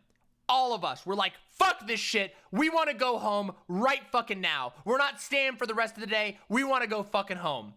Literally, like rebellion. And even my uncle was joining in. My uncle was like, no, my uncle's just like, we gotta get the fuck out of here. We gotta get the fuck out of here. I can't handle this anymore. These fucking bugs are driving me fucking insane. We gotta get the fuck out of here. My uncle was like fucking pissed as shit. And the funny thing is that we got, like, when everybody woke up, everyone looked like they had fucking measles. Like fucking measles. Like everybody had spots all over them because of how many bug bites we all had. All over our bodies, everywhere. Your fucking thighs, your ass, everything. You're covered in bug bites. I literally think he stayed on the picnic table all night. He's covered in my uncle literally was covered in cigarette burns. I'm not fucking kidding you. He's just like, we gotta get the fuck off this fucking island. And like, so we did. We were like, we gotta get out of here. So we gathered all our shit up, and the like park rangers came by to check, because they came by from time to time to check on everything, make sure everything was fine and nobody was hurt or whatever. And they were like, wow, you all got really chewed up by those bugs, huh? And we were like, yes, it was horrible. And they were like, well, you brought baby oil, right? And we were like, what? And they were like, baby oil will protect you from the midges. You won't get bit by any midges if you put baby oil on. And we were just like, what? Why didn't you tell us this at the beginning?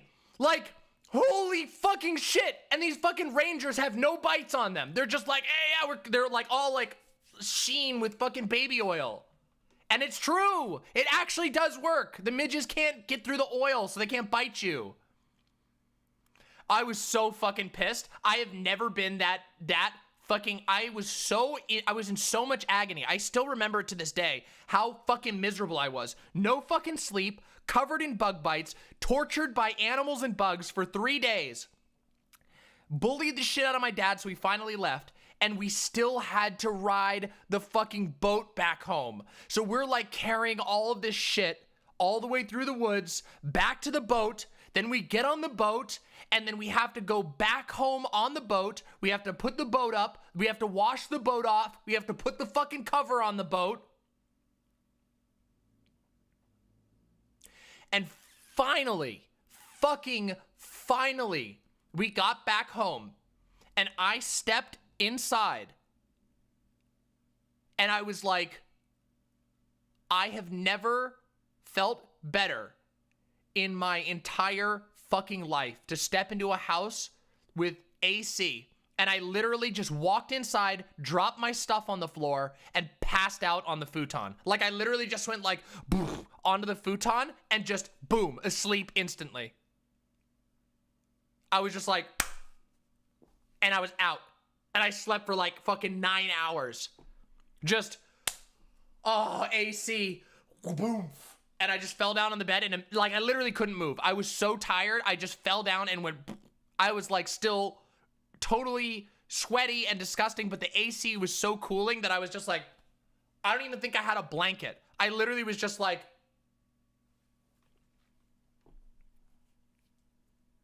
and that's the story of Hell Island and why we never went camping in Florida ever again. I told you, wasn't that a fucking good story, everybody? Wild fucking story, huh? Don't do it. Don't make that mistake.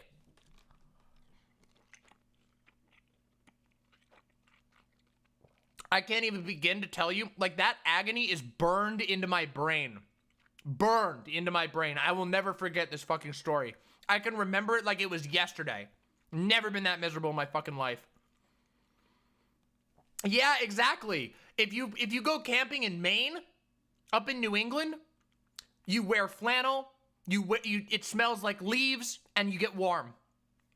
And then you go fishing. But you go camping in Florida, you get eaten alive by monsters. It's like, going camping in Florida is like, you remember Peter Jackson's like shitty King Kong movie? You know the part where there's like getting eaten by the big bugs and shit? There's like the giant grasshoppers and the centipedes and the big leech that grabs the guy's head? That was the experience.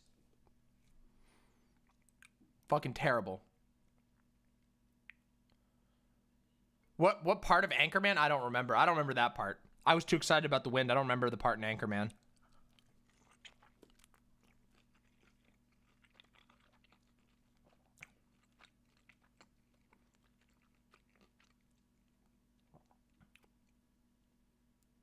Always camping when it's colder. Yeah. Like fall or summer in New England. Summer in New England is fine. It's very, very mild.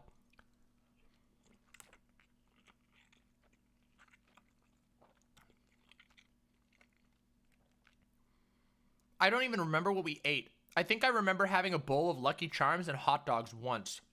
I don't remember anything else. That was so agony.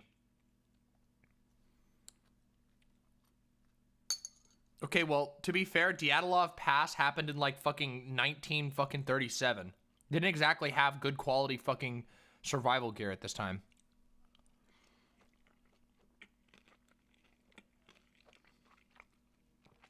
You don't camp in winter. You camp in late summer in New England, early fall. That's when you do it. Oh, I can't tell you the island because then that would dox me. But it's okay, Lonnie. You gotta see the story. You gotta when I'm done, you gotta rewind and watch the story, and you gotta share it with Zan. Lonnie, please play it for you and Zan. I'm serious. Roll back and just, I guarantee you Zan's gonna be like, oh my god, I feel this. Fucking Florida stories, for God's sake. Holy shit.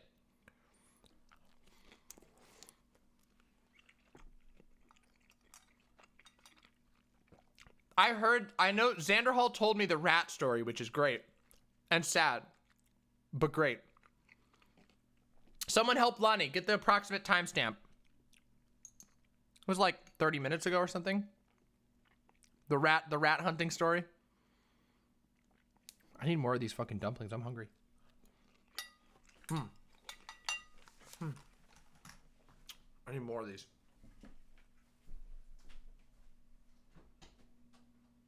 Izzy, are there more dumplings?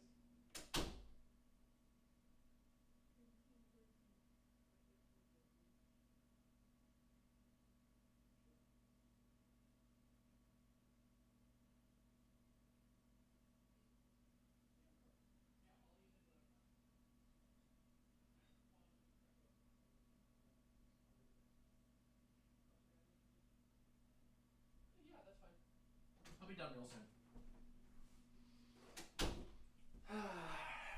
Okay, cool. I'm getting more dumplings later. Yeah, Florida is the Australia of America. It's completely true. Completely true.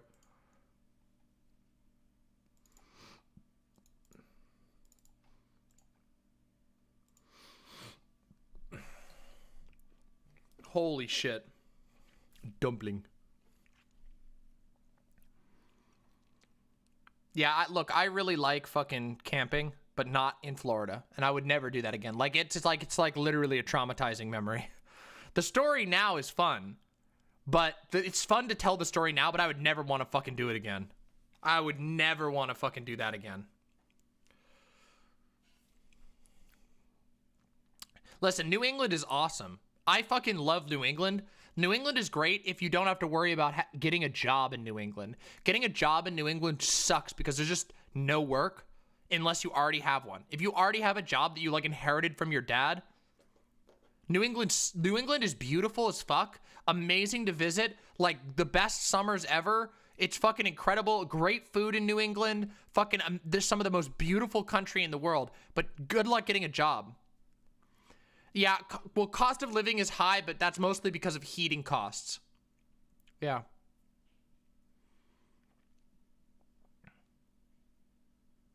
Huh.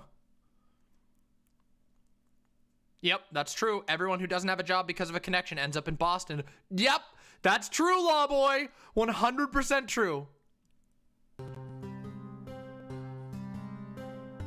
Ah! Oh no, Thremonic! This story, I opened up a used mouse I got off Amazon to find out it was covered in lice, dandruff. Help me. I'm sorry, I may have cursed your mouse. Thank you for the dono. Best of luck. I'm very sorry. Holy shit. Holy shit. Now, Retcon mentioned the cottage. The cottage was really cool, by the way. The cottage is not scary. The cottage was really cool. The cottage was a old shingle style. Here, let me show you what it looks like.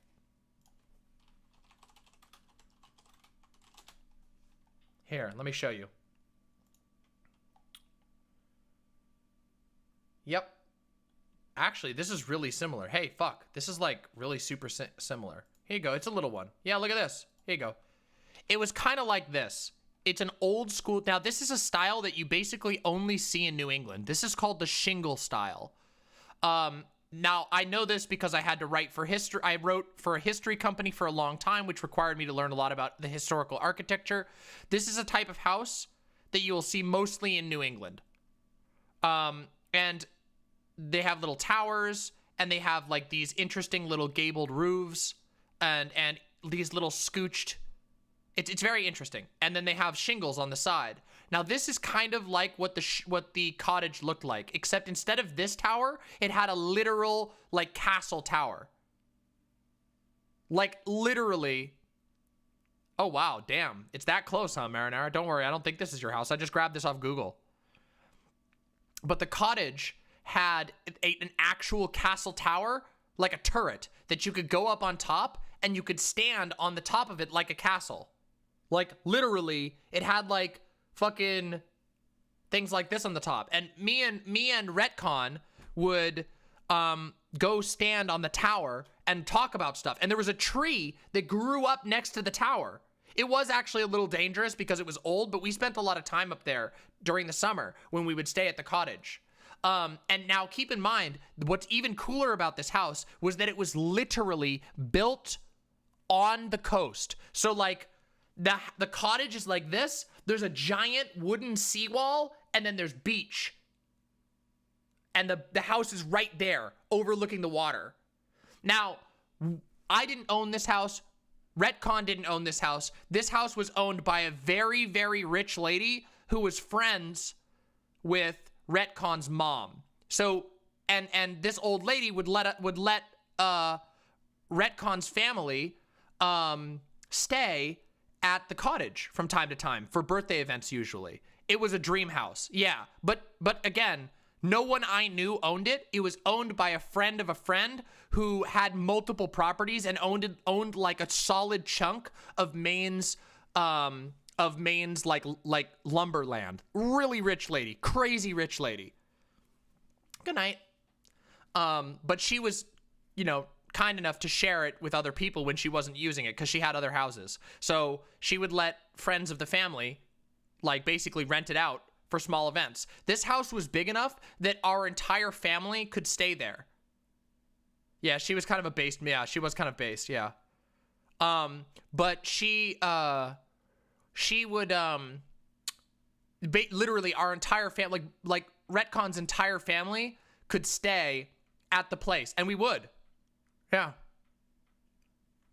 It was really fucking cool. The cottage we had a lot of memories with. I remember making up video game ideas because Retcon and I, when we were little, we would cause all kinds of fucking trouble. But mostly what we would do is we would run around and come up with video game ideas. So we would stand up on the top of the fucking tower and we would toss, you know those little helicopters? You know, the maple seeds?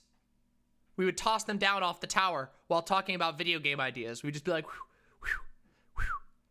It was super cool. And you could look out over the ocean. Yeah. Yep. It was fucking great. I still remember one of the games we worked on there. The fucking hobo versus bum game. Remember that? The strategy game about hobos and bums? Yeah, that's what I'm talking about, Windleby. Exactly.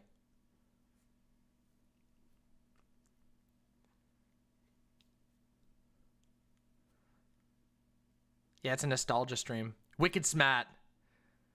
Now that voice, now that, I know the New England accent because I grew up there.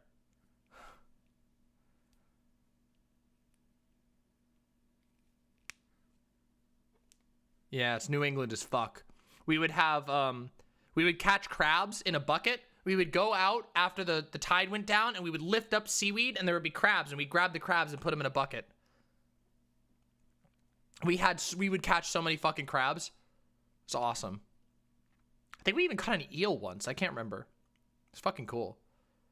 Oh yeah, sometimes the seals would hang out. Super fucking cool too. It was so cool. Those were good memories. Also, Retcon. Wait a minute. Oh yeah, Retcon. Wait, do you remember the time? Do you remember the time when wait, I think it was there. Wasn't there a time when I got a fucking Subway party sub and brought it out there? Was that at there? Was that there? I swear to God, there was a time where I brought a party sub out there. We always had fucking crazy good food. Oh, I missed that. It was good times. That was fucking good times. It does. I know, right?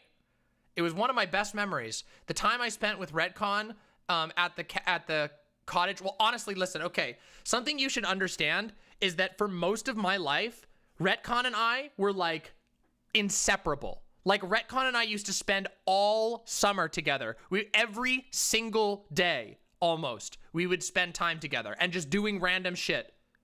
So like, it's like Retcon and I were like we live distant now, but we're still very good friends. Obviously, as you know, Retcon's in chat all the time, so we still hang out quite a lot.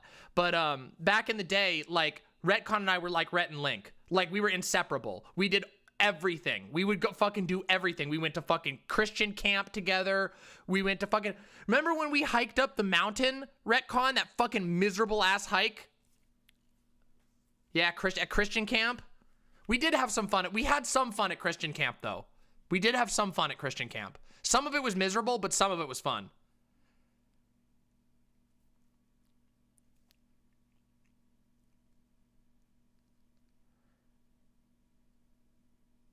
Yeah, I remember when people TP'd the fucking bathroom and they got in trouble for it. We got fucking mistreated. We got like collective punishmented because of that. Oh, I've hiked a million mountains. Retcon and Link Demon Mama, yep. Original Sin, Guilted, yep. I've driven up Mount Washington. I've done a lot of hikes over time. A lot of hikes. That hike though was not that one was a weird one because I don't think most anybody has hiked that mountain. The mountain that we hiked was like basically a private mountain. It was owned by the people who owned the camp. Fucking wild. Oh, I hate that shit. Those stickers are so cringy.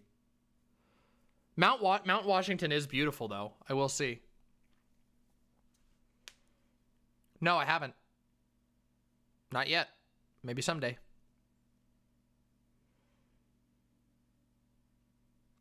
Yeah. Hey, oh, Mount Shasta is beautiful, Lonnie. Beautiful. I have pictures of fucking Mount Shasta. I've never seen a coconut crab IRL.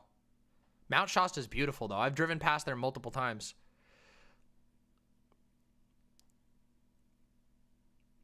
Mount Washington in Pittsburgh? Oh, I don't know that one.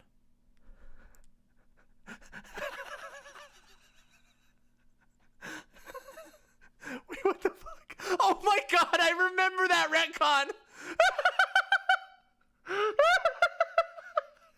Do you remember when we were throwing all of the like shitty furniture into the fucking burn pile? Holy shit. We fucking threw a recliner out of a 3rd-story window because we needed to get rid of it. Oh my god. And then we had all this old like shitty rotten ass furniture that was left in a house that my parents were trying to fix up. Long story. It's a really long story. That house was cursed, but whatever. It's a long story. Fucking crazy long story. But whatever. Yeah. What a fucking wild ride.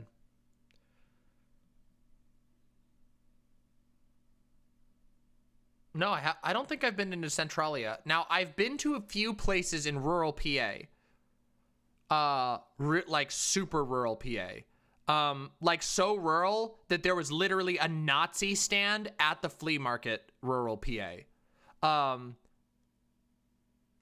Like literally one restaurant, the center of town was a gas station, a breakfast joint, and a meat store. A store that it was literally like a butcher and sold like deer meat and stuff.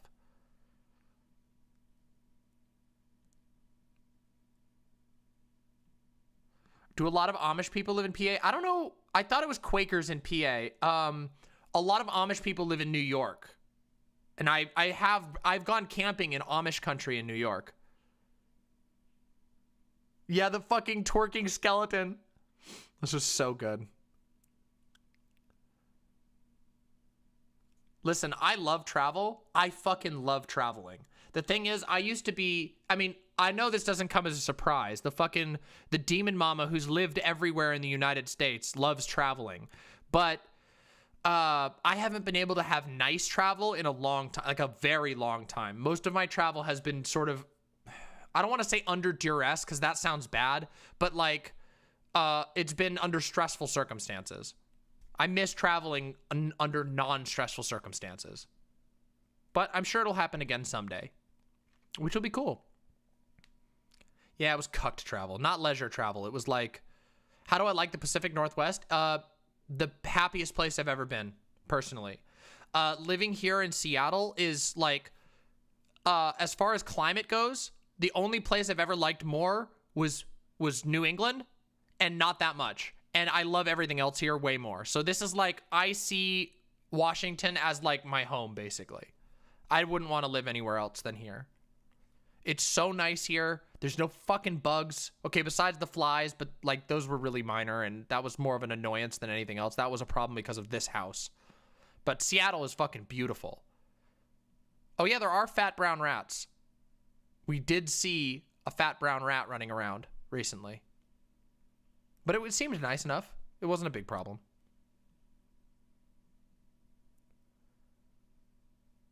Fat brown rats? Yeah, it's true. You have a literal estuary inland sea with orcas? Yeah, it's true. Now up in New England, the estuaries are beautiful. And most people don't even know what an estuary is. Do you want to know what an estuary is? Here, let me show you. Look, some of you all don't even know. Look at this shit. It's fucking beautiful. Hold on. Fuck, I watched a film that was all about it. Look at this shit. This fucking shit is so beautiful.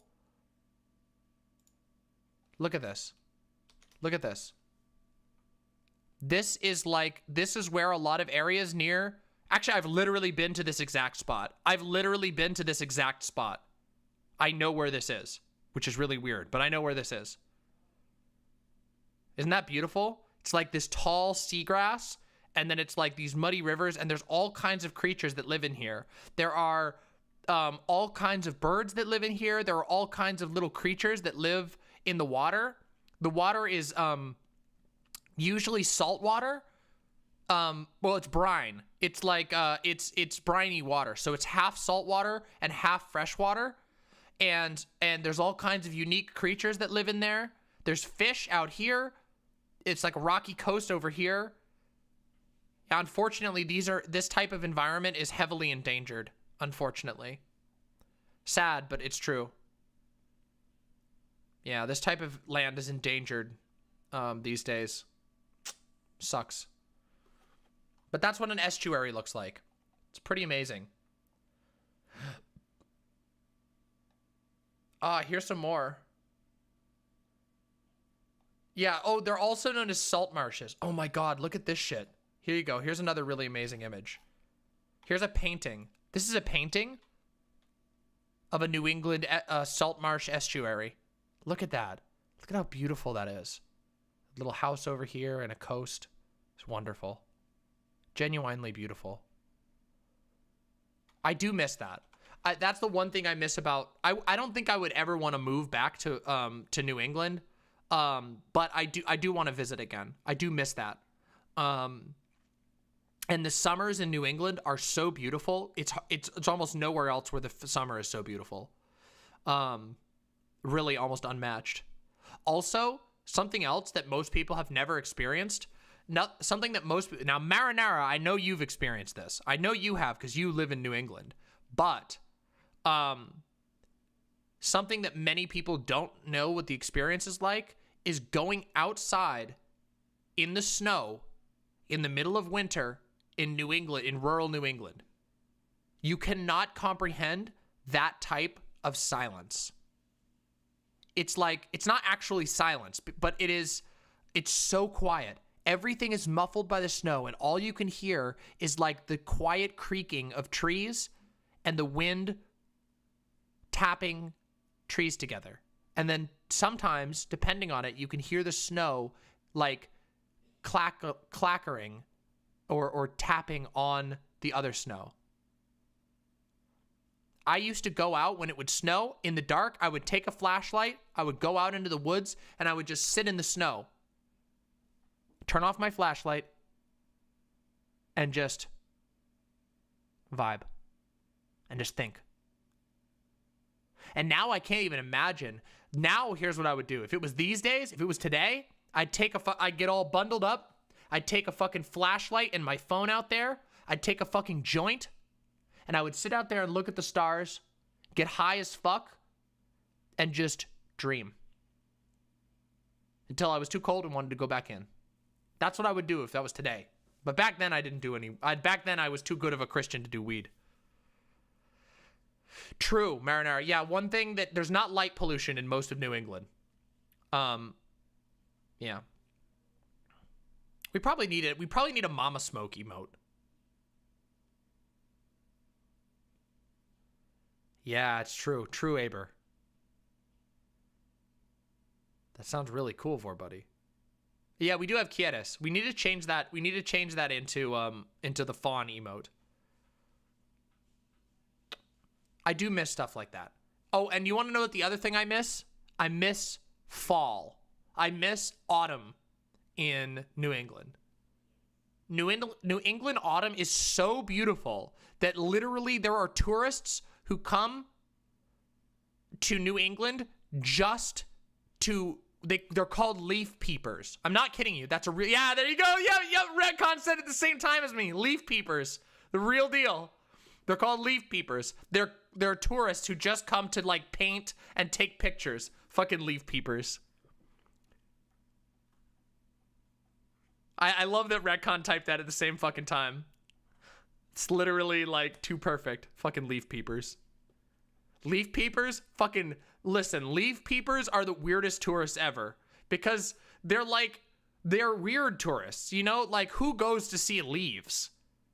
But at the same time, they're not as annoying as like some of the people that you would get during the summer. Oh yeah, there's the witchy people that go to Salem at Halloween. That's true. That does happen. Yeah, I knew a lot of people. All the goths. But here's the thing. The witchy people who go to Salem at Halloween, those people are usually pretty good. Because they're usually well-meaning, like, emo goth kids. Hey, MPX Asylum.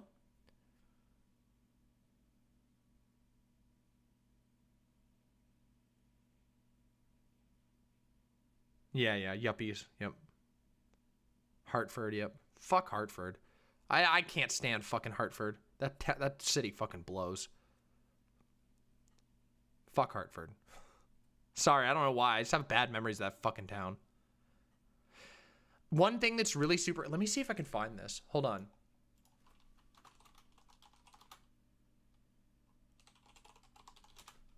Let me see if I can show you some of this shit. So this is a thing that's like a phenomenon in New England that you don't see almost anywhere else. Here. Wait, let me find a good quality picture. Let me see if I can find a quality picture. And then I'll stop being fucking Abe Simpson over here. Here you go. Here's a good one. So this is a type of structure that you will mostly only see in fucking New England right here. This is like a very New England image. This is a watermill, like a decommissioned watermill. Yeah, it doesn't have a water wheel. Obviously, it's decommissioned. Normally, it has a big water wheel. And now, there are towns that have these in the downtown. I've eaten at restaurants that are like overlooking areas like this. It is very strange because New England is such a vibe. There are so many like liminal spaces in New England. It's really weird. If you go to New England, there is an ancientness to everything in New England because a lot of the buildings have been there literally since buildings were first fucking built on this continent. And many places that you will go to had people there for longer than you can even fathom. There's a couple of cities that I know. There are multiple places I know that have, you can go find pre-colonial structures there. And you just look at that and you're like, holy shit, I am in the presence of something truly ancient. Kind of cool. Kind of fucking cool. Yep. Yeah. Yep. A lot of native folk in New England, rural New England. Yep. Yeah, true. Yeah. But also it has, here's the interesting thing. Here's the really interesting thing. New England, believe it or not, New England has a unique architectural history to the rest of the United States. And in some of the weirdest places in New England, there were a number of highly influential and respected architects that moved to New England, and their styles are like visible still to this day. It's pretty amazing. It's pretty fucking fascinating. Well, that does make sense.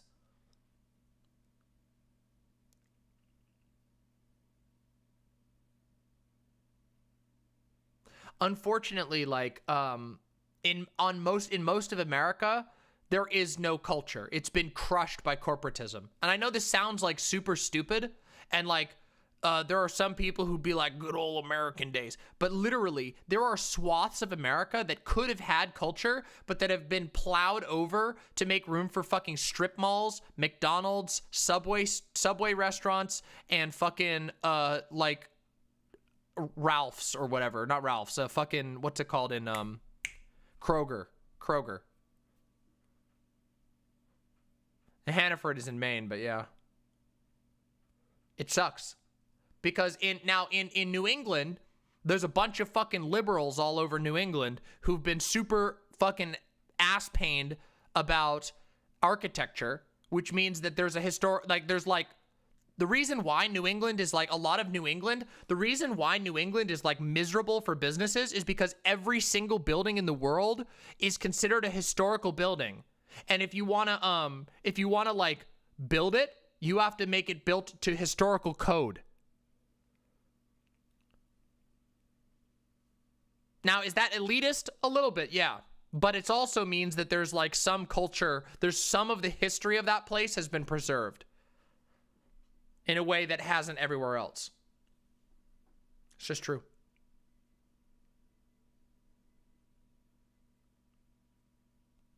Someday, though. Someday, maybe the pace of this nation will change and we will stop plowing over the fucking work and stories of the people before us with fucking Walmarts and shitty ass parking lots. Sucks.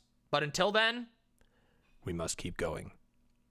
We must keep going on, even if we have to survive in a concrete wasteland of parking lots, of McDonald's and Walmart parking lots, of Sonic drive-thrus, and everything else. Voss should go visit New England. I bet he would find it very beautiful. I could tell him a lot of cool places, too.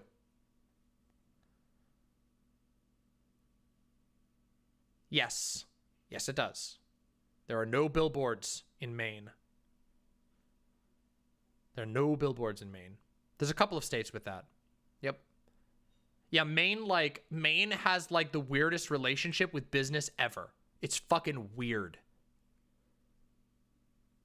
Unfortunately, though, in one of the towns that I lived in at one point, they literally plowed over like a square fucking mile.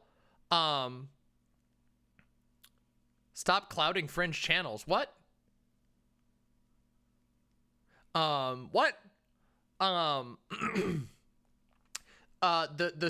Walmart literally fucking lobbied the shit out of the state, and then they literally bulldozed a endangered wetland in order to build a super Walmart. I'm not kidding you. It's literally like the plot of a fucking Captain Planet episode. I'm not kidding you. That actually fucking happened. They fucking plowed like a square mile of endangered wetland to build a super Walmart. Fucking garbage. People, it's really funny. In like the 2000s, everybody used to hate on Walmart all the time, but we've just been defeated, basically. We've been basically defeated because like Walmart just out lobbied, and literally like people used to shit talk Walmart all the time about the stupid bullshit that Walmart would do. Walmart has been like so fucking bad for this country, and Amazon is planning on doing worse, just so you know. Amazon's gonna be like Walmart, but 2 times worse. Sad. We've not grown compliant. We've just been crushed. It's not a matter of compliance. Again, remember what I said? Oh yes, I've seen some of Echo Gecko's stuff.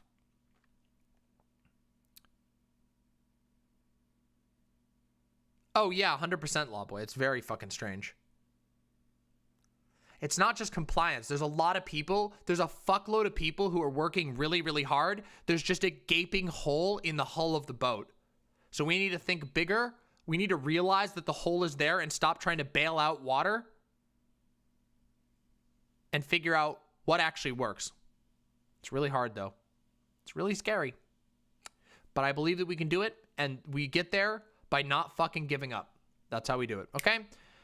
Now, this has been a wonderful stream. I am actually blown away that there are still 112 people watching right now, which is pog as fucking shit. That makes me so unbelievably happy. Yeah, I did hear about that, Gayfesh. This is a fucking great stream. I'm very proud of this stream. And I just want you all to know, I got a lot of fucking shit for you in the future. Yeah? a lot of fucking shit for you in the future. You think this? Imagine this, but even more in the future and even better as I get better and better. And I got a million stories I can tell you. I got some fucking hog wild stories for the future. Save it for next stream, Louis Vuitton. Save it for next stream. And guess what? There's going to be even more interesting content. Not just stories, but new shit. Stuff that I'm working on right now. We're going to be talking about the news. We're going to be arguing about politics you can't even imagine. It's going to be fucking amazing.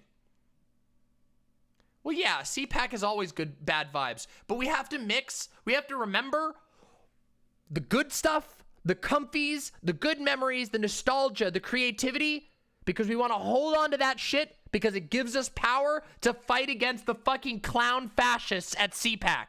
Yeah? We're not fucking giving up on this shit.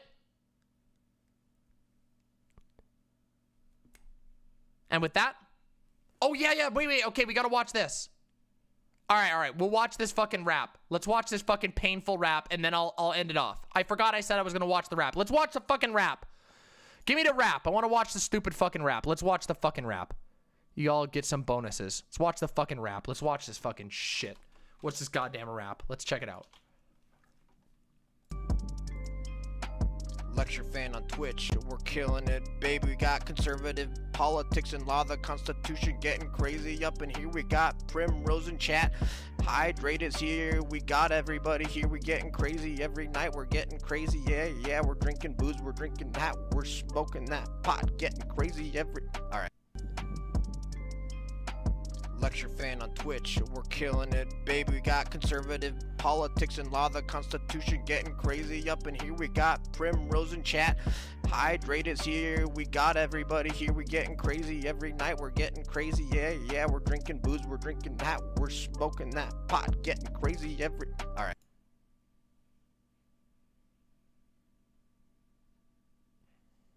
Every night we're getting crazy. Yeah.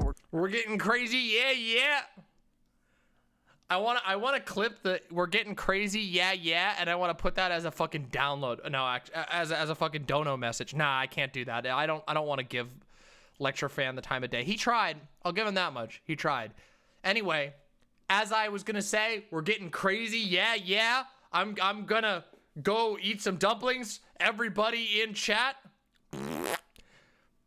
All right. Much love to all of you. Much communal love to all of you.